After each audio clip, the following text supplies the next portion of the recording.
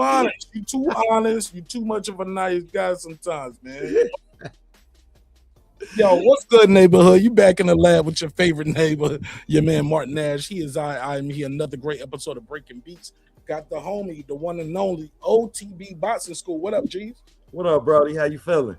Man, I'm always good, even when it's bad, my brother. Man, we are late like a motherfucker. We supposed to start this show about an hour and 15 minutes ago. Ladies and gentlemen, we just did the best show ever, and y'all never gonna hear it. Hey, don't worry, man. They gonna catch the best version of it, man. Sometimes the sequel be better than part 2. Be better than part 1. Yeah, man. Well, we're gonna have a good time while we here. Got a damn good show playing for you, a stacked show, a lot of good topics from current events to music, hip-hop, and boxing. It is the original hip-hop political sports show with a comedy twist. We like to let the jokes fly. You know why life is serious enough. So we're gonna blast this link out that you get a chance to tell a friend. It's them again, me and him, right there. So give us 5 minutes, roll them if you got them. Get your bottle of water, make your cup of coffee, some tea, pour your drink, whatever you into. I ain't judging. You ain't on trial. But let's start the show. Give me 5 minutes. We're gonna run the intro. If you know the song, sing along. Damn, I hate this job. Damn, I hate this job. Some days I love the job. Like today, I got the good homie here, OTB, and he's definitely gonna cook up the content with me. Let's get it. This is my passion. This is what I love to do. But some days, sometimes, I'm just like you, man. I hate this job. Damn, I hate this job. Damn, I hate this job. Damn, I hate my job. Damn, I hate this job. I'm just like you. Damn, I hate this job. Man, I hate this job. Man, I hate my job. From a good dream I wake, sun rays on my face, planning out my day, hoping this ain't the one that I catch a case. I feel so good, I feel so straight. My manager keep calling me saying, hurry up, you late. Hurry up, you lay off. Y'all, man, I hate this job. Man, I hate this job. Been trying to play it cool, but it's hard to play it off. I've been hanging on to this bullshit, cause my car still ain't paid off. I know I'm on my way up. My boy just got laid off, so y'all, man, I hate this job. Man, I hate this job. These hoes is so ratchet. These hoes is so sneaky. Y'all don't even really pay enough for y'all to only pay bi-weekly. I'm trying to double up my cash. Take this job, shove it up your ass. Yo, man, I hate this job. Sometimes I wanna say, walk in and slap my boss. This shit is getting hard. Damn, I hate this job. Gotta make it out of this struggle, bruh. And I don't really mean to take it out on you. You just a customer, but damn, I hate this job. Damn, I hate my job. Damn, I hate this job. Damn, I hate my job. Damn, I hate this job. Damn, I hate this job. Damn, I hate my job. Damn, I hate this job. We're the reason why your stockholders always stay afloat. Yet I'm asking, are they hiring? Like everywhere I go, schedule will say 9, but I think it's fine if I clock in at 9:04. I work 40 hours a week plus overtime just to be bro. So y'all, man, I hate this job. Hate that I applied. So much has transpired since the day that I was high. Told me I could advance, but you were telling me lies. Gotta give your notice before I quit, but you don't say shit right before I'm fired. Damn, man, I hate this job. Sometimes I wanna say, walk in and slap my boss. This shit is getting hard. Damn, I hate this job. Gotta make it out of this struggle, bruh. And I don't really mean to take it out on you. You just a customer, but damn, I hate this job. Damn, I hate my job. Damn, I hate this job. Damn, I hate my job. Damn, I hate this job. Damn, I hate this job. Damn, I hate my job. Damn, I hate this job. You and your procedures, you and your protocol, you and your policies, none of that shit don't apply to me. You and your quotas, you and your standards, you and your 2 sick days a year. Y'all niggas bananas. Wonder why the postman's posted with hammers, going postal with Popo on camera. His wage got him enraged, stressed out, it's hard to maintain. He flips the middle, grabs his. He said, if you don't get the picture, I quit, you ain't shit, mother. Man, I hate this job. Sometimes I wanna say, get walk in and slap my boss. This shit is getting hard. Damn, I hate this job. Gotta make it out of this struggle, bruh. And I don't really mean to take it out on you. You just a customer, but damn, I hate this job. Damn, I hate my job. Damn, I hate this job. Damn, I hate my job. Damn, I hate this job. Damn, I hate this job. Damn, I hate my job. Damn, I hate this job. Look, man, I hate this job. I put my pants on one leg at a time, just like you. I'm out here trying to take care of my family. Damn, I hate this job. It's not always glamorous, for real, but I do what I gotta do for me and mine, you know? Damn, I hate this job. Damn, I hate my job. Damn, I hate this job. Damn, I hate my job. Damn, I hate this job. Damn, I hate this job. Damn, I hate my job. Damn, I hate this job. Damn, I hate this job. Damn, I hate this job. Damn, I hate my job. Damn, I hate this job. I'm just like you, nigga. Damn, I hate this job. Man, I hate this job. Man, I hate my job.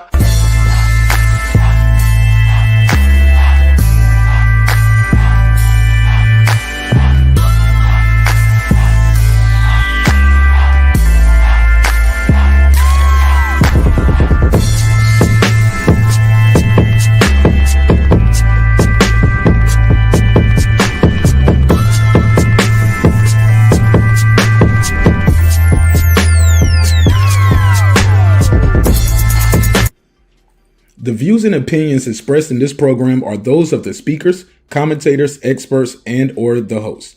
They do not explicitly nor necessarily reflect nor represent the channel's policy or the views held by the channel or broadcaster. The broadcaster or its channel cannot be held accountable for all or any views expressed during the program. Basically, if I didn't say it, don't come for me. You come for the person who said it. And please don't sue me for somebody else's words. With that said, let's start the show, motherfucker.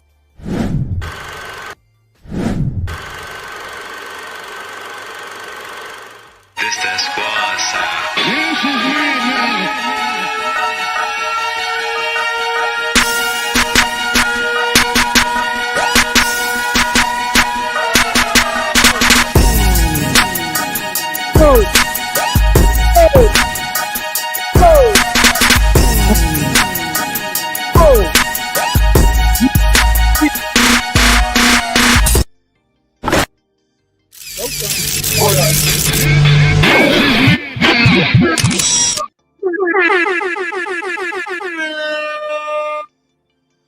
What's good, neighborhood? You back in the lab with your favorite neighbor, your man Mark Nash. I'm here. Another great episode of Breaking Beats. Got the homie here, OTB. What's good, homie? What's happening with the Brody? Man, life is good. I can't complain, man. Hey, we don't do that anyway. Shit, we don't do that anyway, man. And we blessed. I mean, who would care? I mean, really, who would care if I was sitting around like, man, my dog just died? Look, I've been telling you niggas I hate my job for the last 6 years. Nobody cares. Hey,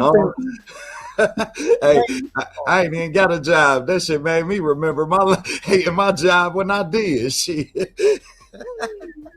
Oh my God. All right, man. We got a lot of topics to talk about. We laughing right now, but we got to get into some serious business. Then we're gonna get into some hip hop talk and some politics. Let's try to do it in an effective amount of time. Like I was telling y'all in the opening, me and OTB was talking about an hour and a half before the show even got started. Had a good old episode. I was like, damn, they ain't even gonna get this shit. OTB was looked at me. He said, they don't deserve it neither. Hate to tell y'all, man. Right. Everything ain't for everybody, bro. Right. Well, we got to talk about some things going on in the politics. Before we get started, OTB, tell everybody who's watching how they can reach you and follow you on all platforms and support everything you got going on. Man, OTB y'all can find me at OTB Boxing School, man, where we make casual fans, real fans, man. Go on here, sub to the channel, man, so you can know where the punches coming from before they get thrown, man. Tap in with us till we tap out. And I guarantee, man, you will come as a student and leave as a professor when it comes to the sport of boxing, man.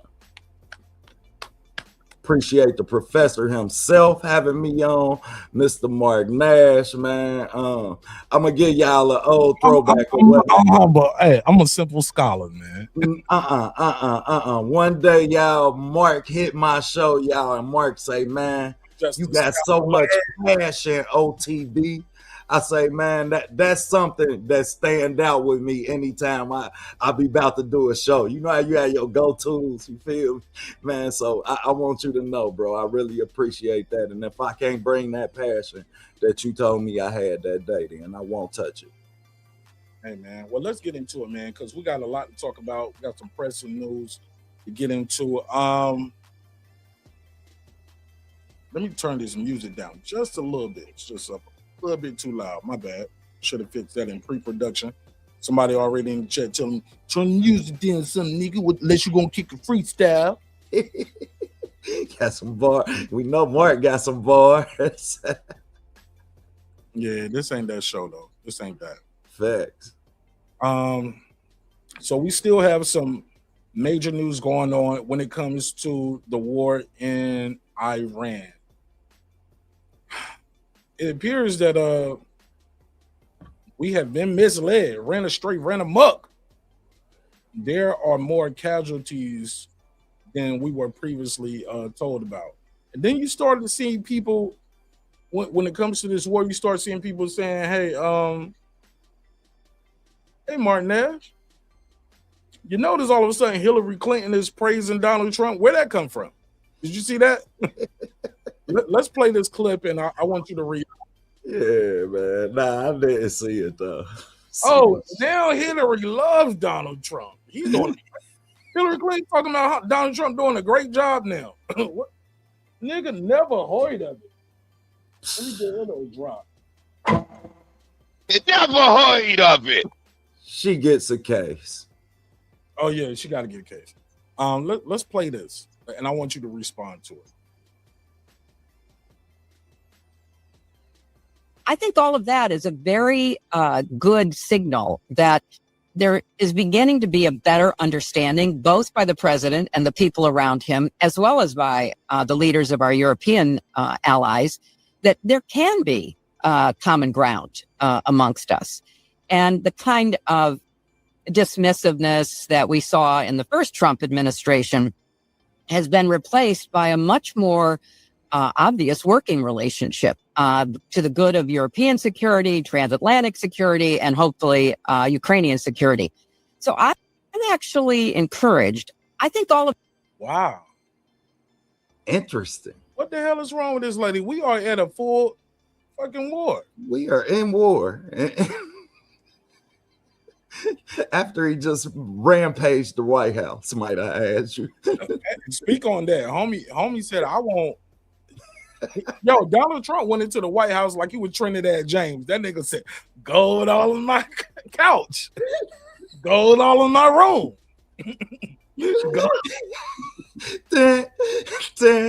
Like, come on, man. That ain't a fucking president. That's a gangster. He left the room one way and came back times 10. Like, he Trinidad Trump in his mother. You did, man. Like, all in my ballroom. but I can't believe her. Like, it's crazy to hear her speak like that when you was alive and comprehending the things and the smears that her campaign was ran with. Speak on it. Like, man, we can flash back to that campaign. Some of the hellacious things she did to try and keep up with Donald Trump within the extent of that campaign that I felt like might have cost her. Mind you, I'm somebody that I feel like she was capable of winning that election, but she tried to play his game, and now this in her outcry for how great his administration is just so happens to come out. What are we, like 2 weeks from her being on the stand? Like, wasn't she just on the stand? Yo. Now I ain't the smartest motherfucker in the world. You feel me? I ain't the brightest star in the sky, but I know I'm up in the sky. You feel me? Man, we know who briefed her for that. Let's be real. We know who briefed her for that. Safe to say. Smart. Now this shit don't stay. Small hats.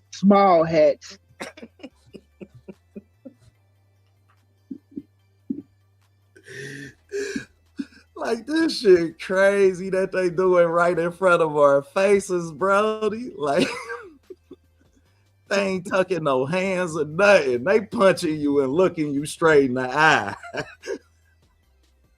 But we know where the bread get buttered. Small hats. All right, let's yo.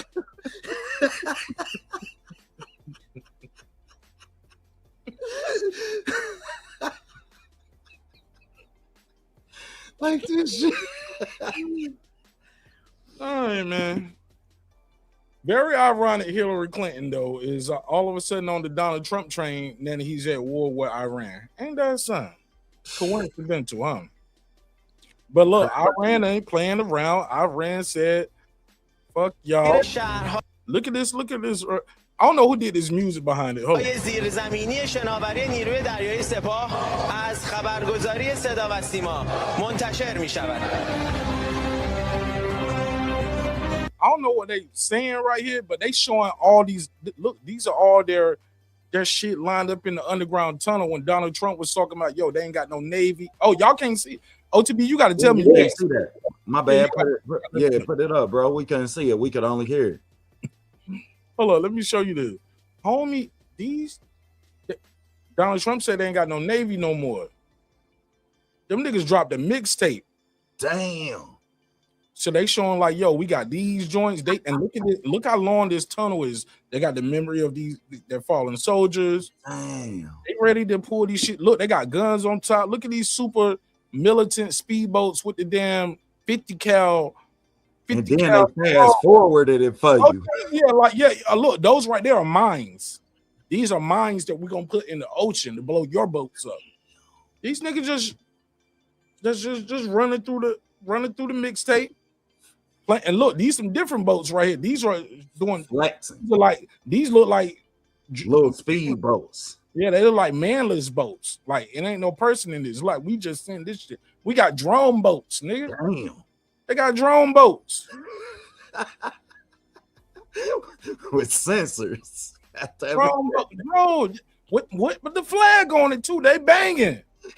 And they put the flags on there. I ain't even peeped that. Son, that's what I tell. Yo, look at, and it's a different one. And look, they flexing. These boats are the big boy. These are different. Now look, the big boys. Look, nigga, let me slow this shit down because he fast forward and let me slow it down a little bit. Pause.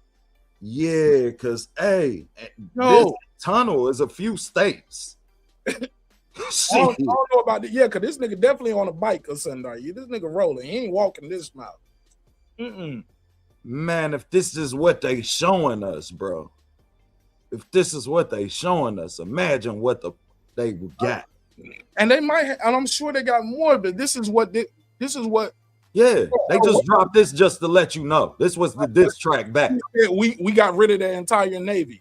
These shits right here, these big boats right, and these right here got guns on top, and they got people inside.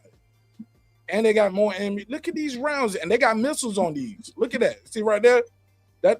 That's a missile. We got missiles in this shit. Look at all this. Boom. So look, so you see that boat? That boat shoot off, and as it's shooting missiles. These motherfuckers are telling you, hey, look, you talking about the war over. We got rid of that Navy. Look at that one. That's the one I was telling you was a missile on. And it's a drone. So we can just send this bitch off to some coordinates. And if you blow it up, we ain't losing no manpower. Yeah, go ahead. Shoot that shit up, nigga. Look, these niggas filling the ocean up with Honda Civics, man. They got Honda Civics. And we trying to make every missile cost a Bentley. They're not playing, bro. These motherfuckers got Tesla boats that shoot missiles. That nigga, Small hats. that nigga said Tesla boats. They got Tesla boats, bro. Oh, mama, nigga. You motherfuckers happy y'all got cars that drive themselves. The fuck y'all playing with? Bro. That's a different flex, bro. Like, that's a different flex for when we just seen our president. Thank you to Northern Kentucky for inviting him. Thank you to Northern Kentucky for inviting him. Damn show ain't come to Cincinnati. Shit, bro. Y'all talking about we got rid of their army and their navy and their air force. No, they letting you shoot your load, homie. These niggas did a mixtape. Look at this shit. Facts. And he talking about some when the war was over before it started. They dropped a mixtape on your ass. It's not about winning though. It's about survival. You're dealing with people who are literally fighting for their survival. Just survival is winning for them. Cool. You get what I'm saying? So it's an existential fight for these guys. Like, we are fighting for literally our life and our survival. So when we talk about what this war is costing America, what we're hearing is it's costing anywhere between $1 and $2 million a day. I hate when I hear numbers like that because I'm like, that's double. You get what I'm saying? I run a company, I run business, but that's not right. If you tell me something costs anywhere, it's gonna cost you anywhere between 1,000 or 2,000. I'm like, nigga, that's double. Because if I told you I was gonna give you 500,000 or $1 million, that's a big difference, ain't it? Facts. And when you doubling shit, I'm like, yeah. Once you mention that, and then you take in the part. My bad. Go ahead. That we don't produce anything. Where is the money coming from? We already in debt. Our economy already in a bad place. But you know where the money come from. Yeah, we definitely. Small hats. I promise I'm coming to the next show with a smile hat. I had a little one that the Stooges used to wear, dog. But nah, though, like, man, we don't produce nothing, bro. Like, you talking about $1 billion a day. They fighting just for their pride. And look at the amount of people that. But my thing is, they dropped this video like a diss track. Like, as soon as niggas said, yeah, we got rid of their whole Navy, it was like, nigga, we ain't even started yet. You started.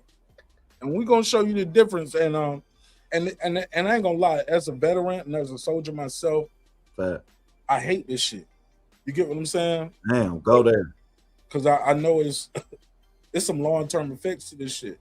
Not just for the enemy combatants and their families and them who are gonna die. We're gonna lose people too, and we lost people. So allegedly, the Trump campaign and the Trump regime, during this Epstein war, it appears they've got caught lying and hiding the casualties. Let's not forget, a casualty is not a death. Casualty is injured, maimed, missing, all of the above.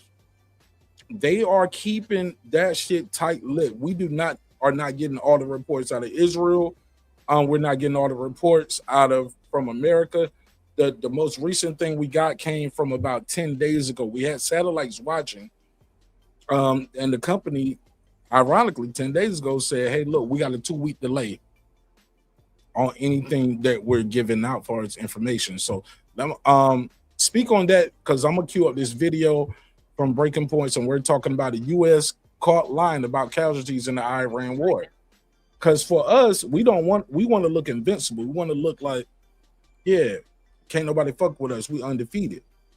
But for them, they want to show their casualties because they want also the world to understand, hey, this is why we are going to respond the way we are responding. So far, the people saying, yeah, the people in Iran, they happy about the war. No, these people are cheering on their new leader. That's what's happening here. Because in any country, I get it. If Donald Trump, something's to happen to Donald Trump, God forbid, I don't wish that on the man. You know what I'm saying? Not political assassination. You know what I'm saying? Natural causes happen. You know, he ate it. So natural causes happen, but I ain't wishing that on you know what I'm saying? But how do you think America is gonna respond? People will rally behind their flag.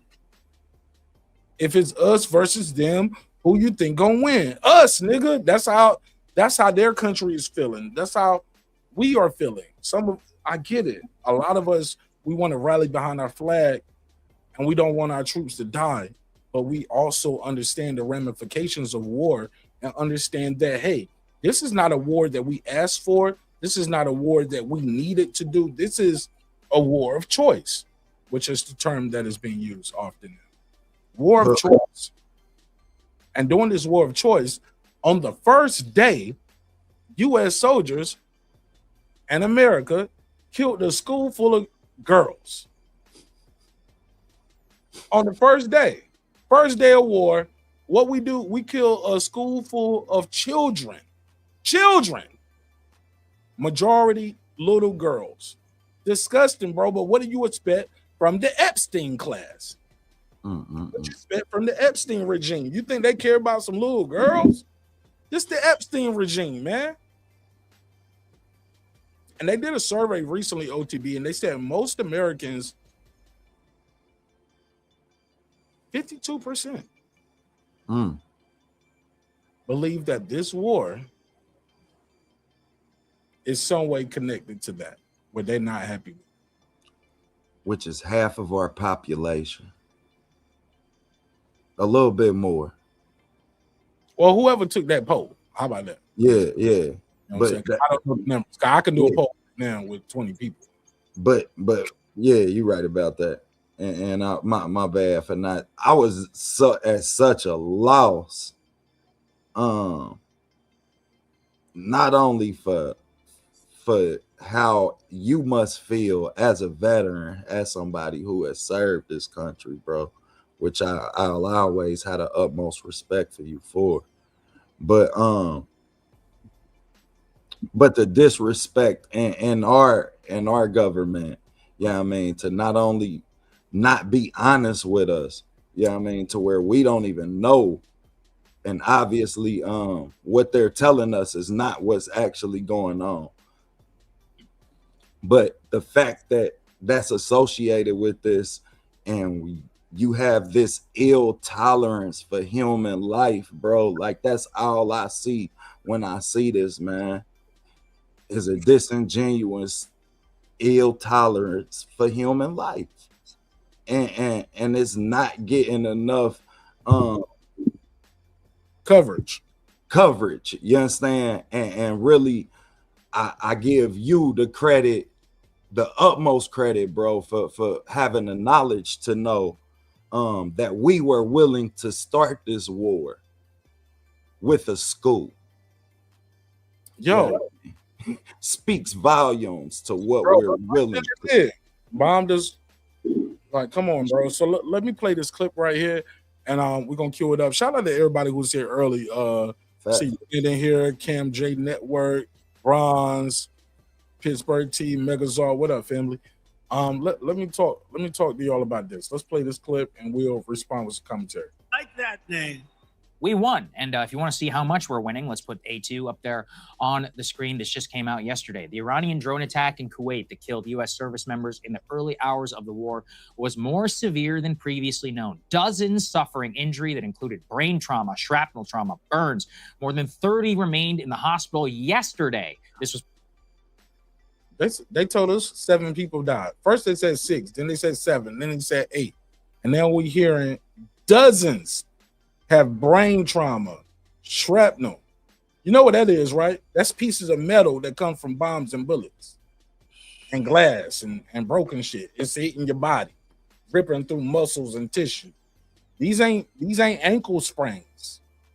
Dozens Let's continue. Published yesterday with battle injuries, 1 at Brooke Army Medical Center in San Antonio, 12 at Walter Reed here in the DMV area, 25 at Landstuhl in Germany. Of those, about 20 arrived on a C-17 military transport aircraft at Landstuhl on Tuesday with injuries the military designated as, quote, urgent and requiring evacuation. More than 100 medical personnel were sent to Landstuhl to assist. What's even worse is that we can see how they initially described the attack. Let's put that one up there on the screen. This is what they said on the day. As of 9:30 a.m., 3 U.S. service members have been killed in action. 5 are seriously wounded. And that's what they told us on the first day. 3 was killed, 5 was injured. And we have such a value, disvalue for human life here in America, because we used to the can from paid in full line. Niggas die, niggas get shot every day, B. That's how dumbass Americans say niggas get shot every day, B. Facts. But we ain't dying for Israel, nigga. Why is Israel this small little country in the Middle East, but somehow, some way, they just keep getting more land? Y'all just keep getting bigger. How niggas just keep getting more land? Y'all conquering shit. So allegedly, these people have asked the Kurds to get involved, and the Kurds has said, fuck you, this ain't our fight, this ain't our war. I'm gonna play the rest of this, and I want you to respond to this. Then I'm gonna cue up the Kurd video. Several others sustained, quote, minor shrapnel injuries and concussions. My nigga, you can't tell me my concussion is minor. We don't know the severity or the long-term effects of what these injuries are gonna do to these individuals. They war veterans now, and we're gonna pay them for the rest of their life. How about that? So that's gonna keep costing American taxpayers years and decades after the war because of these injuries. So it don't stop here today. And are in the process of being returned to duty. A straight up lie there from the yeah, straight up lie, nigga. I ain't going back. Pentagon. And if you want to, they said it was just a couple niggas hurt and they going back to work. They all right. No, it's dozens. Numbers now over 150. Now look at this nigga face. Now watch it. This is what it was like. I think that this guy's going to describe what it was like when he got hit. I think he's a sergeant. You can see the injuries that he sustained. Let's take a listen. I remember. Okay, Corey Hicks. Don't even turning my head. Okay, sergeant first class. So he's an E7. He's an E7. When you're E7 in the Army, that means it takes an act of Congress to the left, and I take your rank. So he a big dog. You know what I'm saying? He ain't no lower enlisted dude. He's a non-commissioned. He's a senior non-commissioned officer. He's a sergeant first class, E7.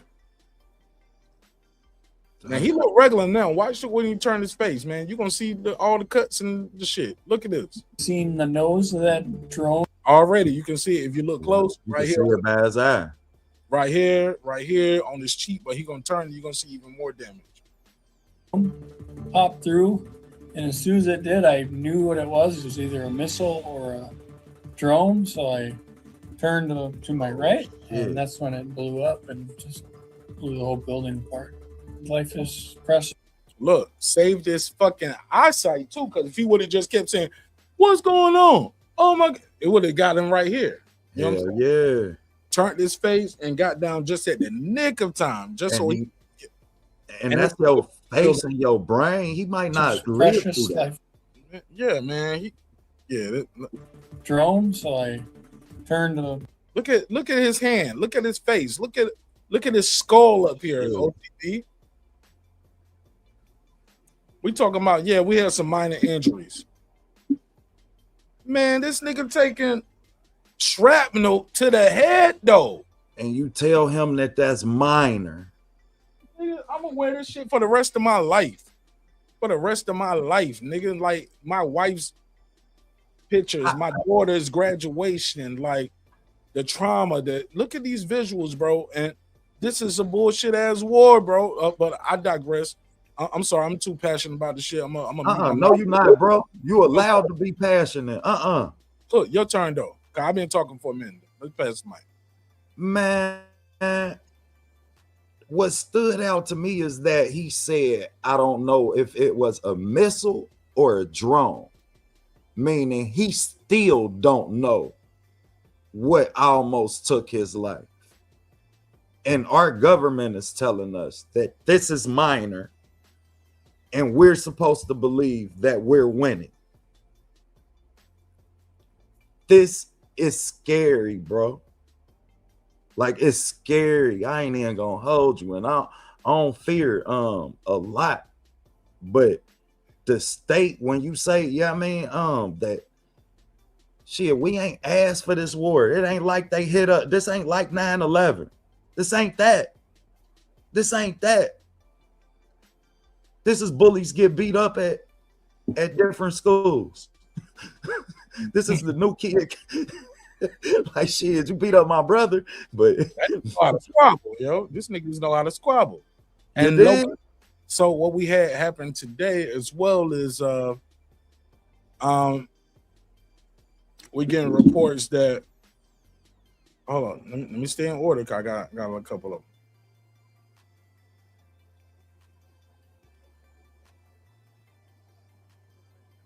Play this one. And just to show you the scale, let's go and put the next one up there on the screen. At least 17 U.S. sites were damaged in the war with Iran. These are all satellite images from March 2nd. Here's what another thing I want to flag to everybody, and I want to very much call out these private satellite companies. For years, news. This is what I was talking about earlier about the private satellite companies. Listen to this. Now, I'm giving y'all some gems. You're not gonna see this on CNN, ABC, MSNBC, Fox. You gotta dig through this shit on the internet to find like not a hand. Huh? Facts, bro. Yeah, and everybody smashed the like right now because he turning y'all on and turning us on to the real estate of what's going on. And I don't know if y'all realize how important that is when we can show y'all how disingenuous our government is being with us about the same subject at hand. Epstein class. What do you expect?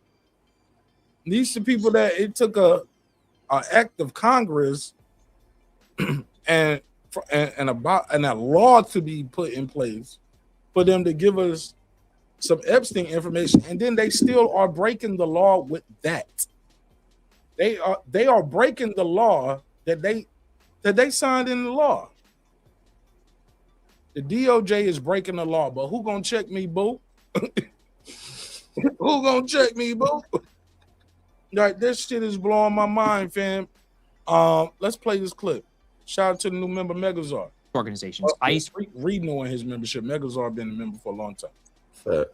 To work at one of them, we had deals with these private satellite companies where they would give you up-to-date satellite imagery of some of these sites which were involved, let's say, with the military. Out of the blue, all of these private satellite companies just said, you know what, we're going to go on a 2-week delay. So we have no idea what's actually happening in the battlefield. So this is just what we know about, which have been damaged. So let me read some of the list. 17 U.S. sites. 2-week delay. Like, did you hear what he just said? Out of nowhere, the satellite company said we're gonna. Companies for years, news organizations. I used to work at one of them. We had deals with these private. I used to work at one of them. I used to work at one of them before I bossed up. And I'm gonna tell you the truth. And I don't even agree with Sager. I did a video not too long ago clowning Sager because he was saying some crazy shit. He's a conservative Republican type dude. But at least he's being honest and saying, yo, this is fucked up. Right. I was wrong. The 3 hardest words to say in the history of man. I think the other words that are harder to say, those 3 words, I was wrong, is I'm sorry. Here's another 3 words. I made mistakes. Why is it so hard to admit you was wrong? You made mistakes. No, we just gonna lie, cover it up. Let me play this clip and I want your reaction. From March 2nd. Here's what another thing I want to flag to everybody, and I want to very much call out these private satellite companies. For years, news organizations, I used to work at one of them. We had deals with these private satellite companies where they would give you up-to-date satellite imagery of some of these sites which were involved, let's say, with the military. Out of the blue, all of these private satellite companies just said, you know what, we're going to go on a 2-week delay. So we have no idea what's actually happening in the battlefield. So this is just what we know about, which have been damaged. So let me read some of the list. 17 U.S. sites damaged in the war with Iran. Iran has responded with installations, quote, several of which have been struck more than once. Their analysis is currently based on high-resolution commercial sat imagery from a couple of days ago, remember, so it's not even currently up to date. Thousands of missiles, many of them include in Kuwait, we have the Bahrain, Saudi Arabia, Qatar, the UAE, Jordan, and Iraq.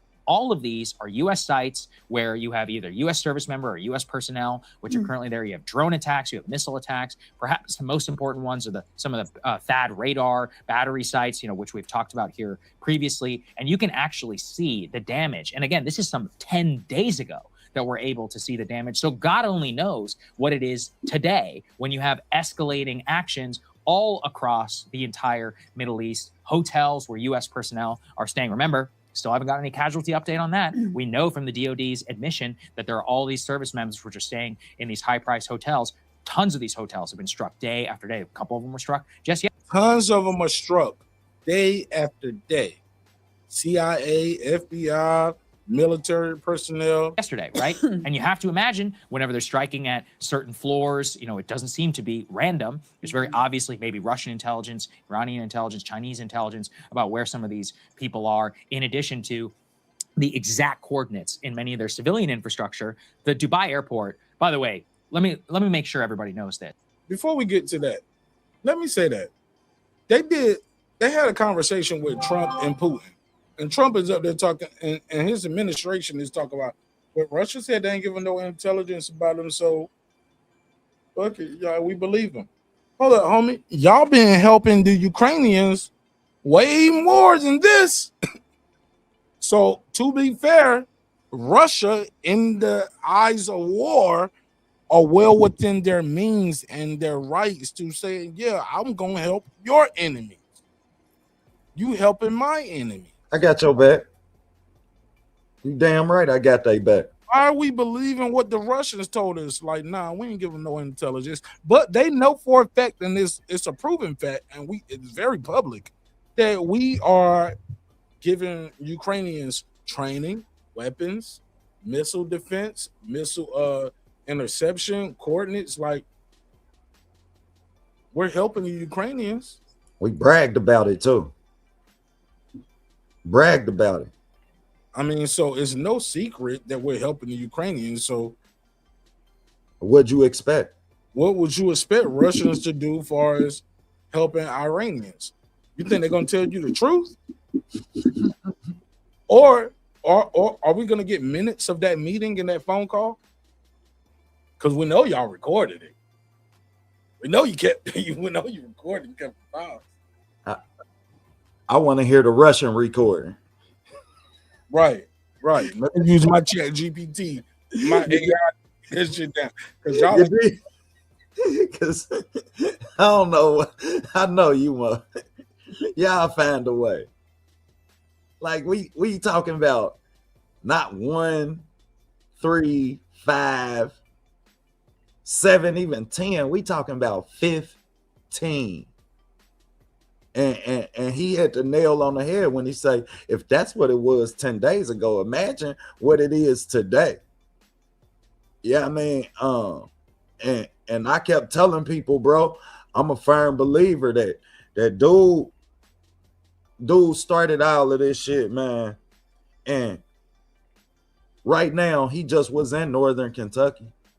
Where would you rather be if you got some shit going on? What type of leader is that? You ain't even fucking at home.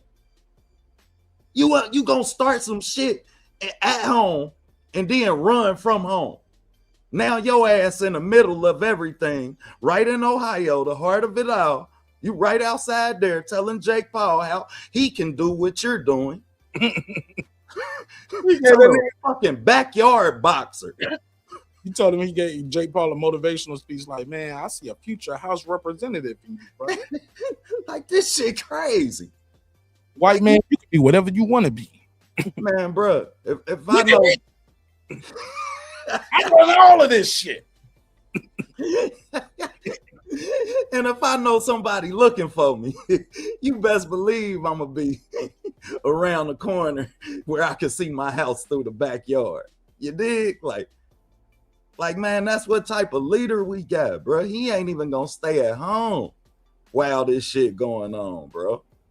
Like, so not only is he disingenuous, but he don't even really have the confidence that he say he have. Otherwise, your ass would be where everybody else. You know what I mean? Like, shit, that's DC behind him. Like, shit, that's populated. The White House ain't far from there.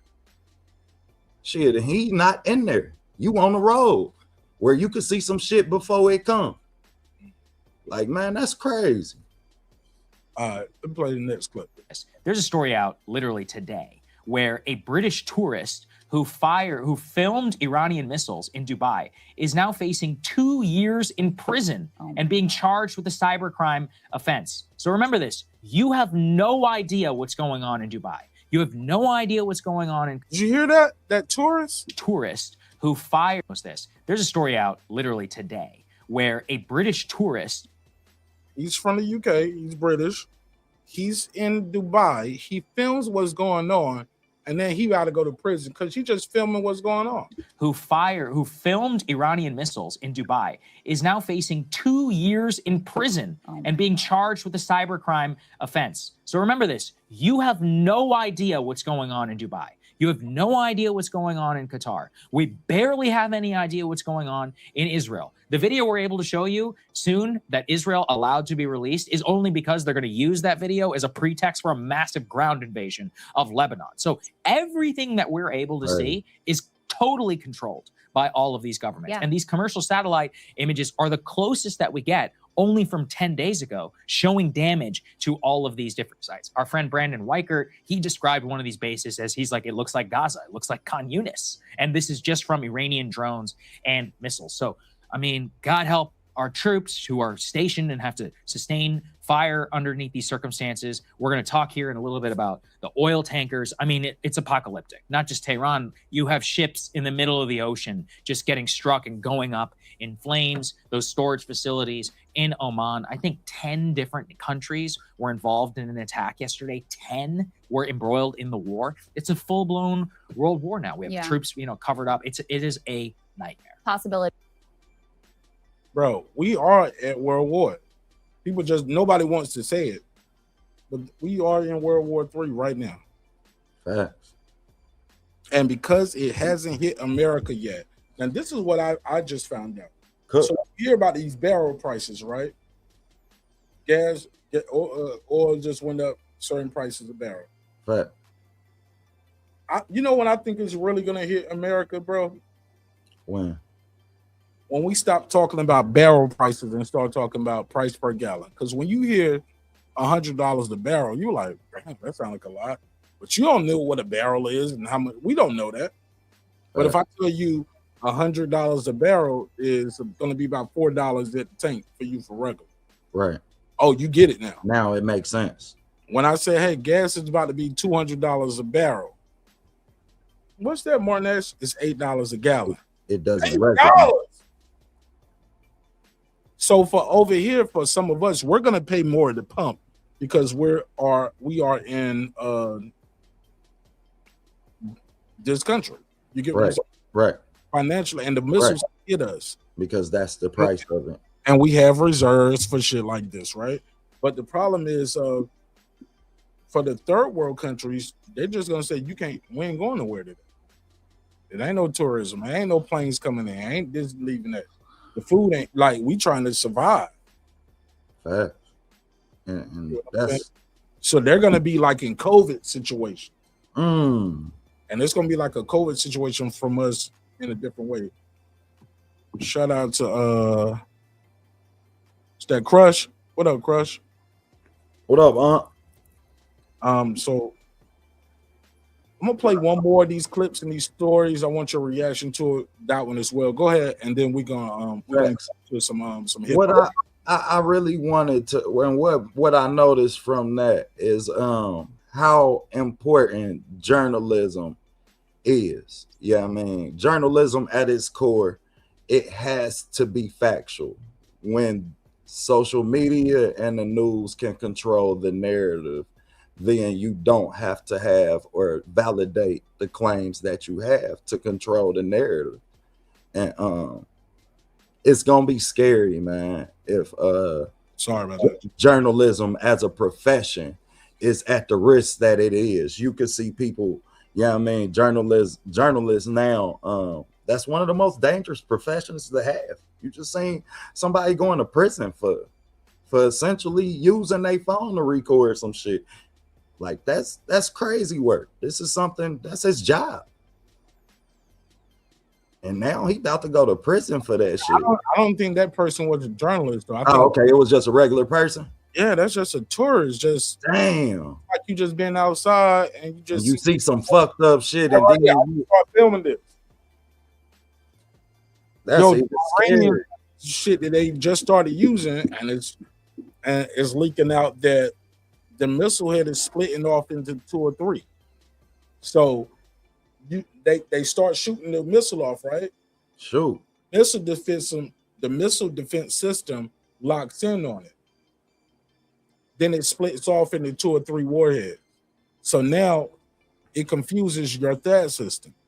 And when you do that, we shooting that off like 3 or 4 times. So one of your missiles might cost like $1 million. Damn. And every time you shoot off $9 million. And you shooting all of these trying to hit these right here. Yeah, you got some, but some are getting through. So that Iron Dome is collapsing. Damn. And then they're getting hit by the Houthis. I want to play this clip, man. Man, I had so much on this shit I want to discuss. Yeah, go ahead, bro. Let's go there. Because I'm sure I'm not the only person who is learning as much about this shit as I am, but man, this shit is intriguing to me. Like, and it's sinisterism at its highest level, boy. Like that's all I see when I like the more this shit really set in my brain. That's what I see. That's just that's what I come up with. Like, this shit is sinisterism. And like when you talk like this, people think you're rooting against America. No, I want all this shit to stop. This is not their war. Our brothers, sisters, husbands, wives, mothers, uncles, cousins, nieces, nephews, aunties should not be dying so Israel can have more land. Facts. Or as some of the soldiers were being told, that came out and that was reported, they're being told that they're fighting a religious war. Religious war. Nigga. On what, a religious war? Why are our soldiers fighting a religious war for Israel? On what grounds? Like, on what grounds? And they don't even want to rule out we're putting boots on the ground. But you know who ain't been asked about that? And they ain't ruling Israel. Where y'all boots on the ground? Mega said we're definitely at the beginning of World War III. We're already here. And we're here. And what's gonna happen is they're gonna bait these dumb motherfuckers into pushing that nuclear button. And once you push that nuclear button, you don't open the door for everybody to do it again. Once again, because they ain't gonna. That's what Iran keeps saying. They said they ain't gonna beat us in a fair fight. Talk about it. They're not gonna beat us in a fair fight. We're gonna hit your military bases. We're gonna hit your installations. Already, you guys y'all hit our water supply. Now, thankfully for us, if you're Iranian, they're saying only 10% of that water come from there. But if we hit that water supply for these other countries that are protecting you and let you have that base up there, 62% of their water come from it. 80% of their water comes from it. 7% of their 90% of this country's water come from water supply. So you want to play with the water supply? Because we can do that game too. But it's going to hurt you, and it's going to hurt the world more. We're going to kill a lot of people with that. And we keep telling these, they put it out, saying, hey, man, matter of fact, let me play that. Don't make us do it. Yeah, play that. They told, they put out a message, and they told all of their people, say, hey, look, my brothers and sisters, this ain't your fight. Stay out of this shit. Don't let them shoot no missiles off from your areas, because now you're gonna be. You thought you was gonna get protected by the United States, but now you're gonna be a target. So let me put it up. I'm gonna let, once again, this coming from Breaking Points. I fuck with Breaking Points. Breaking Points. I like Secular Talk. I like Majority Report. TYT.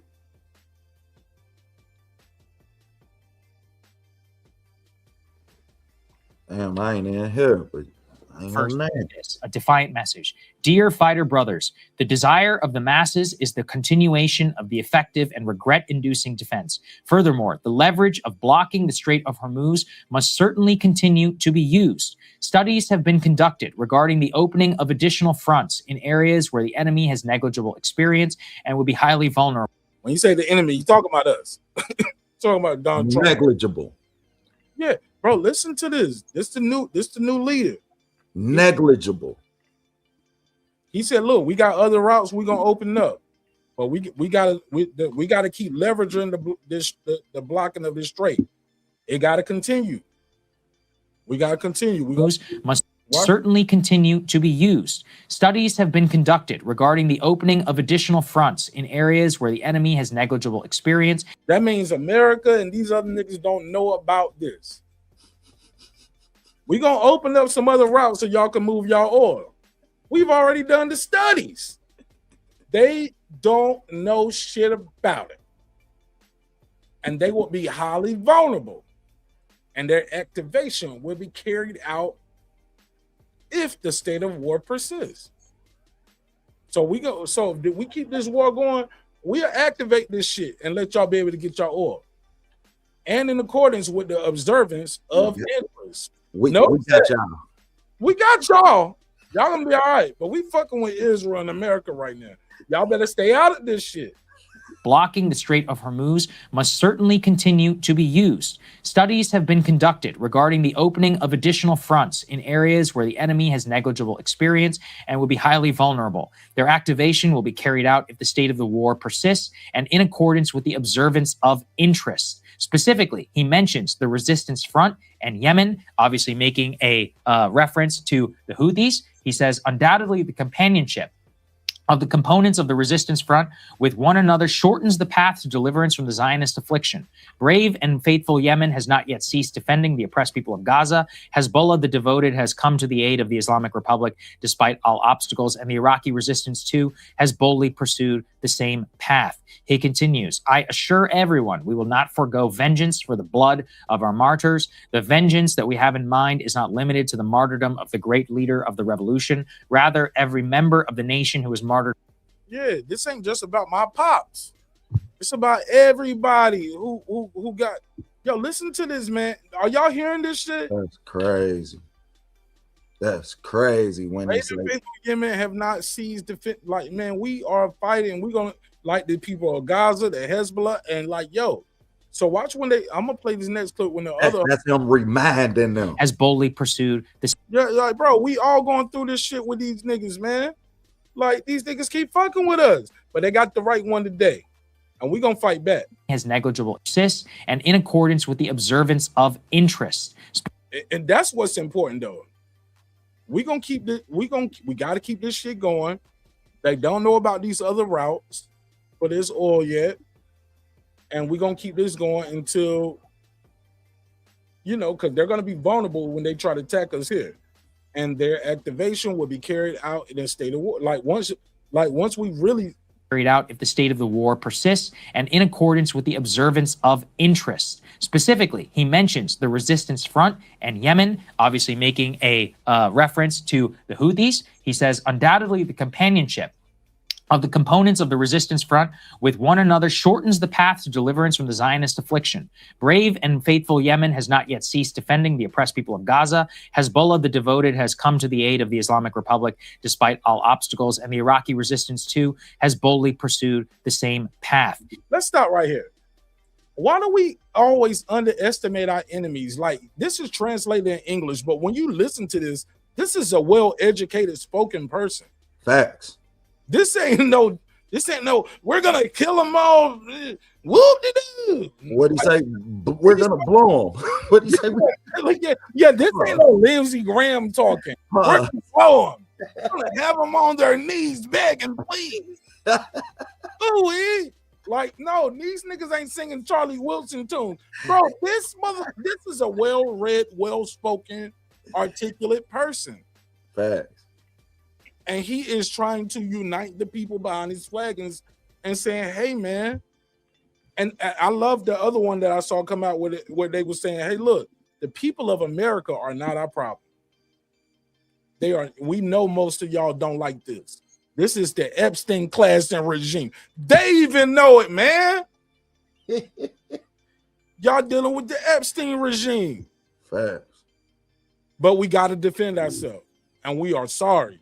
He continues. But it's up to y'all. Y'all gotta have revolutions. Facts. We gotta come together. That's what I hear. But we ain't trying to kill y'all people, man. But we gotta defend ourselves. We fighting for our life. First day they blew up a school and killed our kids. It's a girls' school.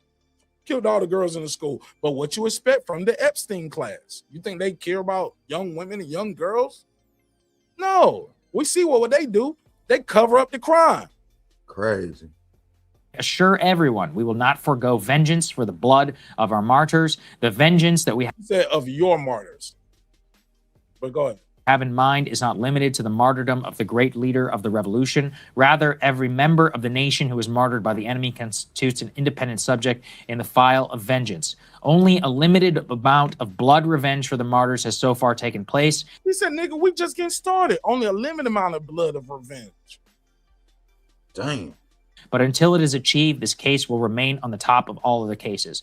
The crime that the enemy has deliberately committed regarding the Minyab Tiab Tree School and other cases holds a special status in the reckoning. We expect reparations from the enemy, and if it refuses, we will continue from its assets as we deem necessary. Hold up. See what I'm saying? These niggas asking for reparations from a nigga like Donald Trump and Pete Hedgewood, Pete Keg's breath. Drunk ass Secretary of War Crimes. You think these niggas gonna give you reparations, nigga? It's up for life. Fuck right. Niggas still over here trying to get reparations. You think they gonna give you? But you know what? They might get reparations before niggas in America. Let me put a case on that. How about that? Put a case on that. Unfortunately. Man. Unfortunately, you niggas will get reparations before our black ass. That's crazy. You know I ain't lying though, right? Damn sure ain't. Yeah, they'll fuck around and get reparations for us. Let me play the rest. Clips from the enemy, and if it refuses, we will continue from its assets as we deem necessary. And if that too, we will continue from its assets. He said we will seize from its assets. That's what he said. We're gonna take your shit as much as we deem necessary.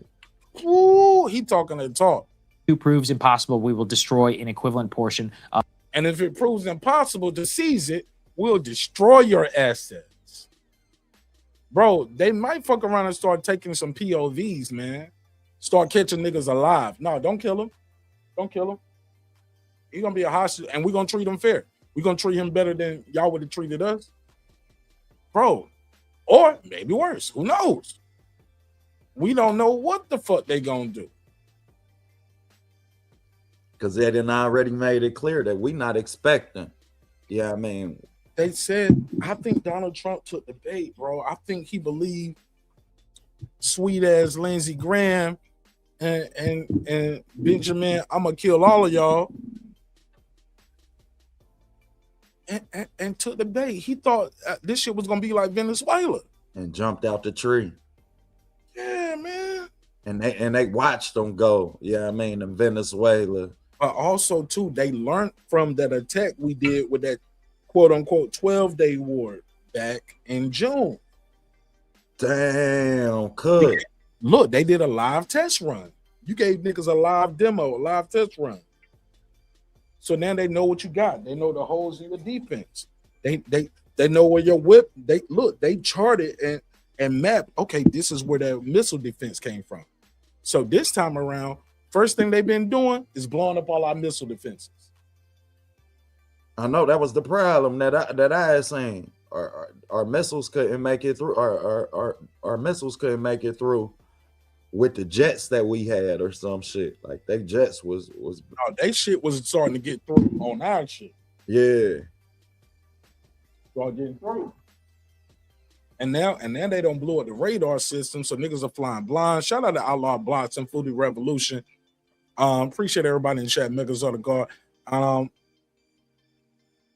Man, like I said, man, it's a heavy conversation. I know we're gonna be talking about this for a long time in the future because Donald Trump is saying the war is over, but it's not true. Of its assets. He continues, the enemy has gradually established bases in some neighboring countries over the years. In the recent offensive, some of those military bases were put to use. We have targeted the attacks precisely as we had issued explicit warnings without making encroachment on these countries themselves, solely striking those bases. The countries of the region must... Did you catch that? He said the enemy has gradually established bases. Crazy. By neighboring countries over the years. In the recent offenses, some of those bases were put to use. Okay. Do you know what I mean? Y'all let these niggas set up shop and put guns and shit in y'all block and y'all hoods all around me. Now they ain't just over there. They done set up shop on the next street over. Okay, and that's cool. I saw them doing that, but I let niggas get money. It ain't stopping me. But now they putting this shit to use. So when I start shooting, nigga, I'm shooting at that house, this house, and that house. But you know what? I ain't even shooting up the whole house. I'm shooting that room right there because that room got guns pointed at me. I'm shooting that garage right there. I'm blowing up that corner store over here. You know what I'm saying? Like where you guys have a spot set to target me. I didn't shoot up the whole hood. I ain't shoot up your whole block. I ain't shoot up the whole plaza. I shot that store. I killed that person over here. I did this right here because I have intelligence and know where these people are at. And they said precisely as we had issued explicit warnings. We told y'all. Y'all keep fucking around with these niggas, man. Y'all keep letting these niggas set up shot around me. Y'all know I don't fuck with them, but you saying you fuck with me though. Okay, cool. Not making any encroachment on those countries themselves. I solely striking those bases, which means I spared you because I can really just start bombing all of y'all shit and do you how your friend is doing me, and I'm supposed to be your brother. But you trying to say you staying out of it, but you letting these niggas shoot me from your front porch. Facts, you letting them bust off. They'll run back in the house. You ain't gonna shoot this house. You got a whole bunch of kids in here. Hold on, nigga. But you shot me from the house and went back inside. Dead ass, bro. When you put it in those kind of terms, niggas get it a little different. You feel me? Now it makes sense. Now it makes sense too. I gotta talk to the street niggas like the street niggas talk. Man, what? Hey, make it make sense. And he said precisely issue explicit warnings. We told you we was strapped. I told you I let this bitch out. So peep this. He said the countries of the region must clarify their stance. Like, bitch, now you seen this up. You better tell me what's going on. Clarify their stance regarding the aggressors against our deal. Either you with me or you against me. It's our homeland. They ain't say my dear homeland. They said our This our shit. This was the clarify rally your the stance against these aggressors. That's key too. They are aggressors of our homeland right now, and they're gonna make me kill you and you kill me. He said, I recommend that they shut down those bases as soon as possible, for they must surely have realized by now that America's claim of establishing security and peace has been nothing but a lie. React to that, OTB.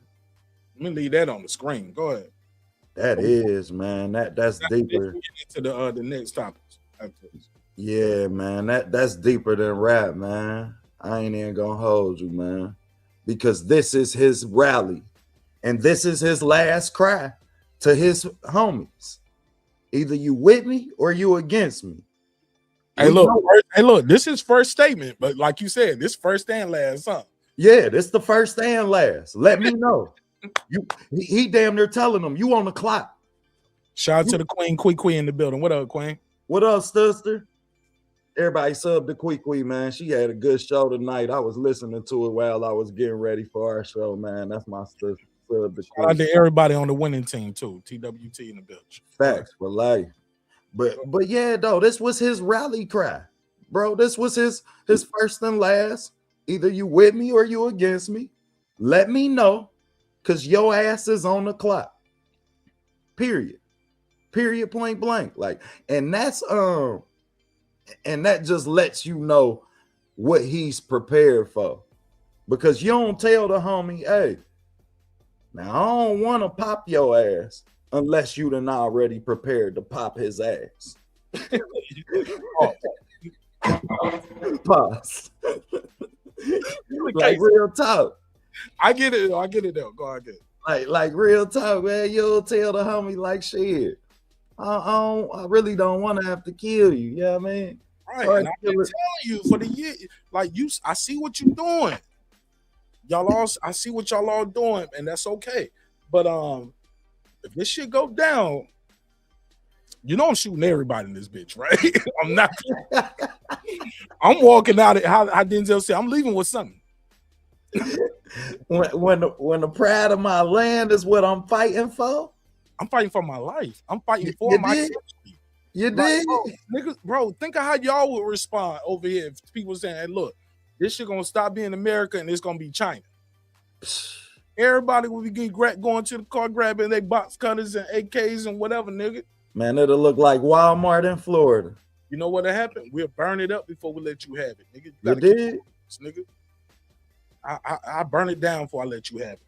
And how do you beat somebody who's willing to go through to that extent? Hey, you fighting for money. They fighting for their life. It's a difference. Like these two different fights. The other day you hit the nail on the head when you said they issued the thing that said we're fighting for survival.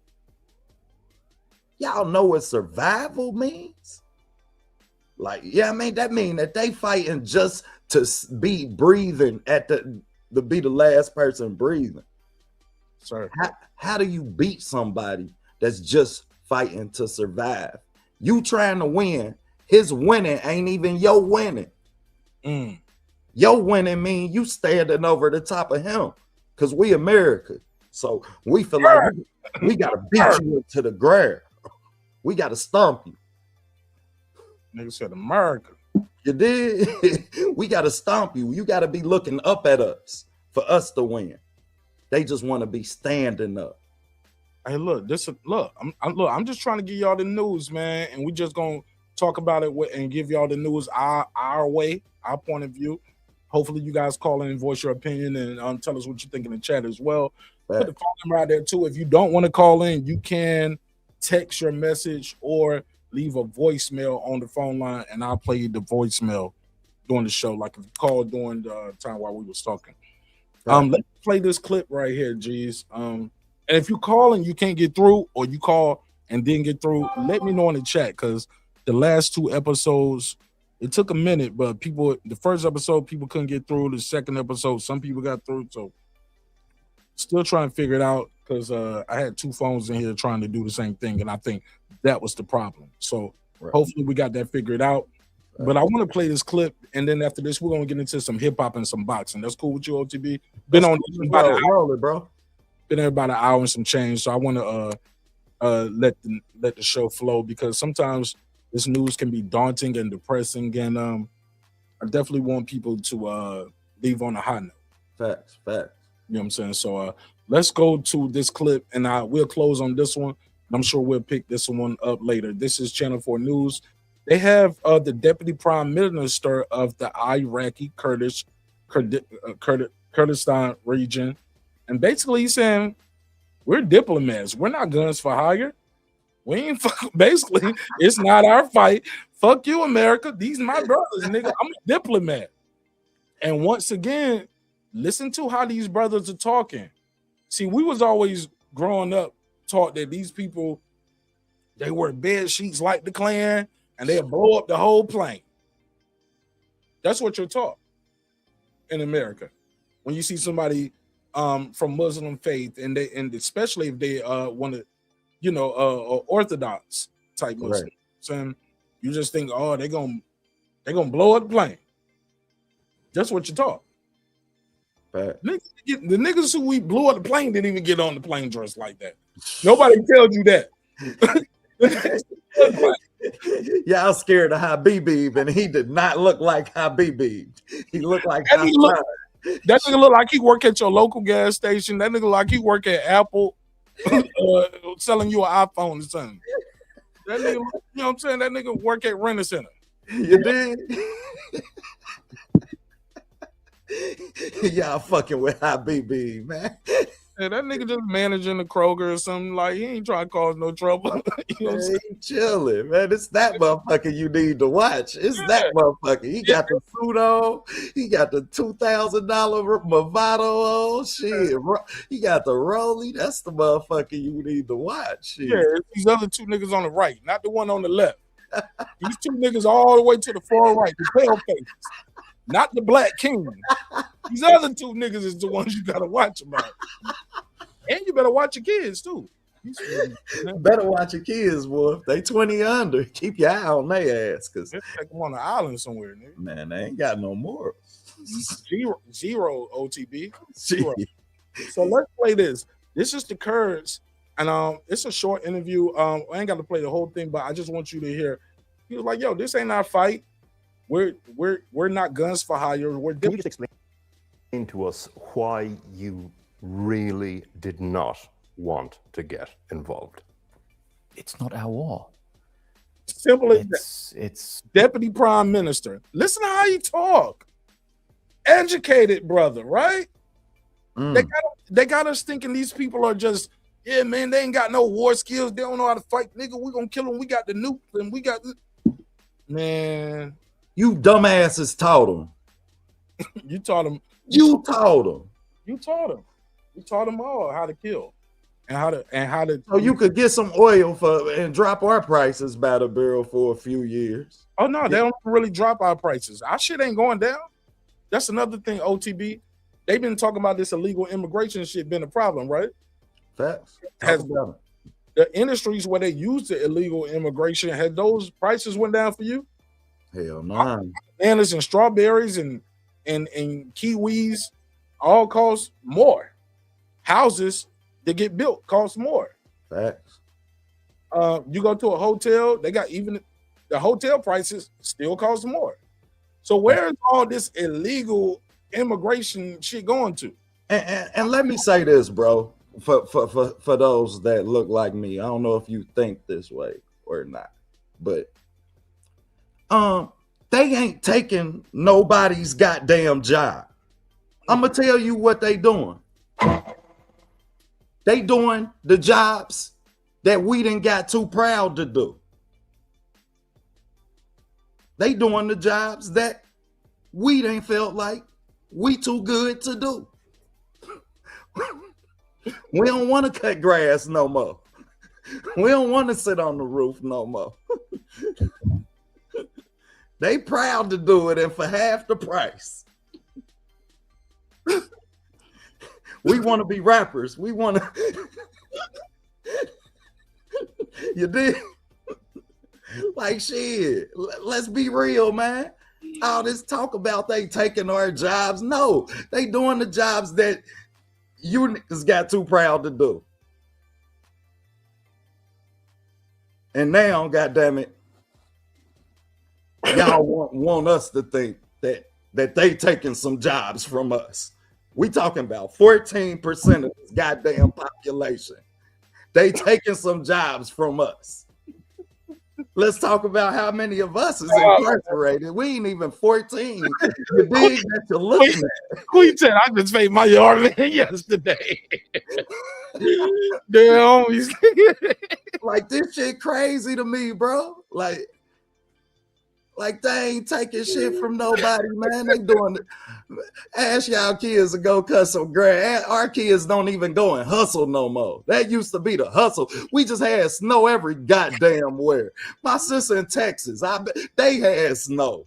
God damn it, ain't a kid knocked on the door. When the last time a kid knocked on the door and asked if you needed your driveway shovel, bro? Bro, well, first of all, you know, I'm in Atlanta, so I don't get that much snow. But what I will say is,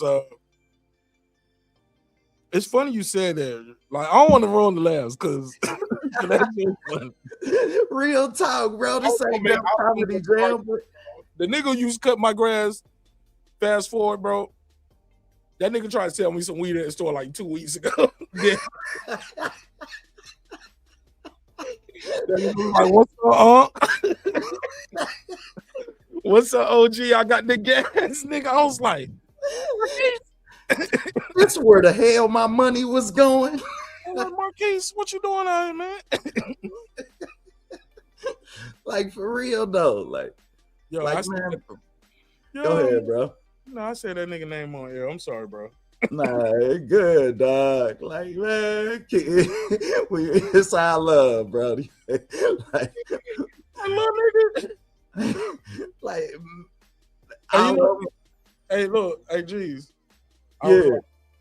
Like, Marquise, what you doing up here, man? He was like, shit, man, I just got to get it, man. I'm like, man, I'm so disappointed at you, man. Let me see the shit, nigga. Come on. And it was gas, too. Get up the little 25. Where the hell did you get that from? Said, let Unc get a little 3-5. Let Unc get that little 8 for the dub, nigga. Let me get a little. Man, what? They got better prices and everything. They shit cheaper with better product. What the fuck is y'all doing? Hey, look, you said the right little nigga. That nigga ain't even got no scale. That nigga just got the whole. That nigga got that nigga got a whole bag of weed like some tissue roll. That nigga like this.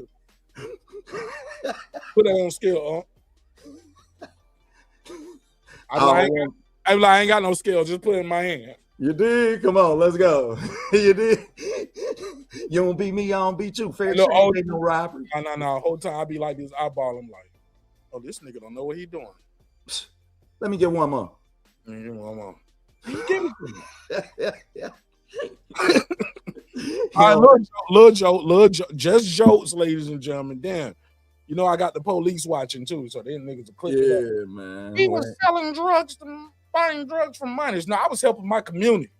You did entrepreneurship, and it won't bud. Hey, look, and it won't bud. It was CBD. CBD. Allegedly, maybe, possibly. But anyway, you gonna tell me it was 4 letters, I'm gonna tell you it was 3. I know that's right, nigga. Like, let's keep it moving though. What you want to get into next, man? It's up to you. You want to get into the boxing talk or the hip hop talk first? Let's get to the hip hop, man. All right, cause we ain't gonna I always say hip hop first, man. I talk about boxing so much. That's why I never not be grateful for you offering the opportunity for me to get out of that line. Man, I ain't offer you nothing, nigga. We just chopping up, bro. It's all love, man. Nah, real talk, bro. Like, we just having a good time, don't making nothing. You trying to make a nigga cry up here. Nah, real. Nah, never, brother. So look, I saw this shit going around. Wonder what you think about it. Boom. They had a mixtape Mount Rushmore. Whoa. It's Mixtape Mount Rushmore. They got Gucci Mane, Jeezy, Lil Wayne, Future. Sound like a South list right here. I mean, I'm a South nigga my damn self, but I feel like this list is not fair. Definitely. You speak on it, King. You got the flow. Man, that's definitely a biased list, but it's so many. Like, you can't tell me that Dipset ain't got, I mean, one of the best mixtape runs in history. Like man, shit, you talking about classic mixtapes from Dipset, man. All the volumes was rampant. I just don't know if just these individuals are responsible for the impact. Like it's a Jimmy, the Life and Times of Sean Porter, like that.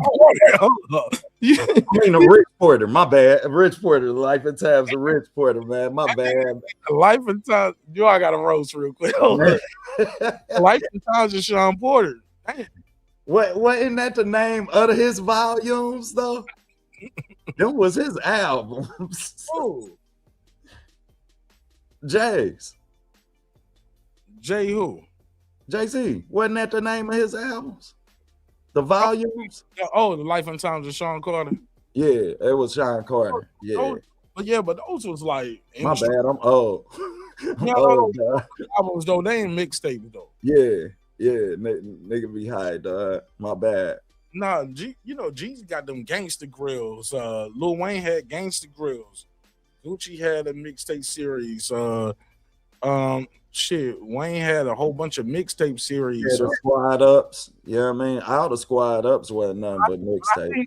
I ain't gonna lie, man. Some people ain't gonna like me for saying this, but I gotta say it. We gotta rearrange this mixtape list, man. I don't have a problem with Lil Wayne being up there, man. I don't have a problem, look, because those dedication shits, Lil Wayne did so crazy on them gangster grills. Everybody wanted to get a gangster grills, like, fact. Like them niggas got raided by the feds after Lil Wayne start popping them shits off. Pause. Fact. Shout out to Drum. Yeah, man. And I'm in the A, but I don't got Gucci on my mixtape Mount Rushmore. You know what I'm saying? And I got love for Gucci. Look, my first month in Atlanta, first celebrity I met was Gucci. This nigga was at we was at Club Blaze off Memorial Drive. That shit was like empty. It was like a regular day on a Wednesday. That nigga Gucci went to the front of the stage, bitch dancing on stage. I'll never forget this. He had like a big, like one of them Averets like leathers, but it wasn't an Averett. It was like a Pelly type joint. Type shit. Big shit. You know what I'm saying? Had his jewelry on, and that nigga stood in front of the stage, and the girl was just dancing, and his song was playing, and he just stood there. And it's like the club it ain't that packed. I mean, it's pretty much empty. Like you can look from one side to the other and see everybody in that bitch type shit. Like on a Wednesday night. And he just stood there and the girl is dancing and one of his songs playing. And I never forgot that nigga didn't throw no money. That's what always stood out to me. He didn't throw no money, he had no money. He just stood there like enjoying the girl. I'm looking at the girl and my song is playing. And I'm like, but keep in mind, he wasn't Gucci as we know him now neither though. Type shit. But he was still, the So Icy was out. You get what I'm saying? That's all I really knew from him. But that was out. I'm sure more people knew him from other shit. But at that time, my homie's like, yo, that's Gucci Man right there. I'm like, that nigga just at the stage by himself, staring at the girl like it's his girlfriend almost. It was his girlfriend. And he just the only nigga standing there. He just had his hands in front of him on some shit like, he was on some shit like this. Hold on, come here. I'm just bobbing. Just like that. All these bitches like me. Like shit. Yeah. Almost like he was critiquing her for like an interview, like type shit. Wow. Crazy too. Hey, She breaking the flow, busting it open. And it's like this. And I'm like, damn. $1. Look, I'm still new to the strip club culture at that time. Like, my homie telling me, like, yeah, nigga, throw that shit. I'm like, but I only got 10 of them. He said, man, if you don't throw that shit, nigga. I was like, He said, not all at one time, nigga. That's what I did. Hey, I promise, Mark, that's what I did. It was all gone in 2 minutes. I was like, he said, throw shit. I was like, the bitch was like, bye, nigga. She probably looking at me like I thought she stank or something. She was like, hold up. That ain't me. He just new here. Man, I promise my first time I let it all fly. Nigga, I ain't even throw it all in sequence. I was just like, shit, she got the whole pussy out though. That shit is doing like this. This shit is doing this right here in front of me. Nah, man. Hey. I look, pussy throwing the dynasty sign on me. I'm like, what are you doing? I was like, I was like, man, I'm appalled. It did. Like, damn, it talked to. Man, that was making that shit. It was like, it's like, I can make a fart for you. I'm like, I don't like farts. You dig? That's all right. That's all right. I was like, plus I only got $10. She was like, oh, that's it. Bye, nigga. Hey, I promise, boy, I let it all fly. And one of them look up at me and say, you want to go to VIP? It's only $30. I say, shit, I ain't even got it.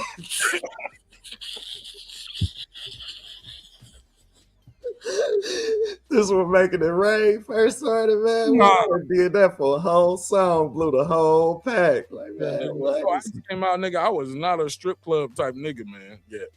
Man, I wasn't neither, boy. I didn't say you learned though.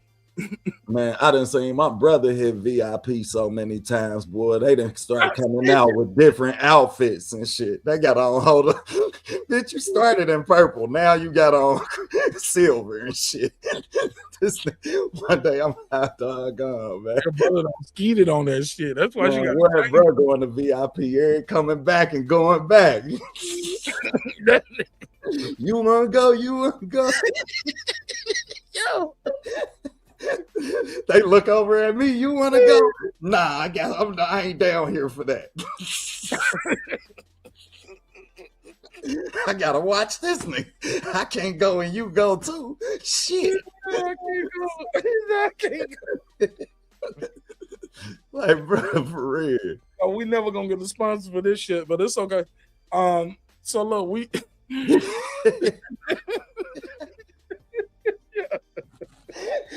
We might get Magic City on a good day. You see what they did with the NBA? Oh, but anyway, damn, I didn't even get through the last segment. Damn, yeah, back to the mixtapes, cause so the mixtape joint, yo, I don't know. I feel like at least a back like Cook Crack. If I don't get a Dipset, at least a back like Cook Crack, man. Like, what do you rank? Where you put 50 and Fab on this list? Oh, yeah, 50 had a hell of a run too. I did see 50. 50 got famous off the mixtape. Can we? Hell yeah. Right? He back really the #1 album and a classic, right? Would you say his first album is a classic or no? Definitely. You can't not say that's a classic, man. And at the time, the impact that it had on hip hop, like we just didn't see that bravado that 50 came with. You know what I mean? Not only him coming at Jai, like I could remember hearing How to Rob and being like, who is that? I think I might have got my homie for that CD. Like real talk. I might have got the homie. Like, bro, who is that, man? I need that. But 50 did, man. I gotta say, and Get Rich or Die Trying. That's definitely but that's an album. So, but when you think of the mixtapes, right? Can you name some of the mixtapes off the top of the head? Like I'm trying to think of them right now, so don't judge me because I'm fucking up. But man, all them Who Kid joints. Like people want to put him on that list. Nah, man, all them Who Kid joints. I remember he had that joint where they was doing the but would those be G Unit mixtapes though? He had How to Rob. He had that was a commercial release. How to Rob commercial. Oh, okay. But the mixtape joints, were those 50 Cent mixtapes or were those G Unit mixtapes? Yeah, those were definitely G Unit projects. So do we put him there with that, or should that be something else like him, like G Unit, Dipset? Right, solo mixtape. Yeah, because solo, I don't think of 50 Cent as a solo mixtape guy. I always think of, when I think of him mixtapes, I think of Lloyd Banks going crazy on the mixtape. Facts.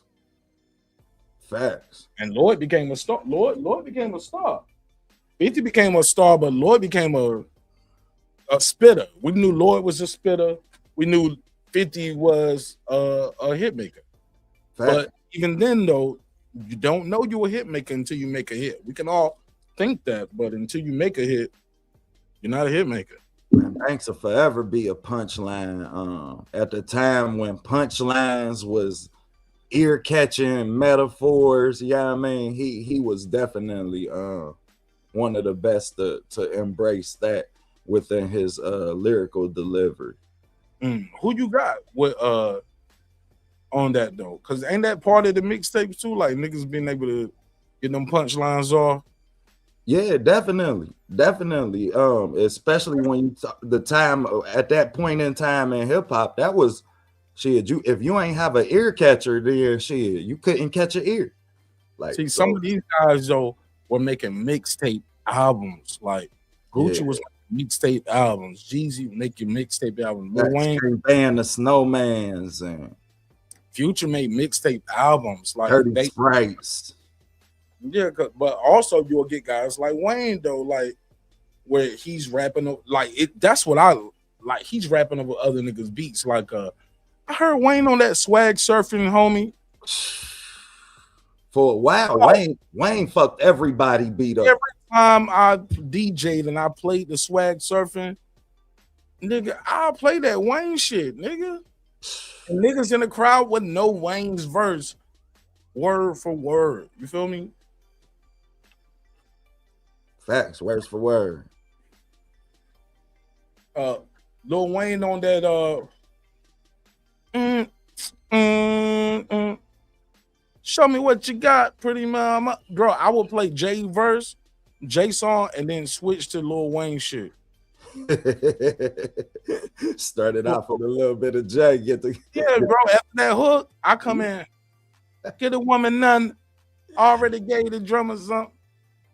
Yeah, Man, that nigga Lil Wayne start going crazy, bro. Yeah, he definitely did, man. Wayne had a nice little streak, man. So I want to do this mixtape Mount Rushmore. Who you got your top 4 on your mixtape Mount Rushmore, bro? Give me your names. Man, I got Jewels, man. Back like cook crack. Okay. I got Fab, man. The Summer Times. And then I got Weezy, of course. So you got Jewels, Fab, Weezy. And who's your 4th? Lito and Trip. Step Brothers. Ooh. Wrong button. I meant to hit that $sign. Yeah, them niggas got a deal off of that. Hey. They got a record deal. Like, hey, label Universal, like, we want both of y'all together. Let's package this shit up. You did. And they're not even the most commercial guys, but they got a deal off of that and a tour. And damn, I can't believe you said that one, man. You threw me off of that one right there. That's Step Brothers. When I really threw me off that shit, bro. That's why you him. That's why you him. Nigga, that's why you him, nigga. Throw me off with that one. Brody, man. We gonna always give you something outside the box. If ain't nobody never know, that's what OTB stand for, man. It stand for outside the box because my thought process is always gonna be outside the norm. But I appreciate that, bro. But when you look at they 4 albums, I mean, that they did, not only that, but they all are album worthy as mixtapes. And for them being able to cross over and not being so like, it ain't like they dropping one every year, you feel me? Both of them had their own individual success, so whenever they come together, they have a good time span where we have an anticipation factor for when they do give us a project, and that made them worthy when I looked at really they 4 albums and what they gave us on their resume.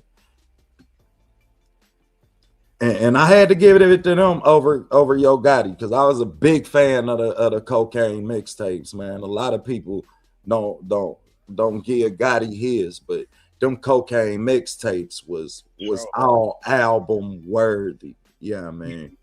For sure. Hey, so that's a mean ass list, man. I'm gonna just shoot mine off the top of the head. I didn't give this topic too much thought. Go ahead, bro. Because for me, I guess it'll change like depending on the day or the mood or the road trip or the flight. You know what I'm saying? Depending on where you at, it's right. Your mood, what you want to listen to. But damn, man, listening to you and reading the chat, I'm like, if I gotta really put it. Facts. I just like,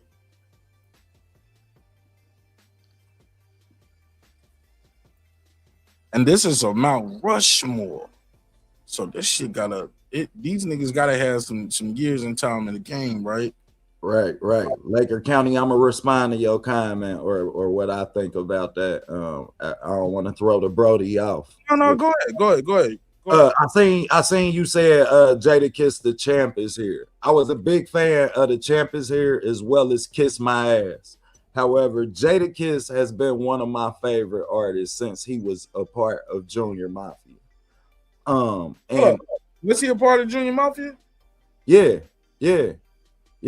Kiss and a lot. Kiss was a part of Junior Mafia. The Lox was a part of Junior Mafia. Yeah, the Lox was as a group. It never heard of it. Yeah. If you look on the cover, they on there. Okay. They shitty ass. What Diddy and they shitty deal at the time. But nevertheless, I remember on the cover of the No Way Out album, right? Not the Junior Mafia. Was it? They wasn't on the Junior Mafia album. The Junior Mafia album, they were sounding on Diz. Oh, okay. Lance and Big. Right. But I get what they might have been part of I thought the commission was Big and Jay, but as far as I know, they never actually been in a quote unquote surface with the Junior Mafia group. Okay. Well, even if it was, shortly after that, I've still been a Jada fan. But they was tight with Big. They did. Yeah, they was definitely around. Yeah, man.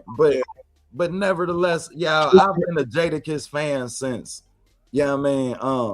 Since he was part of, since they was rocking with Diddy, and I've never felt like his work ethic matched his talent. Like, I know it take a long time to produce the level of music that Jada give us, but like sometimes I wait too long for shit. And them mixtapes, they come too far and in between. Like, when it came to Kiss My Ass and the Champ is here. So I love to put Kiss on that list, but Kiss My Ass and the Champ is here just was too far and in between. That shit like two mixtapes in like 16 years. Like, if you don't count like solo joints. Shit. Yeah,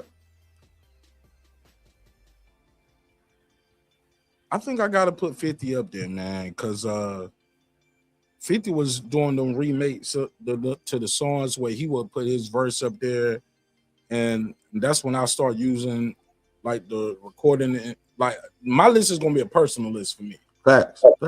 Okay, just to give y'all a prerequisite. Facts. It's a prerequisite. This is for me what I was trying to do, and music that inspired me, right? Wasn't necessarily his lyrics or nothing like that, but I like how he was flipping songs. He would flip the song. Mm-hmm. Like LL had a song that Love You Better. He flipped it. I want to be your lover. I understand. Yeah. He flipped that shit. So he was flipping songs. So around that time, I was flipping songs too. So I was like, yeah, I like that. And I flipped a couple of his songs. Like he had like I teach you how to stunt. I did a song called I Teach You How to Front. Type shit. You know, so it was like a parody, and I just made it on some fun shit, right? So I just got to give it to him, and looking where his trajectory of his career went, how he broke those artists, and how he just kept going. Actually, I don't put an asterisk on that one because I might have one more. Right. I want to up there because Lil Wayne reinvented himself. Facts. He went from wobbly wobbly to the squad up to I can really rap. You just don't know. I'm just out here doing what I gotta do for me and you, and we eating. So, bitch, why the fuck are you tripping? I'm taking these chances, my head to the sky, and to the ground. Like, nigga, what? I'm like, money don't budge. And by that point, that was mixtape Wheezy, and we knew it. The world didn't know it, but if you, we was like, oh, that's mixtape Wheezy. Talk about it. He kept going. And then you look at what branched off from that shit, the Drapes and the Nicki Minaj and Tyga and Blood Twist and definitely has to be taken in the context. Look, reinvented Jay Mill's career, like revamped this shit. Gilly was over there, and it was like, oh, he got some. He's surrounded by spitters. Facts. He really became a student of the game. So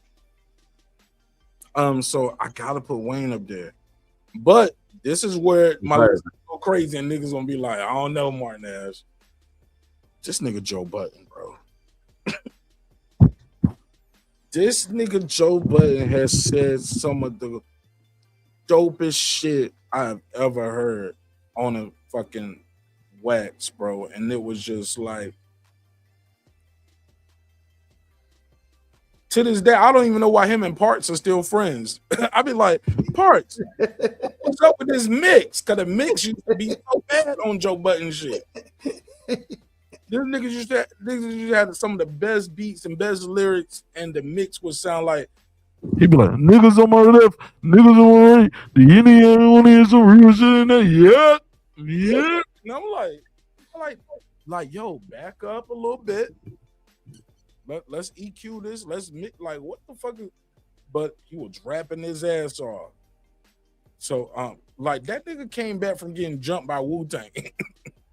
Facts. That nigga went in the studio next to him. They did a couple verses about it. And man, you can say a lot of things about Joe. Joe Budden he out-rapped his way through a lot of bad, controversial things that most people career just would have went like this.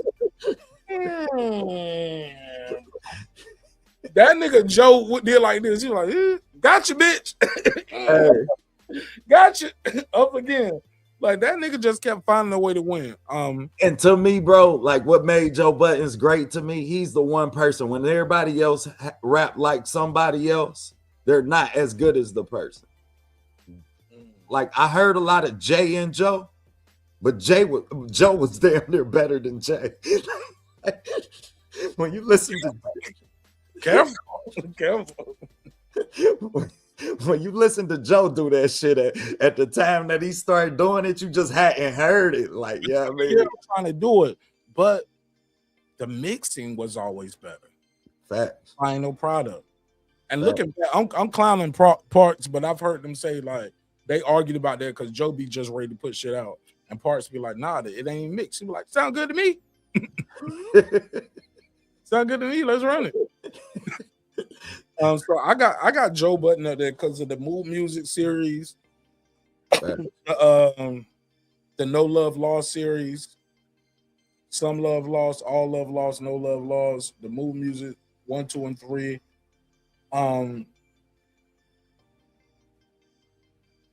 And I guess number 4.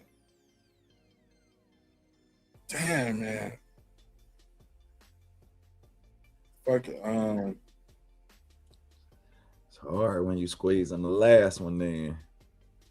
Man. When there's so many, like I don't want to say. I'm gonna say a name that y'all ain't even gonna know. Just so hopefully y'all will look it up. But this guy inspired me a lot of times to write. Facts, I want to write. Like his name is Sha Stimuli. SHA Stimuli. He got source hip hop quotable type shit. His brother used to make beats for Biggie. His brother was one of Biggie's hitmen on Bad. That nigga got some dope beats, but his storytelling is second to none, bro. When I think about story raps, Sha Stimuli get me there. Like these are people that when I hear them at certain times of my career, it made me want to rap and made me want to write. So, and he had a whole series that he did. Similar to Joe Budden, but he did it before. But it was like, damn, man, he got a couple of them. My Soul to Take, that's one of my favorite ones. It's the one they call what's it? I forgot the name of it, but I remember the cover. It was him and a girl, and they was in a bed, and they put like a piece of tape down the side of the bed, like that's your side and this is my side. Like. So the whole album was based off that. Like he was doing concept mixtapes, and these shits were some of the best shits ever. They was all original production. Dang. Great albums, man. And I'm like, God, man, it's the shit that make you be like, you know what? Let me tear all of these raps up, and we gonna try again. Cause if niggas rapping like this, I gotta step it up. So yeah, that might be on my Mount Rushmore right now, but it might change tomorrow. But right, I got Joe Budden and Sha Stimuli, Lil Wayne, and 50. Damn, man. I gotta give a big shout out to Nip, man, because the Bullets ain't got no names, man. Man, like I'm damn near ready to change my list, dog. Like I gotta give the respect where it's due, man. I remember being in Ohio, finally getting hip to the Bullets Ain't Got No Names in like 2010, bro. Like, man, when I say, man, dude just was different. Like, I'm talking about you could just hear his delivery, you could just hear the rawness and his essence, man. So if I gotta give y'all somebody to go and check out, is definitely the beginner. Bullets Ain't Got No Names, man. All right, well, let's get into, since we on some hip hop, some Instagram mixtape freestyle type shit. It's a guy out there that many people are gonna say, damn, Martinez, damn, OTB, y'all ain't got him on your list. Pat Poos. So let's play this because Pat just did a verse getting at 50. Let's hear how it sounds.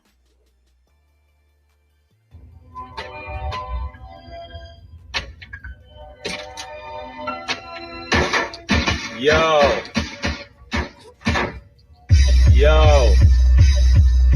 Fuck Curtis Jack. That's what came to mind soon as I heard the track. Ball spitting lyrical, condescending to murder rap. Heard they shot his ass with a Nina. He deserved a Mac. Stop right there.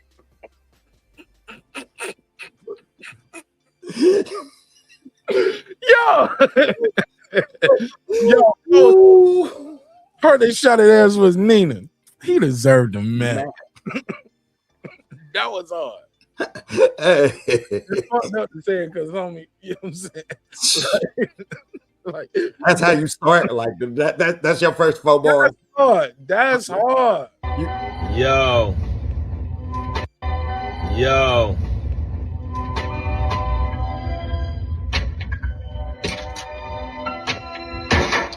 Yo. Yo. Fuck Curtis Jack. That's what came to mind soon as I heard the track. Ball spitting lyrical, condescending the murder rap. Heard they shot his ass with a Nina. He deserved a Mac. About to turn the heat up. I got my hand on a thermostat. Ugly ass G-Unit sneakers. Had the shirt to match, cause after Get Rich or Die Trying, your every verse was whack. Mad cause Diddy hit your chick. You a jerk for that. Diddy clap them cheeks so loud, the neighbors heard the slap. That's why you made that documentary. You was hurt from that. I heard she fucked all 5 guys and they bring a burger back. Spoke to some conspiracy theorists. They said the earth is flat. They also said you work for Illuminati. Nervous rat. What would make this chump think that he could spit a verse with Pap? Somebody better pray for this nigga. Where the church is at? If it wasn't for M, you'll be looking for a purse to snatch. Bought your girl a wig, then you told her to return it back. 50, you a petty son of a bitch. Bernie Mac killing this nigga softly. Lauren Hill, Roberta Flack. Never.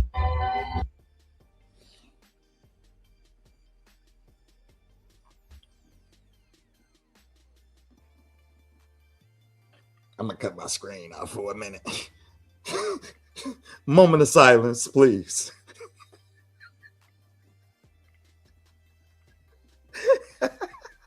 You gotta know you fucking with out here, bro. God damn.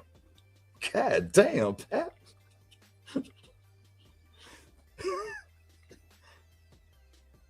Ooh wee. You gotta know you fucking with, bro. You done woke up a giant. What they say when they bomb Hiroshima? We woke up a sleeping giant. Damn. Shout out to Pat, man. That's how you, and that's like the second one. He just did one the other day. Hey, if I'm fit, shit, I might sleep all day tomorrow. No, this was the first one. This was the that was the first one? Damn. This first, and then he dropped the damn. So what you think of this one? Is this is better to me. Yeah. I ain't heard that one. Yeah, this is cool. You like this one better than the actual full song? The full song was personal. Like the full song made me, when I got done listening to the full song, I was like, shit, we should be looking at Fifth and Pap in a boxing match in Brooklyn somewhere soon. It was so personal. Like I was like, damn, if I was Fifth, I might have to go home. On that note, like shit, I might have to walk around my hood when they get that personal and disrespectful. But shout outs to Pap, man. Pap still Pap. So you fuck with it. Yeah. I liked it that one though. Like, but let me see just the song joint right. I'm an executive, back-to-back business moves, consecutive, positive, while everything you doing is negative. Nah, that ain't it. Nah, that ain't it. Nah, this is. Yeah, that's it. Hey, yo, 50, you a bitch, man. You can't bully no Brooklyn nigga. You are now listening to the sounds of He was a crab in a barrel until Eminem picked him. Made himself famous by claiming he was a victim. His claim to fame was I got shot 9 times. But the truth is he only got shot 5 times. He lied cause he wanted to get shot more than Tupac. Lame choice, game voice, G you not. How you feel about it so far? Like, man, I feel like he really he wanted to take it back to he really wanted to get home. Yeah, I mean that just say New York. I like the beat good New York gritty. Yeah, I mean I'm meeting you on our type of time type shit. Yeah, I mean and that's how he approached it. Like that's what I can hear so far. Let's go. Queens don't respect you, they know you a joke, you clown. You from Queens, but pay Bronx niggas to hold you down. You even hate on your own crew. Why you be dissing Banks? Is it cause he nicer than you, or cause you just a snake? Try to take Mayweather money, put you in your place. Heard that story about how Floyd punched you in your face. Did 6 months and shot. You never been upstate. Vivica tossed your salad, she had a shitty face. Black child poked you up, left you with the shakes. Bruno Carvalho yapped your chain and ended up with a case. When he got shot, they tried to take his face off. That nigga jaw was wired up like Jake Paul.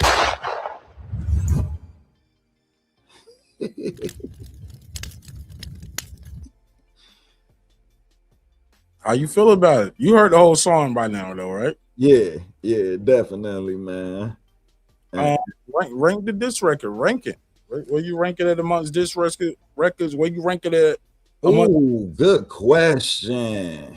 What do you rank this at amongst the niggas who was just dissing 50? Is this better than the T.I. joint? Is this better than Damani? Is it better than the Fab verse? Like, where you rank this one at? Good question. I try. Good question. God damn. Ranking the disses. Definitely Damani first. Definitely Damani first. I felt like that was like, yeah, I mean, the approach that he took. I seen the Lots and Jadakiss and them take the I'm sorry, Miss Jackson approach, but they dug it, like he dug into he really touched a different nerve with his. Now I gotta go him and Tip.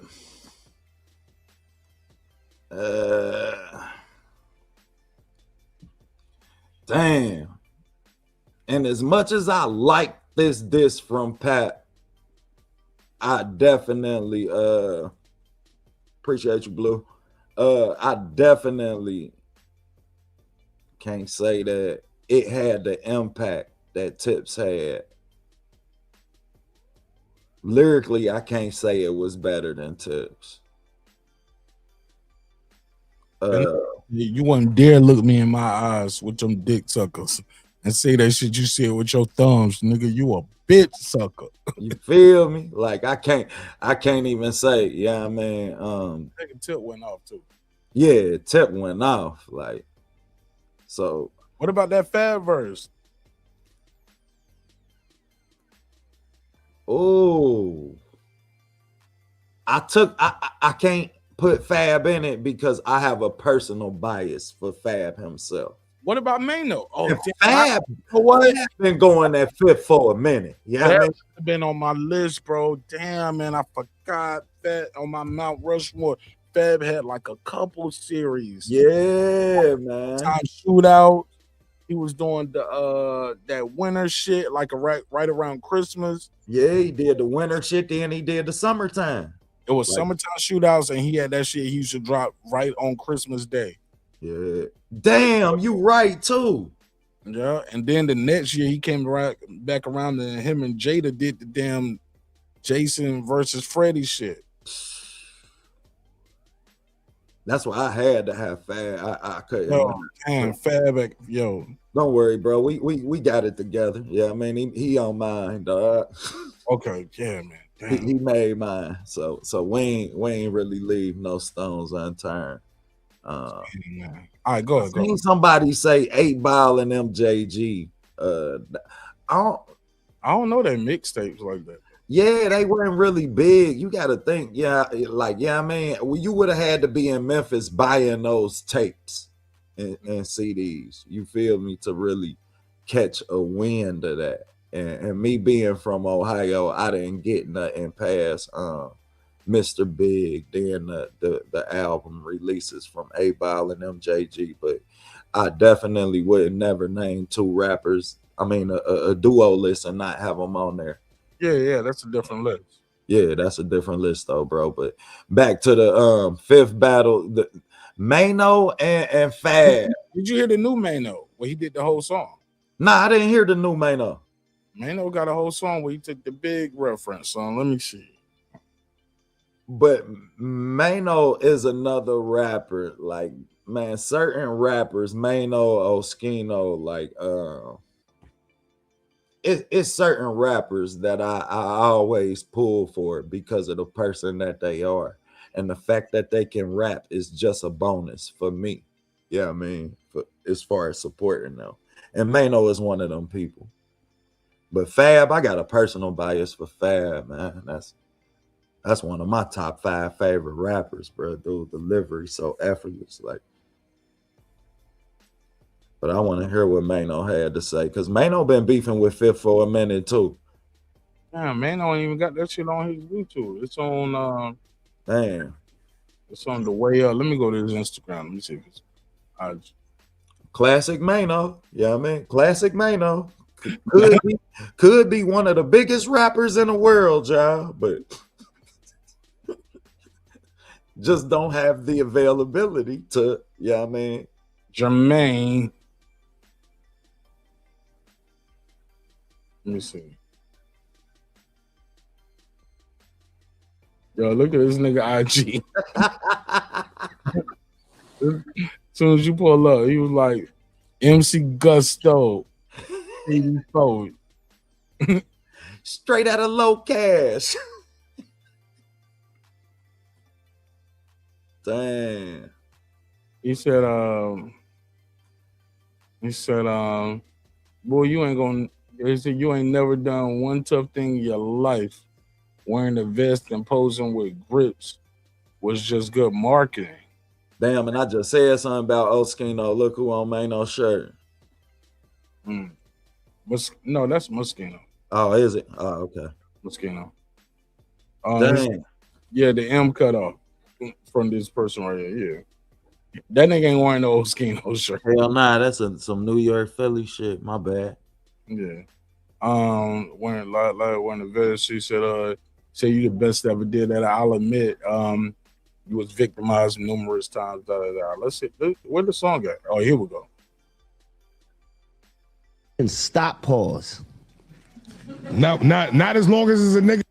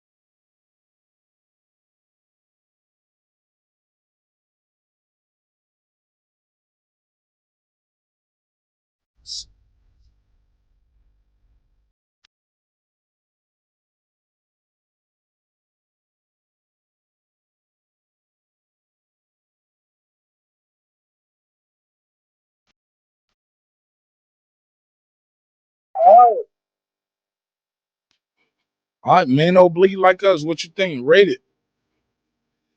Y'all let me know what y'all think in the comments too. I give it about an 8. Damn, an 8? Yeah, I give it about an 8, man. I just done heard a lot. Yeah, I mean, 8 is great. 8 is like shit. What was he missing to make it 9 or 10? A couple more bunch lines or something. A better beat. Like, yeah, probably a better beat and a different theme. I ain't really a fan of you rap. Yeah, I mean, if you're not gonna put no twist on it, yeah, I mean, when you go with the bleed, just like us, you know, we done seen it hurt. Yeah, I mean, Like shit, not only are you from New York, so once you adapt that, once you had that adaptation to a theme itself, then you have to give it a different approach. And you had the same approach to the adaptation that would be expected. Somebody in the chat said they gave it a 6. 6. See, I could see that. I was gonna say 7, but because I give it a 7. It's a whole dedicated to one person. You know what I'm saying? Talked at the beginning. He's a Brooklyn nigga, using the Biggie Brooklyn reference. I give it a 7. Fact. I thought the punchlines was there. It was good metaphors and similes without saying like or more than the whole way. You know what I'm saying? It was personal. The angles there, I didn't hear any new angles though. You know what I'm saying? Fact. Any new angles. But I fuck with it though. Shit. Rated on the list of the current wave. I still got T.I.'s first. Damani second. I put 50's response, which your mama ate everybody's in Atlanta. Facts. I give them that shit right there with the meme. I give them. Fab is number 4. I put this over the Pep. I like this more than the Peps. Okay. I put Pep. I put this and then Pep. Okay. I feel that. And then Jimmy's. Then King. King is last. Yeah. Respectfully. Yeah. But I thought King did the ultimate trolling though. Hey, he did. With putting his mom on the picture with the shirt and holding the joint up to it. I say, and they actually selling those bags too. Them pouches. Yeah, you can buy those. So yeah, King gets credit for that. You know what I'm saying? I give number 1 for that. Like he found a way to monetize the shit. And then the young bull. But bar for bar though, that's my order. Yeah. There was one more thing on hip hop I wanted to get your take on before we get into the boxing. Or that might have been it for the hip hop talk. That might have been it. Did you have anything else going on in hip hop you want to talk about? Nah, I think that was it, man. You stumped me with the putting them in order, man. That's tough, but your list definitely. Yeah, we ain't do that in pre-production, huh? Yeah, that was you stumped me. That was dope. That was dope, man. Because it make you really put everything in the context when you have to really put them in order like that. All right, let's get into some boxing talk then, G's. Like, what the hell is going on? We got some fights coming up. March 14th, this weekend. Tomorrow we got Barboso's Arnold Barboso Jr. versus Kenneth Sims Jr. See, I'm putting the S from his name on the other one. See, the weed kicking in, nigga. The weed kicking in. Gotta hear. I'll wrap this shit up. The weed kicking in. There. I've been professional. Hey, look, I've been that nigga you good, brody. You good. All right, so we got Kenny Sims Jr. versus Arnold Barboza. Who you got, bro? My heart say Kenny Sims. The film say Arnold Barboza. I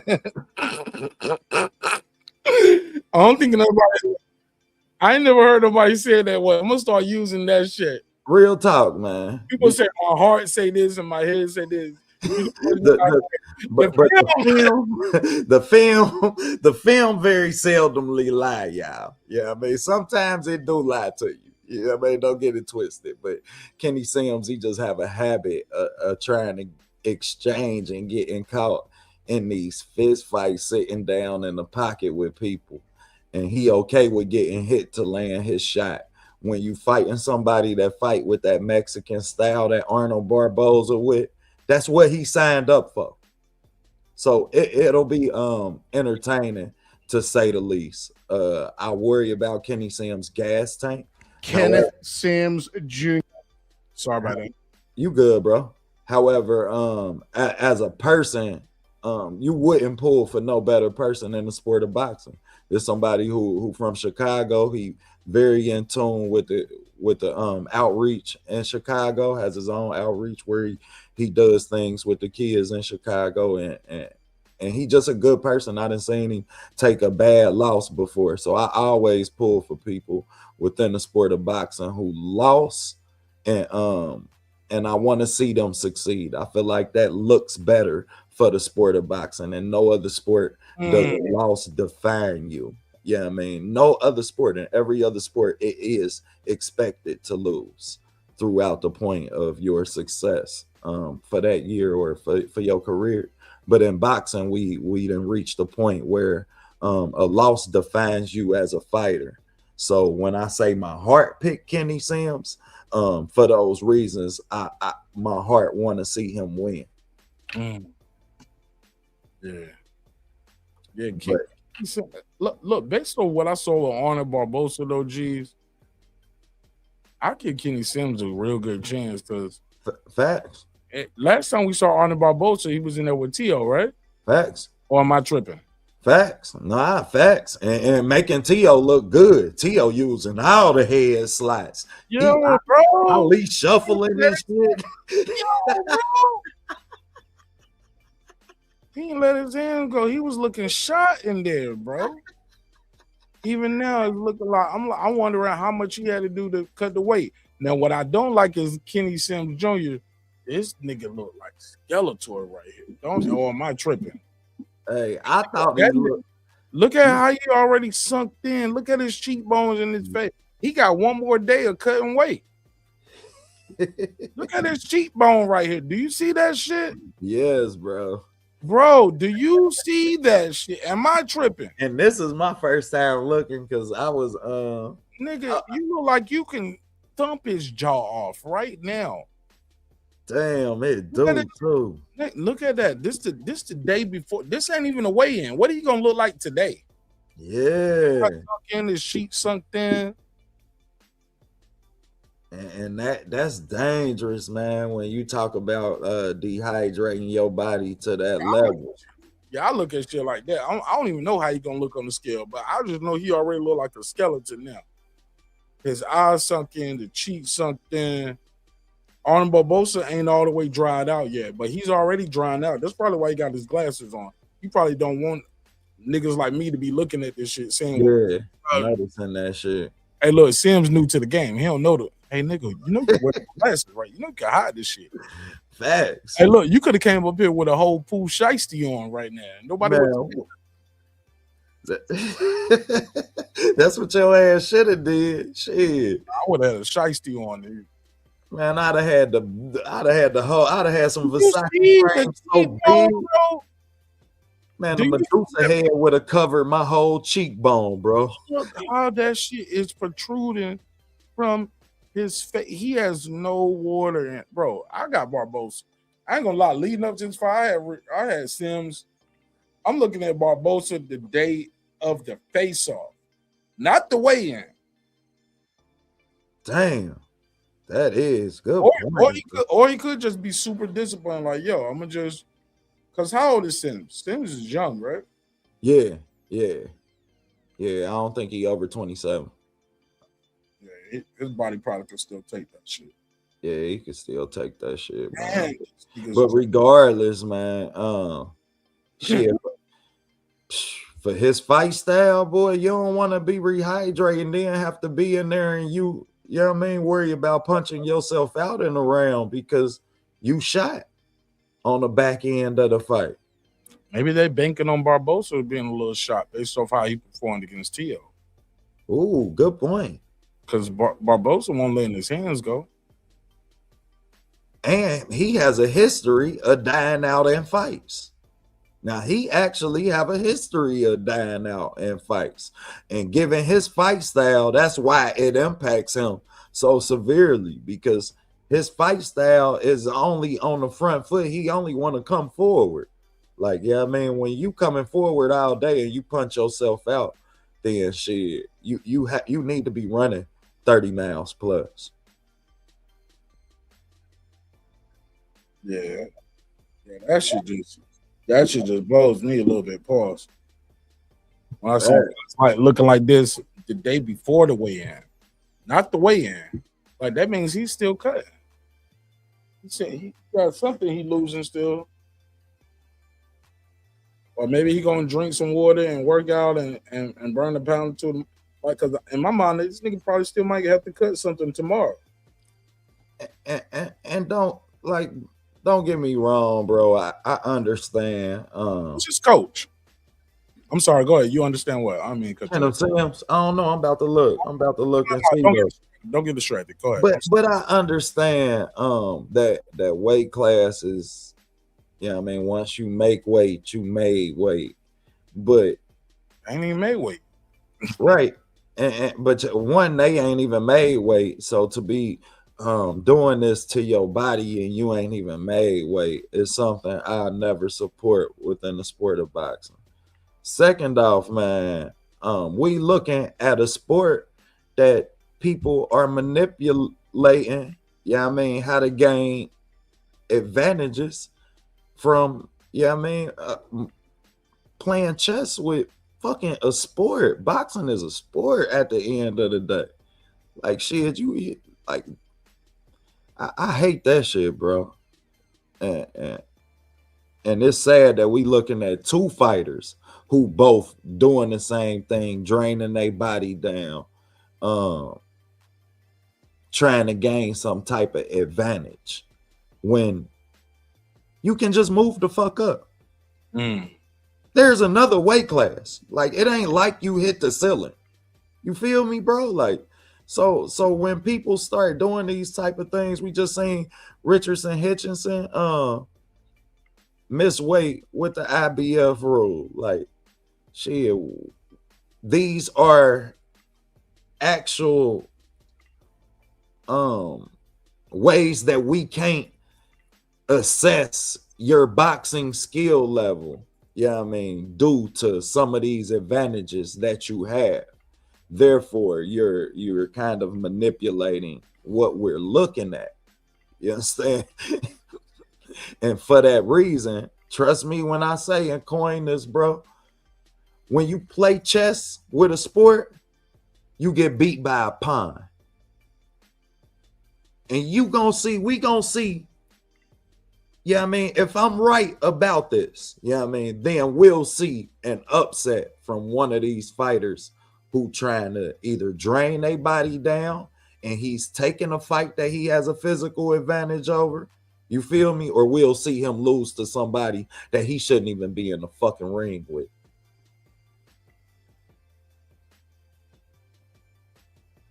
Because like, I just don't feel like that's what this sport mean, bro, or stand for. Like, so but speaking of taking advantage, we got Janabek right here. Janabek has just got suspended. He was talking about, I'm a killer, don't nobody want to fuck with me, I'm a monster, I'm a beast, I'm a monster elite. And then we found out, hold up, nigga, you just popped dirty. Let's put him on the screen, put him on blast. Janabek has just been suspended. And once again, goes back to my old adage. When you suspend a guy for cheating, gotta make it hurt. Get what I'm saying? Pause. You can't say, hey, look, okay, we're gonna suspend you for 6 months. Nigga, they fight they fight twice a year anyway. Like, so it looked like on January 9th, basically, Janabek is suspended until what's the date? Suspension runs through June 1st, 2026. So he's been stripped and suspended. But last time he fought was like what they say? Oh, that's some bullshit. Yeah, so Janibek gonna be fighting this spring. I mean this fall or winter. Did they say he was stripped? Yeah. IBF has adopted the WADA doping and presence and substance, boom, prohibited by it. But basically, he's been suspended. Did I know it was the IBF? Each champion is recognized by the IBF in respective weight class. Blah blah blah blah blah. Defend the championship within 9 months. So basically, because you can't defend your belt within this X amount of time. By him a contest scheduled for 12 rounds, but basically he's suspended and stripped. Penalties imposed by Rule 18 prohibits Janibek from being ranked by the IBF or participating in any IBF sanctioned bout for 1 year following his suspension. So basically, his suspension by the KPBF is effective as of 2025. So that means from December 2nd to 2025 all the way to December 2nd, 2026. He's unable to fulfill his mandatory defense obligation, which would have been by July 4th, 2026. So he been stripped. Because basically he's suspended until his suspension is over, which is December the 2nd. Right. And it started, I guess, when he missed that last fight. Yeah, it's retroactive from when we pop when you pop dirty. Yeah. So but my thing is, even now, y'all still ain't giving him the body. Y'all ain't put the body on him like, yo, we suspended you for feeling dirty and part of the drug test. We suspended you because you can't fulfill your mandatory. And your mandatory is coming on this day, and you can't fulfill your mandatory because you popped dirt. But they ain't even saying that. But long story less long, he's suspended, so it's another belt open in the middleweight division. Man, we know. Excuse me. Yeah, you got. We know about the history that baseball have with PEDs. Profar just popped. And he got 162 games. Equivalent, but this was his second time popping. Yeah, man. Equivalent to 1 season. First time he popped, he got 79 games. 162 games mean he won't play the whole season. Boxing is going to give him essentially, you miss 1 fight and you can't fight until this date this year, until June of this year, which means you still can get 1 fight. You might be able to squeeze 2 fights in. Yeah, man, because you can fight after the 6 months. So shit, you might be able to squeeze 2 fights in. So I'm with you on that. But what I want to touch on is that the IBF, bro, they got some bullshit going on. They are Wayne and Shotters or Biggs and Shotters. Remember when Biggs was sitting there and he say extortion and all other types of fuckery? Like, man, I didn't even make that a drop. I gotta make that a drop, bro. Remind me tomorrow, bro, to make that a drop. Real. I gotta arrange my studio in here because my soundboard is all the way over there. But remind me tomorrow because I got to drop. Man, we good, bro. We rocking, man. Remind me tomorrow, bro. But that they are Biggs and Shotters. Like they just had and all other types of fuckery. Yo, like, man, we done had Richardson Hitchison miss his title because he missed weight. And he's still the champ. And he's still the champ. And he made weight. That nigga just said, I got a tummy ache afterwards. Right. Say he was sick. Whatever. Yeah, fuck y'all. I'm sick, bitch. You did? Fuck you. Hey, look, you want me to die out there? I'm going to sue you. I slipped and broke my. I got 150. Told y'all niggas I was sick. I got a doctor's note, bitch. Like, and then they have Joe Opataya. My doctor said I can't. My doctor said I can't fight tonight, nigga. I ain't gonna be able to do it. You know what? I can't do it. And if you strip me, I'm gonna sue you because my doctor said I can't fight. I'm gonna sue you. My doctor said you did, and he right in the room with. He in the bathroom right now. He just wrote it. He'll be out in a minute. He'll be out in a minute. I just wrote this shit. You can't rush a shit. My doctor just wrote this motherfucker. He said, "Leave me alone tonight." Go home. Like, man, I'm going. You better have some of your rubles for this shit. You did. Like then they got they got a heavyweight champion who just fought cruiserweight. My mistake. A cruiserweight who just fought for the WCW belt. You gotta know too. That nigga said, I gotta know. Y'all took my $80,000. Hey, look. Richards and Hitchens had a doctor's note. That nigga did this. He was like, "Oh, hey, notes." That nigga was like, "I got a receipt. I paid y'all $80,000 for these sanctioning fees." Man, you know what they told him? Take your money back, bitch. That's what they said. They said, "Bitch, fuck your money." You and your money. You and your money. It was like them niggas got them calls from Eddie Hearn, Al Heyman, Bob Arum, allegedly. Like, man, this shit. Allegedly, you did. I don't Supposedly. Them niggas got a call and they was like, "You do this Zuffa shit, you ruining everything we got. You're gonna give them validity." And they said, "Nah, we ain't doing it." You know what? We don't even want your money. Your money ain't good here. Tony. Your money not good. I don't want your money, Tony. Your money not good here, Paulie. That nigga say your money ain't good here.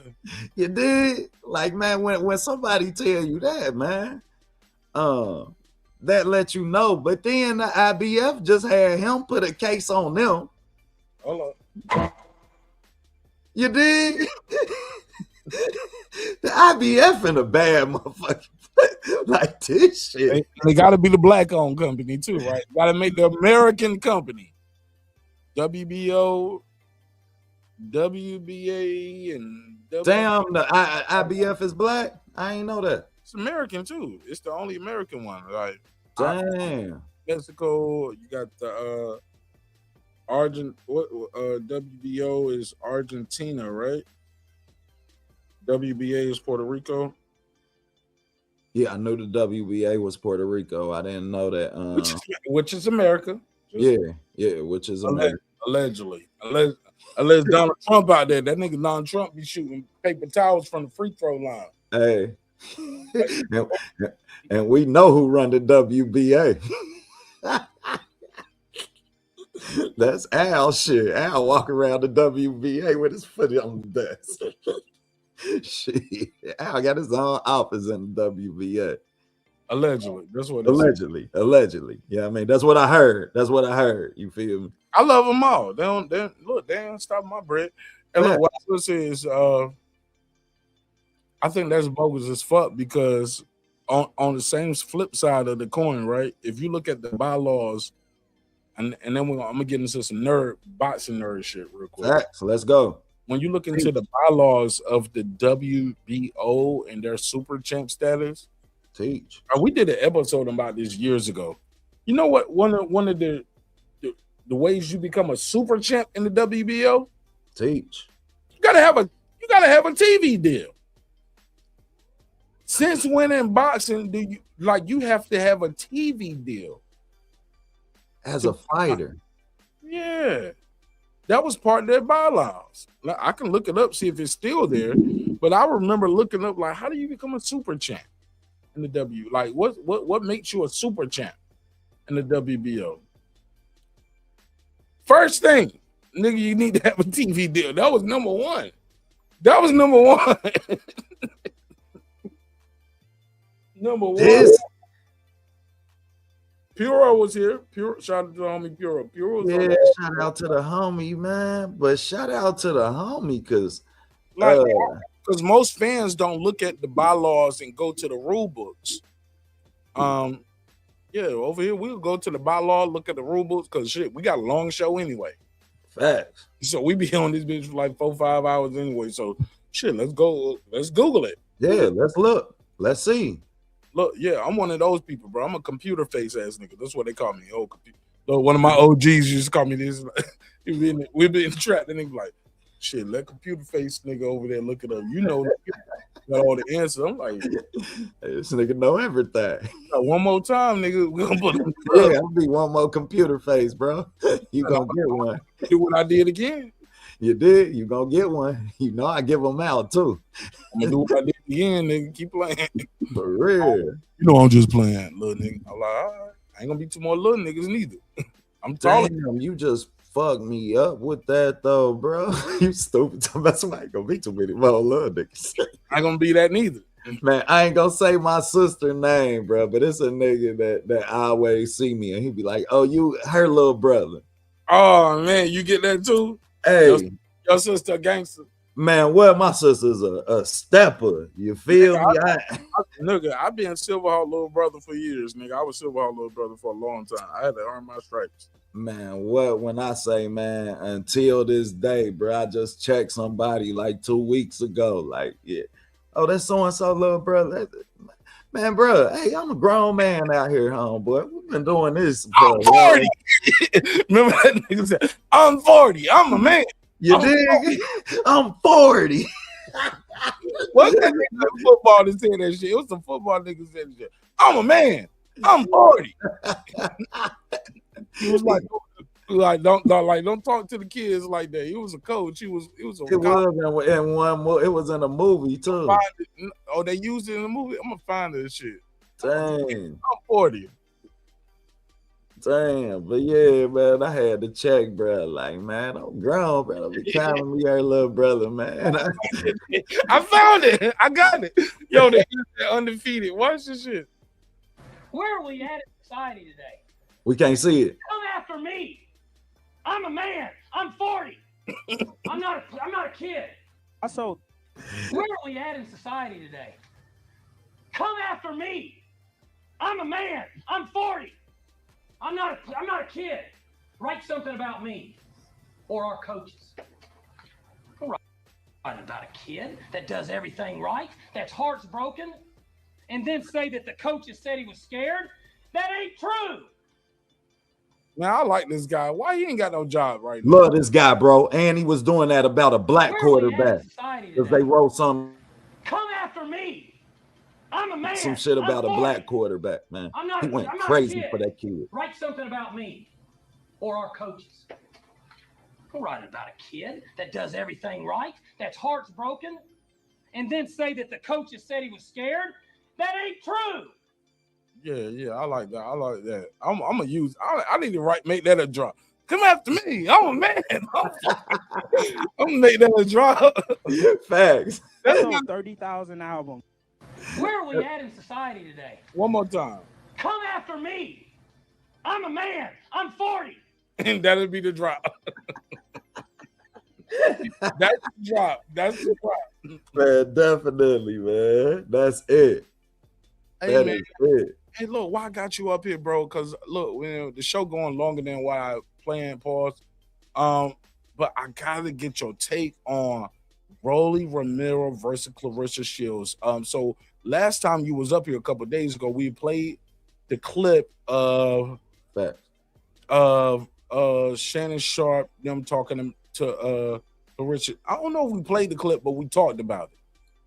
About Clarissa Shields saying she can beat Rolly. And it's like, man, why Rolly got to be the punching bag? If you ever met Rolly Romero, I get it. Some people say on camera and on TV he looks slow. I get it. It's a joke. Everybody want to pick on Rolly, right? But Rolly's a 3-division champion, whether you like it or not. Facts. Rolly don't found a way to get a belt at 35, 40, and now at 47. And only one interim belt, which means he took 2 belts. Well, no. One was the vacant, one was the elevated. Oh, you got vacant and an elevated. You got a vacant, elevated, and one was a regular belt. Oh, okay. But regardless, shit. Yeah, he a 3 division. Shit. I ain't got no regular belt and no title, and nobody in my chat do unless somebody pull up that I don't know who the fuck they is. You know what I'm saying? But I'm looking at the chat right now. I don't see no regular champs nowhere. Facts. And Rolly a 3 division one. And never forget this. The regular champ got mandatory. Super champ don't. Damn. Super champ ain't got no mandatory. Super champ, that's why you super champ. I ain't got to fight my mandatory. I can fight who I want. That's why they came That's up why Floyd never fought Keith Thurman. The super champ don't even got to fight the regular champ. I can fight whoever I want to fight. But Rolly, I thought handled this with some class and decorum. Give him some from Remark, bro. Let me hear it. What you think? He got a couple clips now. He took his jabs. Now I ain't gonna lie, he took some jabs at the sister, but he kept it. But if you to know Rolly is to love him, bro. Or I ain't gonna say, cause I don't know him. I met him a few times. Never partied with him, never hung out with him like that, but I interacted with him and we chopped it up. He did interviews with me. We chopped it up, took pictures with me, my friends, family. I saw him take pictures with other people, do interviews. Like he's a man of the city in Vegas. He's a not gonna tell you I'm not about to do an interview with you. I'm not about to talk to you. I'm not about to take no picture with you. Oh, you want to like Rolly's like shit. You want to talk to me? I'll talk to you. Cool. I ain't got no PR with me. It's usually just Rolly and his dad, or Rolly and one of his homeboys. You know what I'm saying? Fact. Just regular. Let's play this. See Let me know someone if of y'all the can see it opposite in here. sex call out someone in said profession that they're in. So yeah, I can be him. Serena Williams did, and she lost to the ranked 200 dude.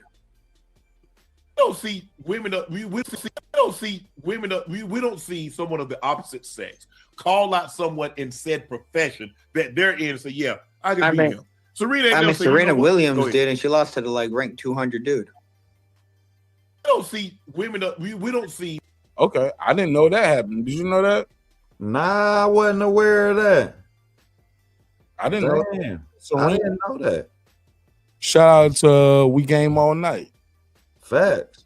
Welcome to the neighborhood, family. Facts. That's the bro. We Game All Night. Facts. Shit. We talk shit all night too. Who trying? He about to cross over to We Fight All Night, man. Okay. Man, with the boxing knowledge he got, man, I keep telling him, man, we fight all night, man. What games he do? He first person shooter? Is it like adventure games, or is it like football, like Madden? Like what he game? From what I seen he had up, man, he had a little bit of everything up. Wasn't no sports games up, so it was a lot of shooter games. From what I seen, it was shooter games. Tell us in the chat what you play. We game all night, because I'm a shooter too, man. I guess my Call of Duty on, but let's get back into this interview. Okay. We don't see women. We don't see someone of the opposite sex. So he said we don't see women of the opposite doing that. So I didn't know. But here we go. Oh man. What about you with 20 million? That seems like a lot of chat. So Shannon Sharp, let me set the clip up. Shannon Sharp and Ocho are talking to Roller, and they was like, yo, 20 million. 20 million, that's a lot of cheese. Rolly said, I don't hit women. It's not about money. I wouldn't sell myself to hit a woman. Shannon was like, well, she signed up for this. He said, I know women sign up for stupid shit all the time. It don't mean it's right. Feel me? Hey, that was $1 million line he hit him with. Let's play it, and I want you to respond. What about you with 20 million? That seems like a lot of cheddar. Oh man, I don't hit women. I just don't hit women.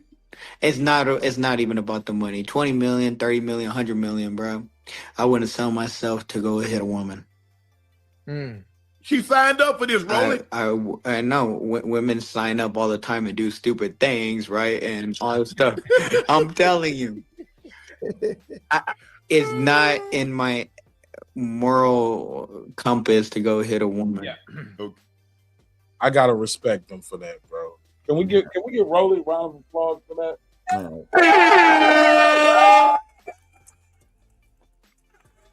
Facts.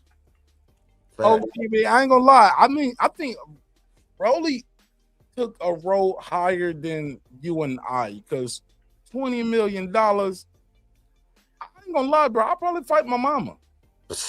Because I know my mama too. My mama be like this. Hit me, nigga. Do it. My mama be racing for the hit. I know my old lady. My old lady be like, nigga, if you don't hit me, I'm gonna hit you. We gonna fight. Hey, nigga. It's going down for 20 years.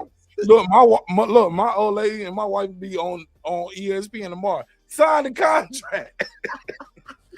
That nigga pussy. Sign the contract, nigga. Let's go, bitch. Like mama.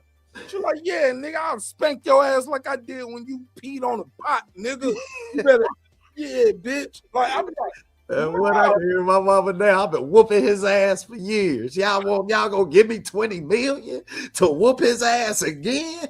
Shit. My mom will beat my ass for free every Thanksgiving and Christmas for the rest of my life, but not fighting her for $20 million. You did. You ain't gonna kill me. I'm like, yeah, Edith, but I gotta break your ribs. What my kid won't work to no dough, the garage. My kids me out for not taking the $20 million. Man, what she did, man. My kids probably can't even come. You know what? She gonna fight everybody in the house. And you your daddy's son. You look like your daddy. Pooh cost me 20 million. You ain't never been no good kid anyway, nigga. You want shit. I knew you want shit when I had you. I thought you was special, nigga. Fight me, bitch. What my mama gonna say is all I had to do is picture your daddy. Shit. I beat that ass all night. You look just like him anyway, nigga. You look just like his ass anyway. Mama, real talk, man. Oh, yo, I gotta make this episode private. My mama and your mama can't watch this episode. Man, what, man? Tosh gonna be in the comments like, shit, y'all right? For real, because I love you, Edith. She gonna be the same way. She gonna be like, yeah, you ain't lie. You ain't lie. I ain't told a lie to the people, because I ain't gonna hold you, man. We come from that. My mama be like, give me your best shot, nigga. For 20 M's? 20 M's. Hey, look, we talking about my cut. We ain't talking about her cut. just 20 for me? She like, nigga, I'm gonna take my money and I'm gonna need half of yours too. Hey, hey, you got it. But we fighting, niggas. So good, make you want to slap your mama. We gonna be fighting right there in the middle of Hazelwood Drive. They gonna take it back to where I was. They gonna take it back to the old hood. Man, what? Hey, we might have to go back to the old house, man. Real talk, be the first in-home boxing match. We gonna have the projects jumping back on West End Terrace, nigga. We gonna go back all the way to my first projects, nigga. Erect the stadium. My mom was like, "We fighting, nigga." Oh, wait. Like, get your bitch ass in the ring, nigga. Oh, wait, I mean, we on Chandler Avenue, man. Shout out, man. What, and it's a dead end street. We gonna shut down the whole dead end. Yeah, I thought he handled that well, though. Facts, man. And I don't think we giving him enough flowers. Yeah, I mean, I don't think it's enough flowers to give him for the class that he displayed in that moment. Yeah. Go ahead. I was on something, but I added afterwards. Go ahead. Nah, like I like for him in that moment, and then when it gets the publicity that it gets, it's easy for us to be masculine. You understand? That's easy for us. We do that naturally as men. we're very proud. We prideful. So to see him put his pride aside and to stand on integrity and the morals that he was raised with really made me commend his parents as parents. I've never heard Rolly mention his parents before that interview, and he tell us about the things that he had went through. He kind of mentioned it one time with Brian Custer, but he'll never go in detail. But when I see him react and with the lights on, the way you see him react with that level of class and integrity, then it really made me respect Rolly as a fighter and as a person. And now I'm a fan as a person. Before I was a fan as a fighter. Okay, you started in jiu-jitsu, you started boxing late. There's somebody whose career was fast-tracked. He fought Tank in 14 fights for a championship. That ain't easy. You feel me? Like, not the... And then, bro, he came up fighting in Doghouse Gym, which is Floyd Gym. And let me tell y'all something about Doghouse Gym. In Doghouse Gym, you fight Doghouse rules. That's old school, 15 rounds till you fall out. So for somebody who gave himself an opportunity at a pro career from that level. But you know, Floyd, when they did Doghouse rules, it ain't no rounds. They cut the clock off. Dang. You fight till you quit. See? You fight till somebody quit. That's a different respect level as a fighter. You feel me? Like, I come from Cincinnati, man. Ezra Charles, we come from fighting. Cincinnati done had, I believe we second on the list now, but just a couple years ago, we had the most Olympians. We had more Olympic boxers than some countries. You dig? Like, that's how big boxing is here. Shout out to Asante Lamar, just won in Japan. We got another one coming. But I respect somebody who can get it out the dirt from that, from the mud. You feel me? Like, that's essentially getting it from the dirt, where we talking about boxing being the sport where some of these athletes, and Lamont Roach, Gervonta Davis, they done been boxing since they was 5 years old. Everybody give Loma the credit that they give him based on his amateur pedigree. And to watch a Rolly say that he essentially got it out the mud is something that's a story that's far-fetched in boxing nowadays. Like, you don't find a lot of boxers who don't have a resume or a lineage within boxing to go hand in hand with their success. So they always give me hell when I always give guys credit. They were like, well, he ain't no real champion. He got a regular belt. I was like, how many regular belts you got? How many regular belts your partner got? Your homie got? How long niggas in your city been fighting? And they ain't got a regular belt. You did? You know, the regular belt got mandatory, super dope. Also, before they had a super, it was just one belt. Fact. The belt niggas had. Dang. So I don't know, man. People always look for a reason to try to tear somebody off their pedestal. With that said, let me bring you up because I saw Unc was talking to Shakur too, and they was talking about his fighting style. Yeah, I didn't see the Shakur part. I got it. Boring and not what's your take on this? What's your explain?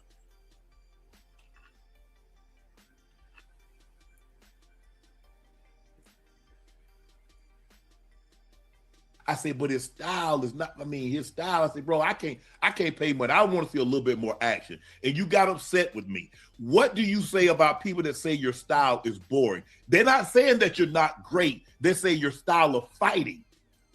Pause it there. Before I go there, before we give you his answer, give me your take on that. What do you think about Shakur Stevenson as a fighter, as a champion?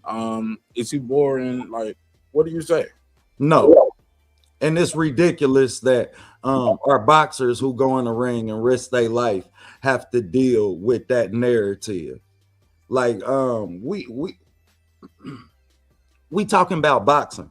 If you don't know how to sell the mechanics of boxing as a community, as a culture, then come on to OTB Boxing School, man. We'll show you what to appreciate about this sport. Because for us to say that what we do is boring, then that means that we're expecting a brawl. We're expecting a fight. Now, it's okay when a fight do break out. That's cool. If that's the type of boxing you like, knockout sales, old Emmanuel Stewart cliche representation of what boxing stands for. Yeah, hey, look, sometimes you go to a boxing match and a fight break out. Like, yeah, and that's cool. And niggas fighting. Yeah, that's cool, bro. But for those times when they don't, they should be magnified. Yeah, bro. It's something special to see a nigga stand in front of you for 36 minutes and you can't touch him. Or he hit you whenever he feel like it. on TV, that nigga, yo, that nigga hit on you whenever he feel like it. Pull counters, roll counters, jabs, left hooks, uppercuts. Like, these niggas doing whatever for 36. You know how long 36 minutes is, man? And to have the muscle memory that allow you to execute. I'm gonna tell you, look, fucking for 36 minutes is hard. And you like the pussy, nigga. I'm gonna keep it facts. Can I keep it real with the church, man? Can the church say, man? Can I keep it real with the choir? Am I preaching to the choir? Fucking for 36 minutes is tiresome. And you like the bitch. You love her and the pussy good. But right here. Nigga, what? You doing this shit right here? Shit get drained. You don't look, and you don't even get an organized 1 minute break every 3 minutes. Facts. You non-stop. But you like this shit. You get to switch positions, drink some water and everything. And look, but if you like me, nigga, I don't have sex. I'm like, shit, let me get this Gatorade. Nigga, I look like a fucking commercial, nigga. Drinking the Gatorade, sweat dripping all over my body. Man, what I be dripping? I'm talking about, man, sweating. Hey, look, trying to do some comedy real quick or some shit in the middle of the session. Like, look, sing along to the song a little bit. Like, shit.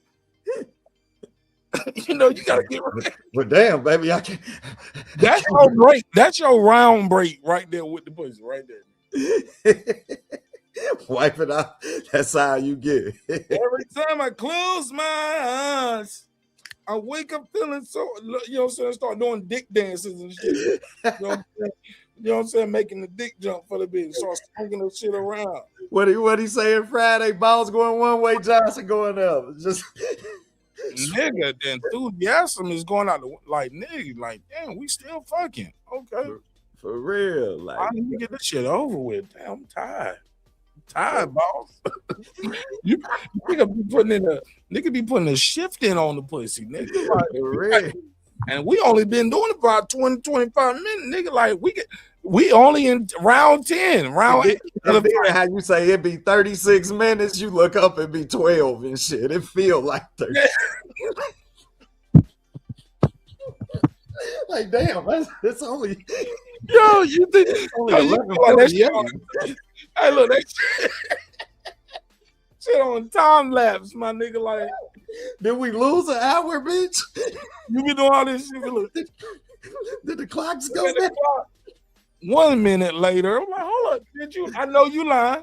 Shit, I know you lying. And I know I was down there for at least 4 minutes now. Your clock is broke, bitch. The fuck? You just you tricked me. For real, man. Like, they all got them weird ass clocks. They hit the button on that motherfucker while you eating the pussy. You did. I'm gonna give you 5 minutes ahead. You give me 5 minutes ahead. It'd be like this. You rewind the clock on your ass. I'm tired. And she stopping at 3 minutes, 20 seconds and shit. Now you want, don't jump your ass up here. Get your ass back down there. You got another minute and 20 seconds, another minute and 70 seconds. You got 72 more seconds. 0.135. I want that 0.135 too. Like, I need all of that. I need all of it. 3, 2, 1. All right, now jump your ass up here. Get your last 4 minutes in. No, I'm tired. I'm going home now. I got a family, bitch. I got a wife and a family. You ain't my wife. Told you I was here for a good time, not a long time. You better take these $80 and leave me alone. Man, for real. See, I'm in Cincinnati, man. 220s. $40. Everything's cheap in Cincinnati. I'm booking my flight tomorrow, nigga. Gotta show me around the city.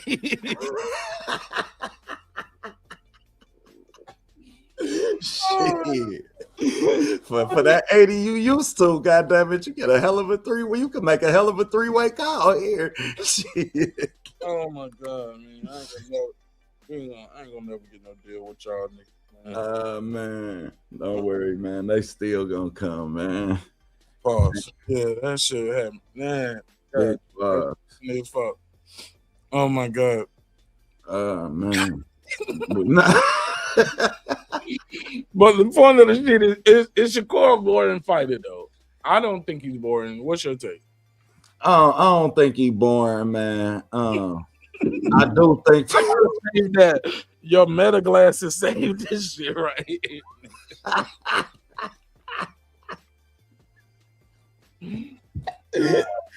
Bro, stop. Nah, man. I don't think he's boring, man. I think it's still more layers to his onion, though. I do still see ways that he can. Do we got to pause on that? You want more layers to his onion, but go ahead. I do still think it's more tools in his tool bag. I don't think we've seen the best of Shakur yet. In a lot of cases, you see Shakur and he don't slip punches, or we've yet to see him slip a punch and counter. You don't see him counter. You see him not get hit a lot and reset the line. The next level of his transition as a boxer is going to be when he would make you pay for missing. Right now, he's not in the form of making you pay because he's still getting inside that toolbox. That's why in his last fight, he kept talking about how important film was. Yeah, I mean, a lot of times these fighters, they get to smelling their own shit and think it don't stink. Floyd shit, I don't watch film. And I'm like, no, you gotta watch it, bro. Gotta watch film, man. And shit, I think that's what you think. Am I tripping? You think that's what it is? Yeah, that's definitely what it is. That's that Floyd shit, man. He told y'all that don't mean he don't do. Because I remember watching that Ricky Hatton fight, and I was like, I know he said he don't watch film, but somebody watching film. Because nigga, every time Ricky dipped that left shoulder down, every time, bro. Ricky Hatton would be like this with Floyd. He'll dip that left down, and we all saw that left hook coming up. And Floyd would duck under that shit and grab him, hit him in the back, jump under that shit, tie him up, put him right here. Ricky was getting frustrated, but it was almost like he had his timing down so quick. Like,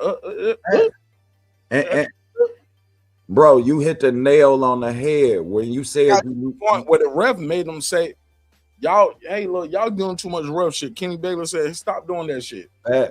And now Ricky got to change the way he fight because what I'm doing is not working. He got my timing down.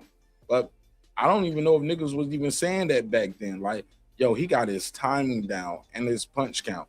What I remember hearing was somebody say, Lloyd said you don't watch film, but somebody's watching film. Facts. Every time Ricky dips to his left, he winds that left up, and Floyd is already under it before he throw it. Rolling, because you watch the HBO commentary with Jim Lampley and rest in peace to Emmanuel Stewart and Larry Merchant. He ain't dead, but you get what I'm saying. When you listen to those three guys, little by little, you can hear Emmanuel Stewart just going away from what Larry is trying and Harold is trying to lead the witness in the sand. Not Harold Letterman. I'm sorry, Jim Lampley and Larry Merchant. Larry Merchant, yeah. And he's like, no, I'm with Harold on this. You know what I'm saying? He's like, no, Ricky's, that shit ain't working. You know what I'm saying? I mean, he trying. You know what I'm saying? But that shit ain't working. And he was right. And that's because, bro, like what they teach you in boxing, I mean, shout out to the chat, man. About to drop y'all a jewel. What they teach you in boxing is you watch shoulders with an opposite shoulder theory. It's a fight where you hear Clarissa Shields one time. She one of the only fighters I heard say it. He said more layers to the onion is up there. It's up there. Late, call in late. I want to talk to some of y'all too before we close the shit out. Yeah, man. Call in, holla at us, man. I appreciate it, man. From y'all. So y'all call in before the show ends. Yeah, definitely. But screen in the bright yellow letters at the top of the screen. Facts. Say it out for y'all, man. 404-692-1766, man. Go ahead. 692-1766. Call in. We'll put you right in the mix. Go ahead, bro. Facts. But I'm gonna drop y'all a jewel, man. I didn't heard Clarissa Shields. Really, she one of the only fighters I heard mention it. But you watch shoulders when he say every time Floyd he dipped his front shoulder, he rolled with it. Because if my front shoulder dipped first, if it moved, they teach you to watch shoulders in boxing. This is how, I mean, you can telegraph your punches. Front shoulder come, the right hand coming. If that's his first shoulder that move, you understand? Every shoulder that move, the opposite shoulder is gonna move. So you watch shoulders with an opposite theory. The front shoulder move, I know the right hand coming, so my head is instantly here. Your back shoulder move, I know the lead hand coming. So guess where my head going? Outside the lead head. Yeah. Even in martial arts, they teach us that when we like, especially in Taekwondo, like when you're doing like a championship Taekwondo, like where you compete, they teach you how to like when you slide in, you slide and dip, and a lot of footwork, but it's mainly you got to try to trick them with the shoulder. You dip with this, so that's why even when you watch Olympic Taekwondo, you'll see a lot of people doing that, like back and forth, a lot of switching, going left, going right, going left. Going. And as they going forward, they dipping them shoulders. So you can't. So they never telegraphing they punch. They trying to hide it, but yeah. Who's trying to hide something, and he trying to do the same shit and try. You know what I'm saying? Damn, and it become a chess match, and this is what make boxing beautiful, y'all. Like when you catch those type of interactions and rebuttals and replies, and I mean, these ain't nothing but questions asked. I mean, I'm asking you a question. If I do this, what are you gonna do? I mean, you asking me a question. If you do this, what I'm gonna do? And that's why I love the sport of boxing, bro. Like, man, that's dope, man. When you can have physical chess matches in that ring, and we was talking about Rolly, but Rolly is actually one of the most balanced shoulder. Like his shoulders don't dip. Like if he dip, it's the shoot. I gotta study him a little more. I can't say that. Yeah, bro. I was watching, bro. I saw Beat Ryan was probably the best version I ever seen of him. Too. Facts. You know what I'm saying? So you get better with better coaching. You get better with your losses. Like that's what I just hate when that's the thing I hate about our sport the most, bro. Like we just throw guys away with one loss. You know what I'm saying? Or we throw girls away with one loss. And I'm like, that's what make you great. You learn from losses. Like all of y'all learned how to pee on the pot after your mama whooped your ass after you kept on the pot. I mean, you didn't go on the pot, or you learned that stove hot, so you don't touch it no more. You know what I'm saying? Like I just can't believe in a world where so many people make mistakes. And if how do I say this? If football, say football is a game of inches, right? Facts. Boxing is a sport of milliseconds. Milliseconds. Teach. Whether it's just on some, bro, you watch some of them Floyd fights, that shit look like the Matrix. They gave that name to Lomachenko, but Floyd was the original Matrix. Yeah. Teach. That nigga Floyd be in slow motion. You'll see him making memes. He be like, "You thought you was gonna hit me with that?" That nigga Floyd originated the look away. That nigga did like this. Woo! Canelo punched the ropes. Floyd said, "What are those?" Niggas been doing it ever since. I'm not even over there no more. Lance Meyer say, man, the fist what you need to be worried about. Lance, you don't punch with your fist, you punch with your feet. He walking away. He legs. But keep in mind, Floyd did that. That's about round 11. You did? 11. I got you beat. I won the rounds. You can't touch me. I got your time. These niggas be trying to do that round 2. Nigga, I'm still here. Got you. Yeah. Because it takes a while for him to pick up. What'd you say earlier? Yo, time. This is milliseconds. That's why I give the Deontay Wilders the credits I give them. The Tank Davises, the finishers to be able to react and execute in a matter of milliseconds is special. Like, that's special, man. So I always feel like timing is the one thing that trumps everything in boxing. Power, speed. If I can time you, if I can time your weight transition on your front foot, Lance would say the fist what you need to be worried about. But if I know when you're transitioning all your weight onto either leg, because you only got 2, and I don't have to apply too much pressure to knock you over because all your weight is in one place. Talk to him. Yeah. Let's hear what Shakur had to say when Shannon asked somebody to stop being boring. They say your style of fighting. I mean, that's your opinion, Unc. I can't really take away from your opinion. I hear you say it, so when you say it, I'll probably troll back at you and talk a little shit.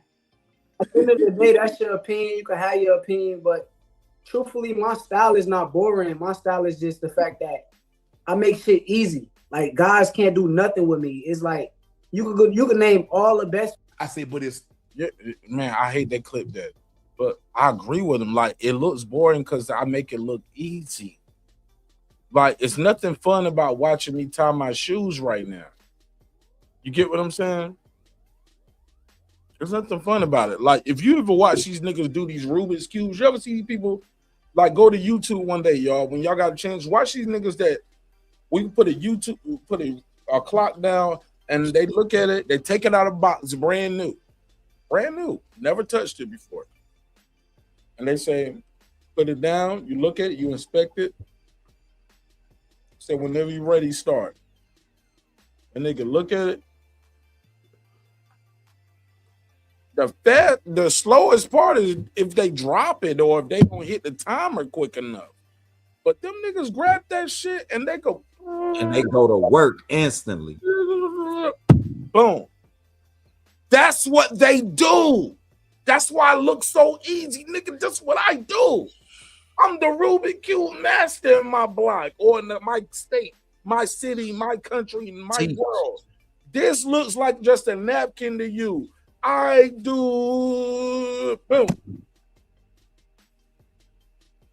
What? Teach. They do that with these, though. They do it with this. That's crazy. Because it ain't just about the fist and who punched the hardest and who's the strongest. Facts. Who worked out the hardest. No, you need this. Facts. And it's about the psychokinetics of fighting too. Knowing that when I throw this punch out, something is left open. For every time you throw a punch, something is left out. Facts. You're open. Like you said, something left open. And even when I'm shelled up and you throwing punches, you're leaving something open.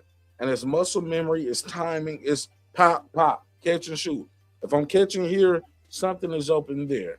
And and you're talking about weeks, months, years of training and dedication to one thing. I don't sing, I don't dance, my nigga. I don't make beats. I'm not a security guard trying to be a cop. Cause I just want some power and authority over niggas. Like, no, I'm a fighter for real. Like, this is what I love to do. That's what I do. I don't talk about fighting. I fight. I train. Whether it's this discipline, that, and what you'll find too, most of these guys, once you go into that background, they have other disciplines too. They just have other things that they're passionate, and they're very good at it. Facts. In another life, they would have did this. If they were taller or smaller, they would have did this. You know what I'm saying? They had a better upbringing, they would have did this. But some people are born winners, man. And just have the gift. I always tell people, or just needed some watering on that plant. Facts. Just gotta water the plant sometimes. Ooh wee. You hit the neck. Go ahead, King. Go ahead. Bullseye, bro.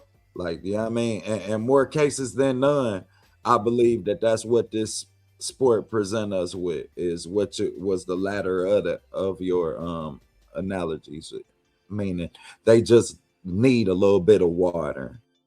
However, we face with a lot of individuals within the sport that don't have the gift and the passion to love it itself. So they don't become students of the sport. They become, yeah, I mean, it becomes a success range.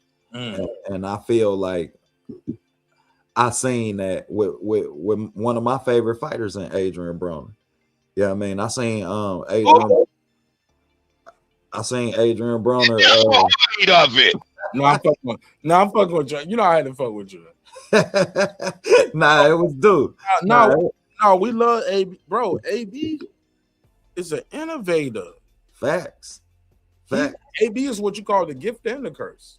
Facts, because like you were saying, for all of those things that you just said. You know what I will say about AB? AB is so good at what he does. Once he get himself right, AB gonna make money for the rest of his life just doing this right here. Facts. He can just talk. Facts. We just gotta make sure the mental right and make sure his money's handled the right way, so he don't end up out here like doing what he's doing. Like in the perfect world, bro, I would love to work with Adrian Broner, and most people would. But you know what? Can you depend on him? Facts. How dependable are you, and how much he's gonna show it to work the next day. Facts. And how much do you love what you do enough to have some integrity inside what we do together? Yeah, you know what I mean, because you can love what you do and love what you do to the point that you lose the integrity and what we have together. And a lot of times that's lost. But he's somebody that's right. I would have to be like I got to be the owner and the boss, because if I'm an exec or if I'm the A&R type shit, like I'm gonna bring it back to the music shit, right? Right. Anybody else, they're gonna be betting their career on Adrian Broner. I can't bet my career on Adrian Broner. I can't put the house on AB. Facts. I can't be like, yo, I got look, bro. As much as I like AB right now, I would love to have AB on the mixtape, my nigga. I don't know if I can depend on AB to do a skit on Instagram and send me the vocals on Instagram so I can use it for a skit. I can't even get AB $2,000 for that. I don't know if I'm gonna get my $2,000 back. Like shit. Real talk. Am I gonna get my 2,500 if I send AB this 2,500 do this mixtape shit for me? And I'm not putting my name on it. Or am I gonna be looking for the fight? Like, yo, I'm gonna catch this nigga in Miami somewhere. You did? Me for my 2,500, or I just gotta let it go, and I'm gonna just be another nigga on the internet that Adrian Broner don't burn for 2,500. Or even worse, I'm at a 2,500. Now I'm around the city looking for it. Yeah, I mean, like, man, this shit, like, people don't. Yeah, cause niggas know how you do. Yeah, like, yeah, like that's a bad situation. Like, so I say, I feel you, bro. You get what I'm saying? But when I said, hold up, got a call. Caller, what's your name? Where you from? What's up, Mark, man? It's Pittsburgh T, brother. Yeah, man. I've been trying to figure out these phone lines last couple of days, man, but it was a whole different ring and everything from the last time, so I think I might got it figured out. Oh, yeah. Hopefully they call in, man. Nah, hey, man, listen to y'all brothers talk it and up, even man. if they I don't, think people man, just be scared sometimes, man. Hold up, real quick. You can hear him, right? Yeah, I hear him. All right, cool. Go ahead, Pittsburgh T. Yeah, I think people be a little gun shy with it, man. Hey, man, the boxing stuff, man, I watched that Shakur interview. I like most of it. The things I don't like, which he does, which I think most boxers do, and I think they got to wake up and stop saying some of this stuff because it's not helping them. That whole casuals and you don't know what you look, they got to stop saying that, bro. They got to get away from that. That's not helpful to them because those are the people that pay for the fucking tickets. Those are people who pay for the seats down at the bottom. Hey, Pittsburgh T, you keep telling me I don't know what I'm looking at. Okay, well, maybe I should stop looking, bitch. Fuck you. Exactly. Exactly. They had a whole movie about four white ladies, 50 and Brady, that wanted to go see Tom Brady at the Super Bowl. You think them white ladies know something about some damn football, like they played football? Like, bro, they got to stop saying this stupid shit. It's not helpful to them. The people with all the money don't have time to sit there and study boxing. They like certain people. They want to go to the event. That's it. Yeah, that's based off a real story too. That wasn't like those are real ladies, and they just made a movie about it. Did you know that? Dang, I didn't know that. About football or basketball. Yeah. Like, come on, man, they got to stop this, bro.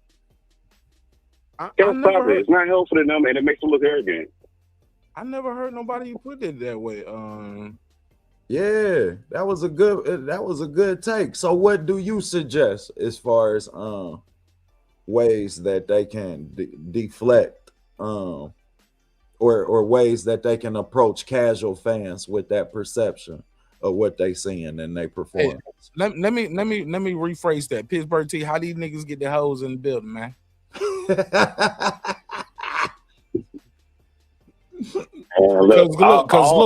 look, they are. Hold up, Pittsburgh T, real quick. Let me get my one joke off before I give you the flow. Pittsburgh T, because the niggas already competing with the bitches. They got bigger diamonds in their ear. They got better purses. These niggas got the better. They got the Hermes bags. Like the niggas out dressing the bitches. They got their eyebrows done. They got bigger diamonds. Like. And they little niggas. Most of them little niggas. You know what I'm saying?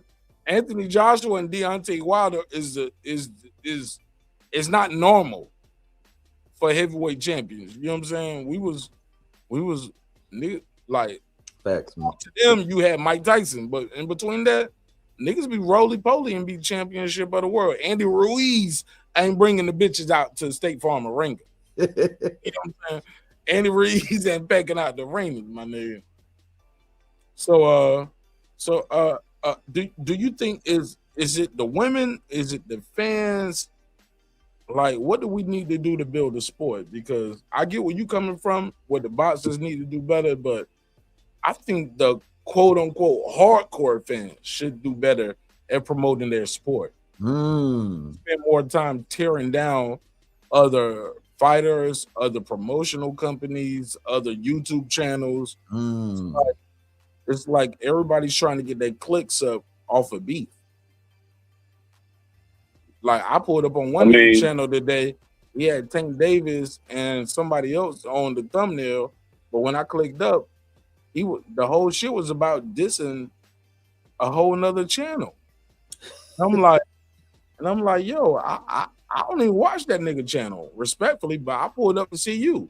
And I don't even normally watch your channel, but when I pulled up on your channel, you talking about him.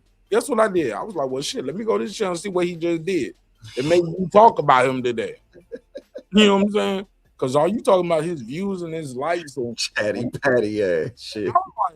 And then I stopped myself. Right. Then I had to stop myself. I was like, let me call my homie.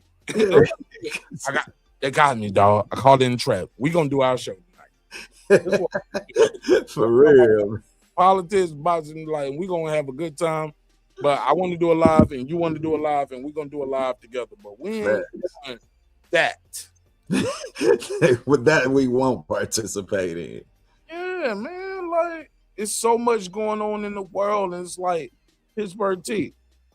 It's like we don't have to be best friends. We don't have to be enemies, but I ain't even got to make you content tonight, nigga. Like you gonna be the content. And you ain't even did nothing that's to me. another problem. Like no, because I don't like your opinion on the sport. This other nigga don't even know you exist. He like living his life. He got a deal. He's making his money, take care of his family. Like, no, we gonna ride this tonight. Pause. But nah, Pittsburgh T, what you think? How you think we should fix this and sell the sport of boxing, bro? Good question. Well, you got to take a couple approaches. Number one, the people on YouTube that's talking about sports, they need to not try to, like, the people who have channels and not saying, I know you guys don't do this, but a lot of these guys, they want to be the smartest person in the room, right? And when you want to be the smartest person in the room, it's going to be a problem. You're going to be argumentative. You're going to be standoffish. It's not going to be conducive to what you're trying to do. And that's really like the heart of like the podcasters, and they want to have these personal relationships. And when the personal relationships don't go right, then they like a scorned woman. And that's all bad. So you got to remove those folks from the top of that. And they seem to be a lot of those folks that have those tendencies. They seem to be the top of that. Like what the fighters can do, the fighters can actually embrace some of these YouTubers that are more neutral, because that is the ground level of them actually getting to the streets, basically putting out a mixtape, coming on some of these podcasts, introducing themselves, telling their backfield story, not talk about boxing, talk about your backstory, let people know where you came from, what you did, those type of things. That's simple stuff to do. You don't have to sit up here and create animosity to do that kind of stuff. We see fighters that they don't do that. You don't have to sit up there and be antagonistic towards people. You don't have to call people out there. You don't have to do none of that. Just introduce yourself to people, let them know who you are, and take advantage of the actual internet. And then what's going to end up happening, because they're going to do a transition with how they're going to figure out the model of business of how they're going to pay them. Because that pay-per-view crap, that's over. That's a dead thing. That's going. And boxers embrace that. It's gone. And boxing wants to embrace that. They still trying to hold on to that, and that's gone. That's going to naturally work itself out of the system. That ain't good for nobody. We ain't paying for that. Hold up. Because Floyd, Mike Tyson, Roy Jones, with all due respect to those OGs, like you said, Manny Pacquiao, that shit is going away. Canelo, Crawford, like these guys are going away. There are no new big pay-per-view stars, and because, like you said, the pay-per-view model has diminished. But I didn't want to cut you off too much, but I just want to interject there. Like, they try to bring that back every now and then, and they bring it back with these same names.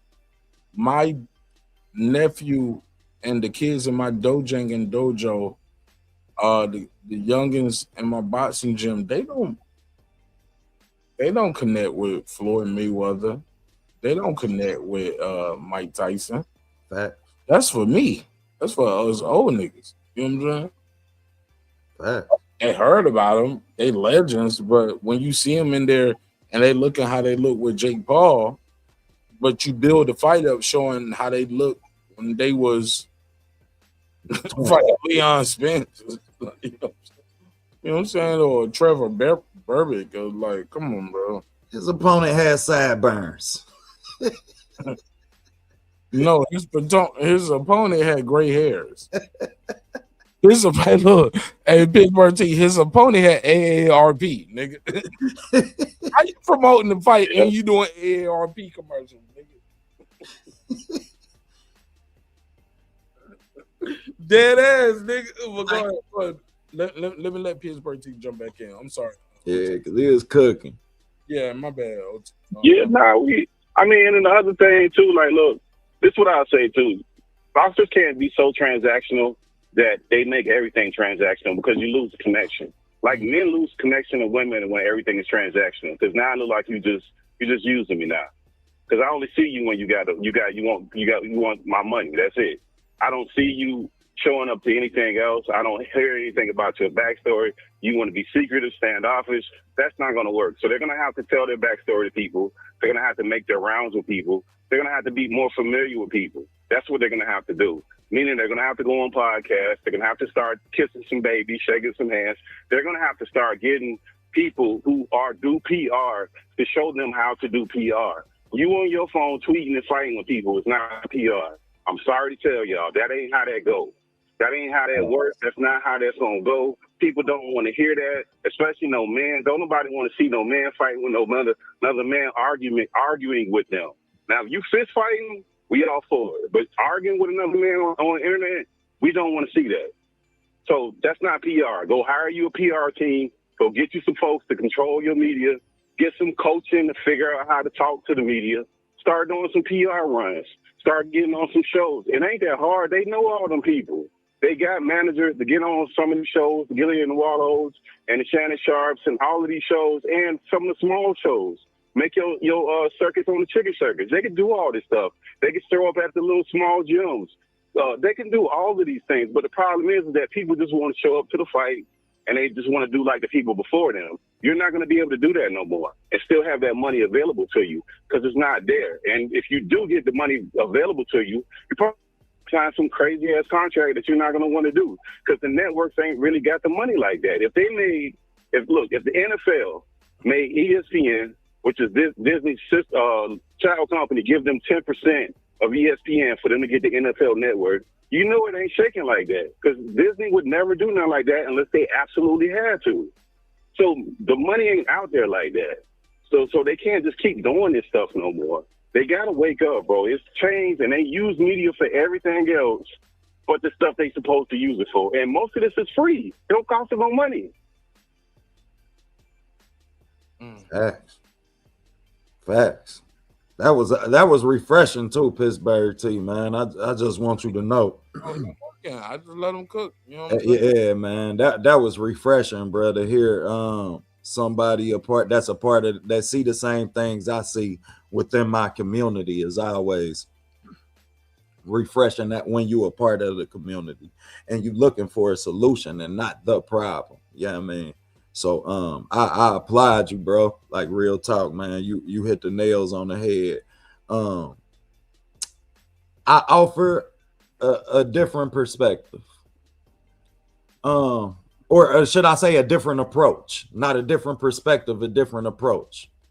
Let's dig into the amateur system. Let's dig into our amateurs. Yeah, I mean, and really get to know and grow with these fighters as kids. Because our glory years of boxing, that's why they were the glory years. We had seen amateur boxing was on fucking TV then. It was televised. Once again, you had boxing in the everyday household. So not only do I have an opportunity to grow with these fighters, I have an opportunity to watch them every day, or should I say once a week for free. So you had a community that was more intact and more in touch with the sport itself. Us who cover it, I got a question for both of y'all. Do y'all feel like the fact that boxing has no set network, no one branding of network, and And us as YouTube, the community, really are able to cover boxing. Yeah, I mean, in its entirety, because mainstream sports channels and networks don't have the effort and attention to put into it.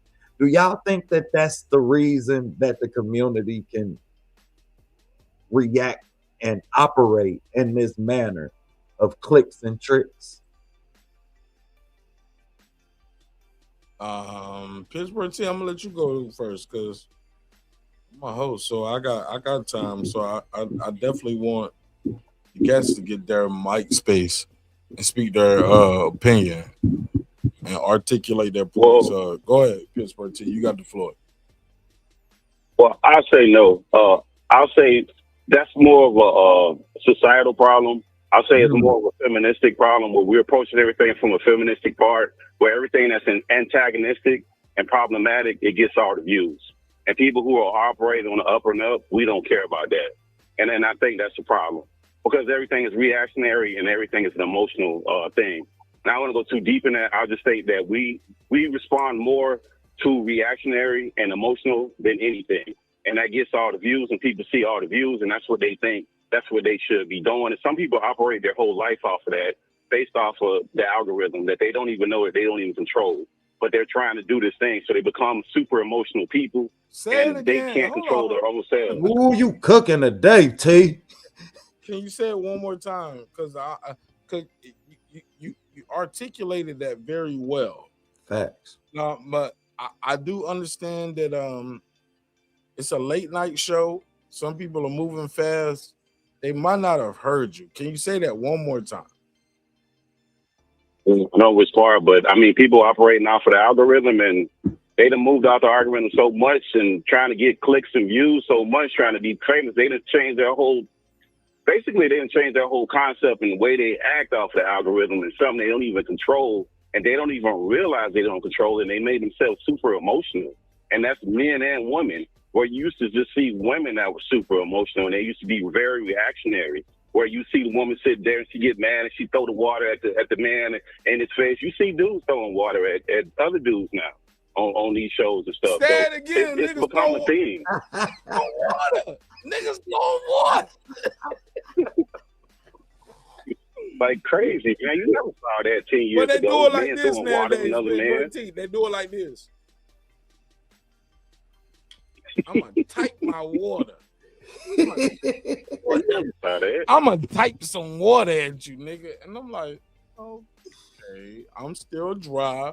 I live in a big ass house with a fucking monster in the garage, diamonds on my ring, racks in the bank, new J's in a box. I ain't even what. Oh yeah, okay.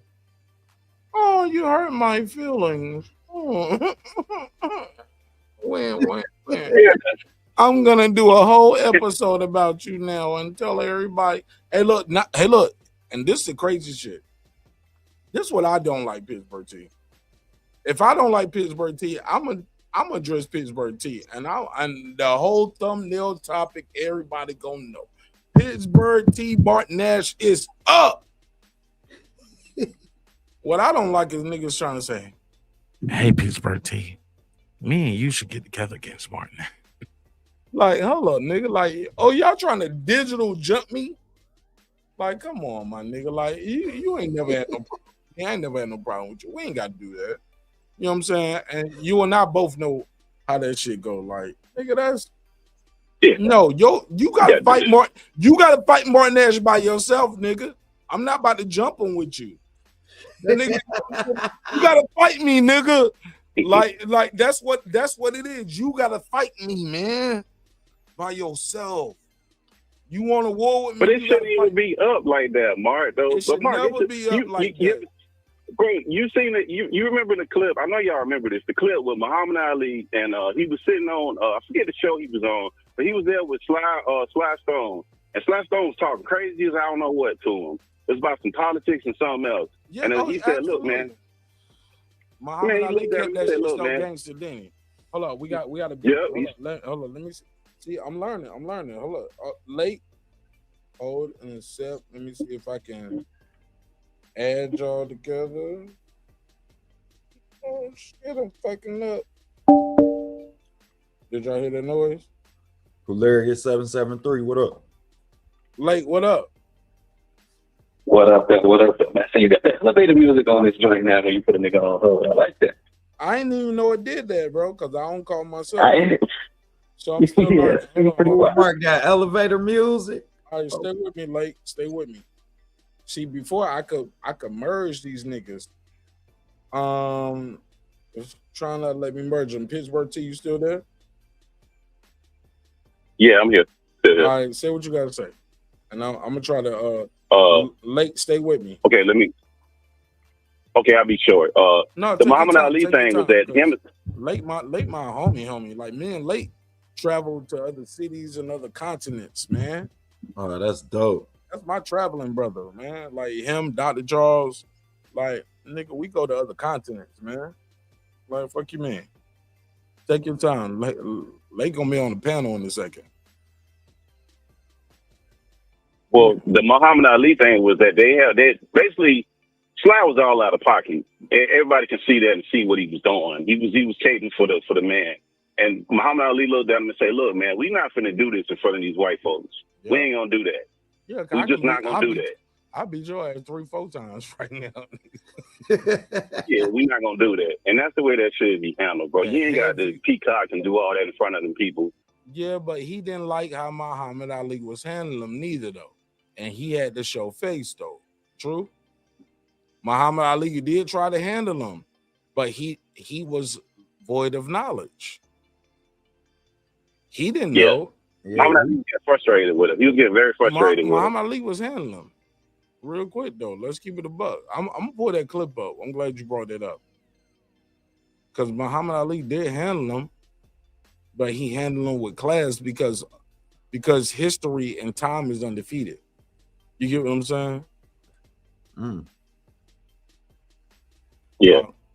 Last time was talking crazy, so I don't know what, like super greasy. And it's almost like they brought him up there for them to have that conflict. Because they know who Muhammad Ali was. They knew what it was. And I don't think Muhammad Ali knew who Sly Stone was besides his music. He didn't know that man was going to talk like that. But them folks know what it was, and he seen what the play was. Like, nah, brother, we not finna do this on TV in front of these white folks.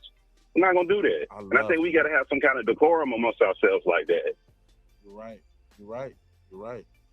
But sometimes people aren't at your level of what you're trying to do, right? And some people don't respect nothing but a belt to ass.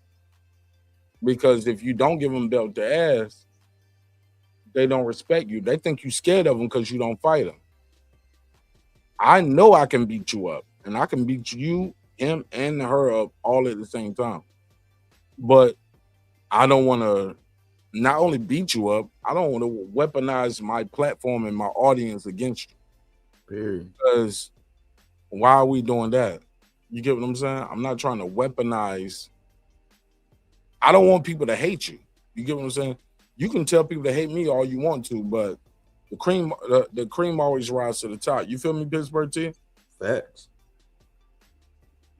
It do. And we can all make mistakes and people can get out of pocket, but people can have a moment to say, hey, man, I fucked up. You know what, dog? Like, I think that's the other part that people missing, too. But like, we human. We make mistakes, bro. No. We make mistakes. But people can't get themselves to a level of fucking saying that they fucked up. Yes, but that comes with growth. That comes with being an adult. That comes with being a man. That comes with having responsibilities, paying bills. That comes with sacrificing and losing somebody that make you appreciate. Yeah, man.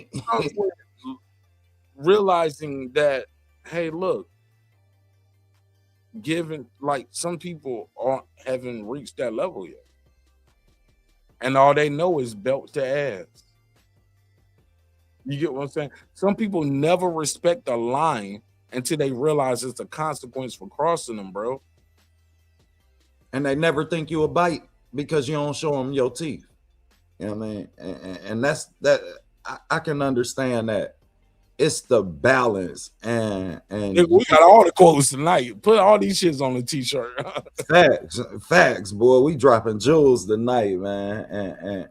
And like it's the fact that we as men has come to the point where it's something wrong. Like bruh said, with saying shit, I fucked up. I ain't in this to be right all the time.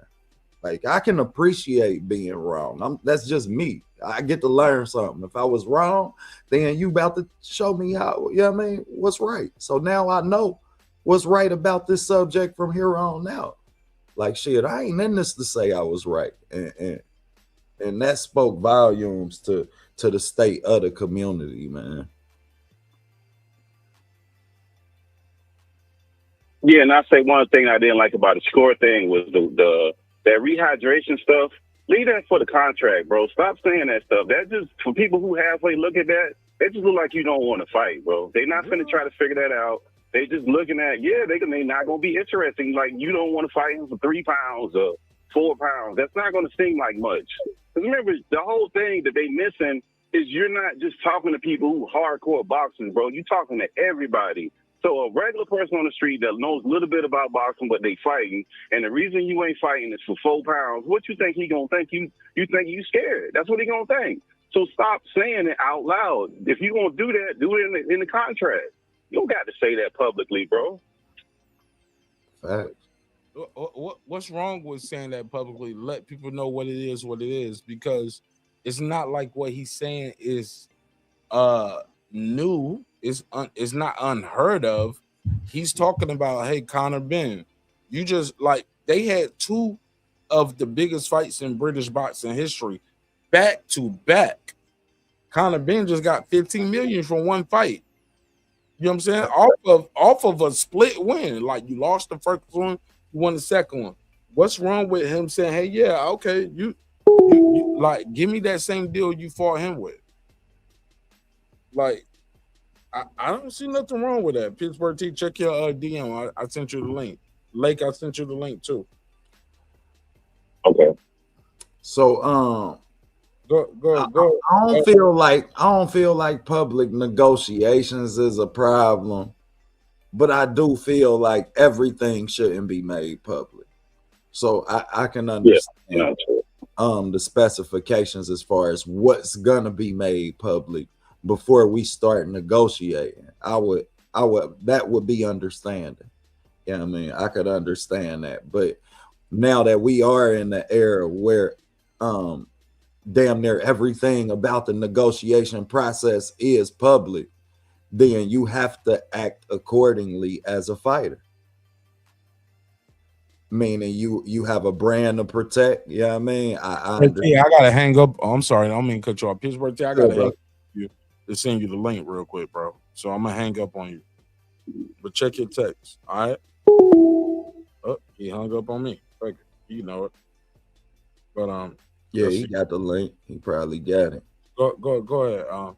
Finish your thought, and then we're gonna go to link. Nah, I was done, man. I was just saying I do feel like I would be okay with certain things being certain fighters wanting certain parts of the negotiation process to be private, but we already in a point where it's public. So now that they are public, then y'all have to act accordingly. And if that mean that before you cut your phone on and go live and start to talk about certain things, then you need to be aware that like the internet is like, goddamn it, taking a stand. Everything you say can and will be held against you.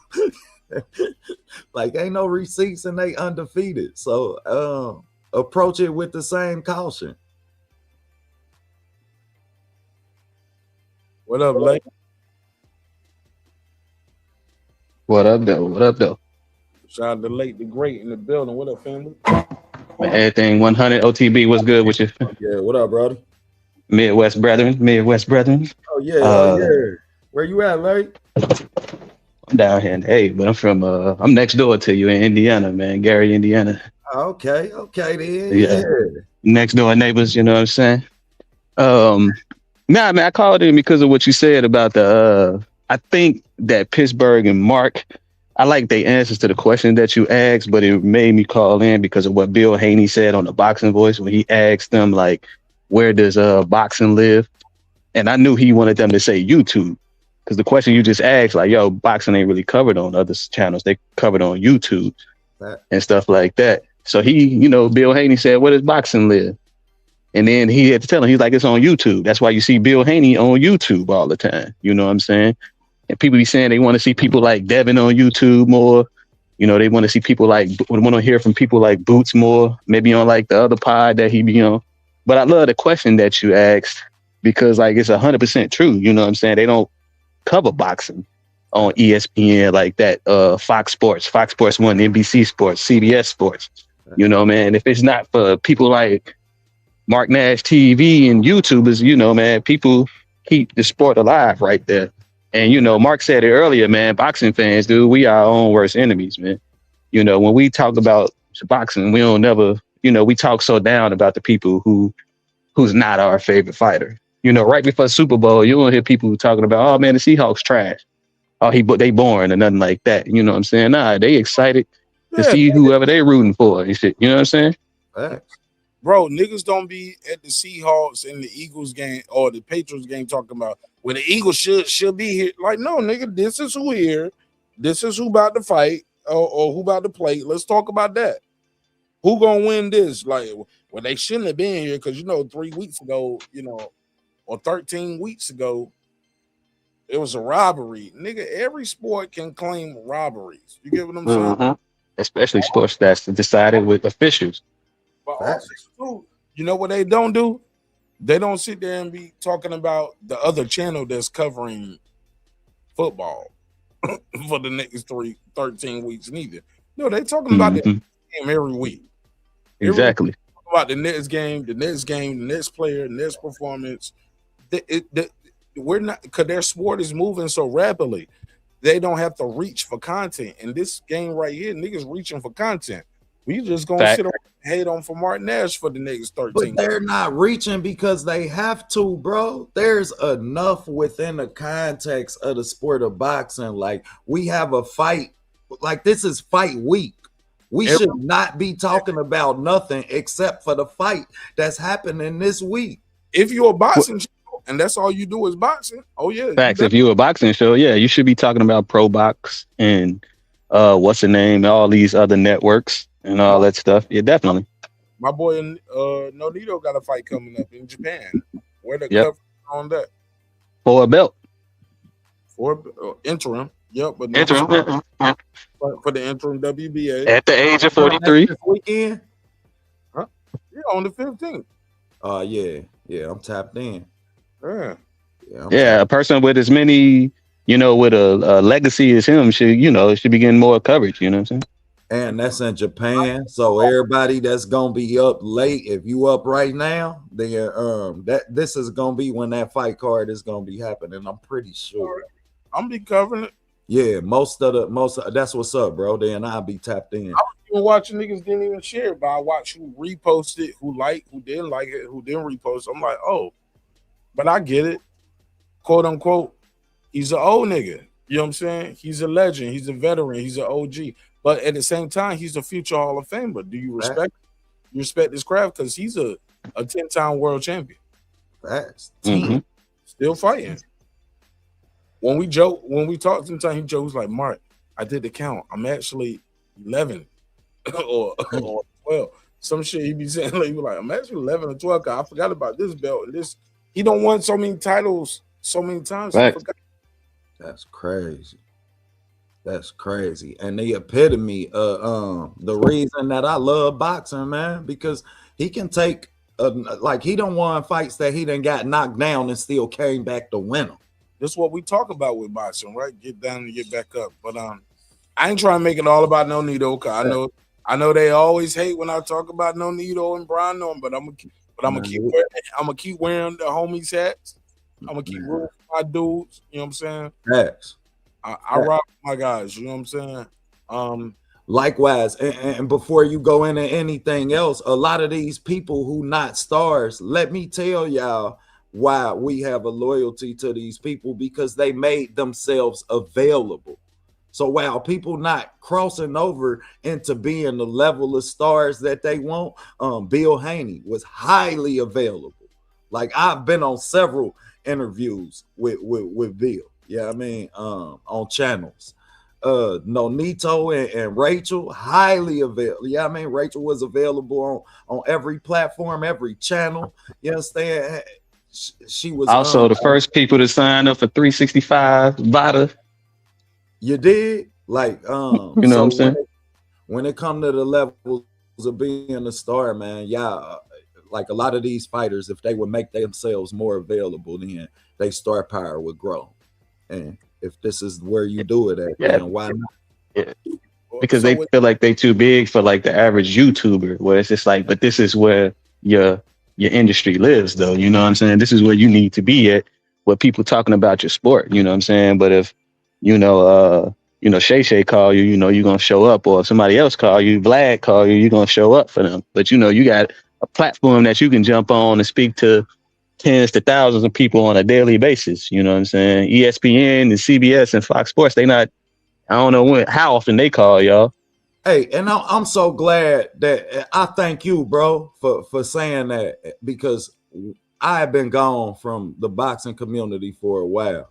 So when I came back and I seen some of the platforms that had been, I feel like they just jumped into the boxing community, because I know channels that cover this sport every day that you could have went there and it may not have had the impact or the reach, but you're not even to watch fighters not even make themselves or give the same community the opportunity or the availability to them that you give these platforms. It's a platform who literally only do boxing interviews when there's some type of controversy or beef going on. Yeah, I mean, or some type of, like, man, come on, man. Like that's, I know people that really cover this shit every day.